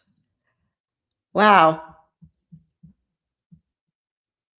His testimony and cross are going to be really long. Yeah, I agree. It's probably going to take, because they have, I guess, somebody working the case or somebody there or somebody close to the case has a funeral to go to tomorrow. So they're not having court tomorrow. And then they're going to be back Wednesday, but he's not even done with the prosecution questioning him yet. So yeah, you're right. Because I'm sure the defense is going to do, because he's also a witness for the defense. So they'll do their direct right now too, right? That's usually what happens. They do the direct because he's already on the stand. Yeah, they had that working parents who can't afford to go to a restaurant or water parks or science. I'm right back. He's probably on his break. Hold on. Let me mute you for a second so I can tell my son. Hold on.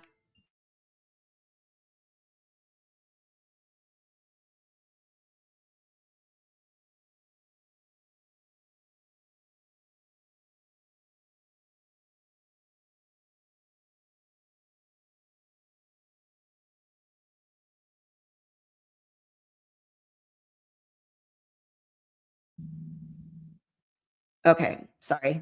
My son had to put his his cat down yesterday, and he's just so sad about it. They have 4 cats, and Miss P's 10 years old. And so he sent me a picture of her and he's like, she's dying because she wasn't doing good. And they took her to the vet a couple weeks ago and they gave her an antibiotic injection. And then Nick was down here when that was happening. So he feels guilty because he was down here watching my animals, and his fiance took her, and then they were supposed to, I don't know. But anyway, the cat died yesterday. So he's struggling. Poor guy. He's an animal person. He's the one that had the chickens and everything when we were doing, when I lived up there. Okay. It's never ending mommy stuff, So, okay, they have the working parents who can't afford to go to a restaurant or water parks or science museums. They will be turned off. Vile. Yeah, it's awful. That equals those. Okay, gotcha. I know that in some psychoses, they have a plan. They're not all spinning out 24/7. If voices are saying, for example, that she needs to kill the kids to save them, she can plan. Right.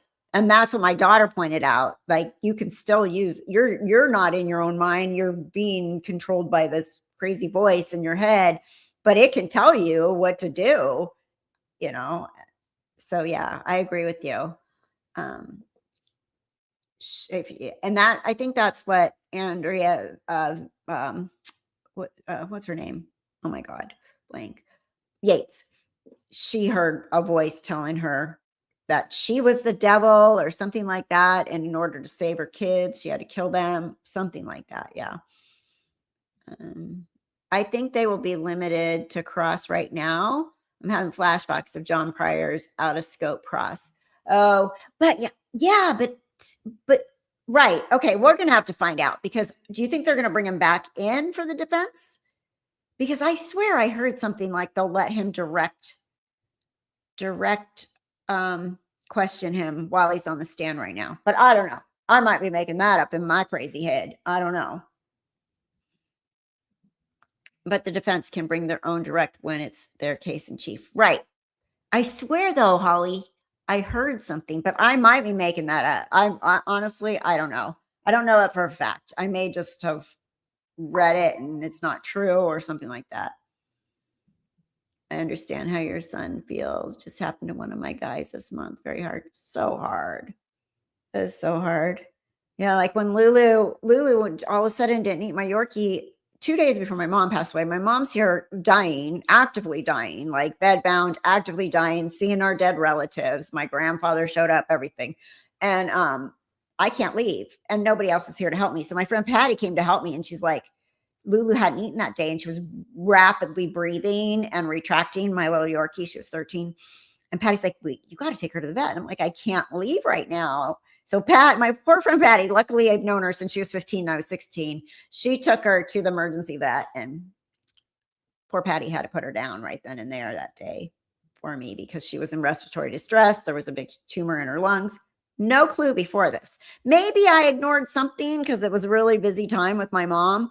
But it's just so hard. You get so attached to them. Yates. Yes. What did I say? I said something wrong, right? Massachusetts is probably different. You're probably right. I don't know. I might've read, how much stuff I've read that isn't actually, legit stuff. People talk in comments as if they've read this in a legal document or something. They're like, well, this happened, and she planned this, and she wasn't psychotic, and and they'll say all this stuff that sounds like it might be actual evidence, and it's like, wait, that's not even evidence. So I might have read that somewhere and it wasn't true. Who knows? That ADA has no soul. Hi, that hoot mama. Yeah. The other day, they literally raised their voice and started calling her really, like being really mean when it was the motion hearing. And the judge stopped it. Like, it was like, she like started getting all like, we don't need to do that.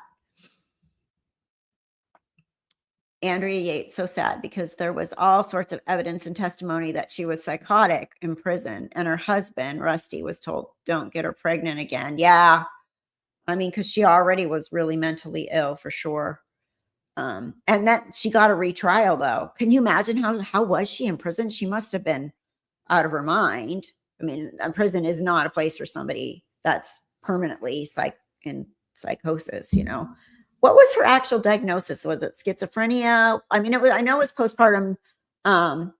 postpartum psychosis, but does she have another diagnosis on top of that? A mental health diagnosis? I remember that case. It was like from the late 80s, right? Or 90s. I pray this never happens to someone in her family. Yeah. Well, and that's the thing. It's like, you got to understand. I don't understand if there's not some big written plan from the year before she had the baby or something to kill these kids or something. I don't know. I'm exaggerating, but right. Like some big mic drop moment from the prosecution, then I'm going to be really amazed they even took this to trial. But again, like we were saying in the beginning, it could be public pressure, their elected officials, you know, DA. So. AI says Andrea Yates was diagnosed with severe mental illnesses, specifically postpartum depression with psychotic features. Okay. Schizophrenia and major depressive disorder. Okay. Thank you. Thank you. So Wednesday, I will do a live stream again about the same time, like 9:30 Pacific time, Wednesday morning. And I do thank you guys all for being here. It was really nice to chat during the trial. We've done this in a long time. I think PLM last time we did this on a trial was when I was in Idaho, right? For Lori or Chad's case. Wow, it's been a while. Really has. Let's see. I think the prosecutor is just looking for a win and not getting justice for those babies. Yeah, or the prosecutor seems to think, well, either way, it's a win. Like, put her in. I mean, I did my job. I tried to put her away. You know, I proved to I don't know. Like, I'm just not seeing anything yet that proves to me the prosecution's on the right track here. Thank you. Thanks, Phil. Thanks for being here. Thank you. Thanks. Thank you, Paula. Appreciate you guys. All right. I'm going to end because my animals are getting feisty. And we'll be back on Wednesday, okay? All right, everybody. Thank you so much. Thank you, thank you, thank you. Thank you so much. I appreciate you all. All right. Stay safe and stay well. Let me see. Do I have an outro? Yep. All right, guys. Bye.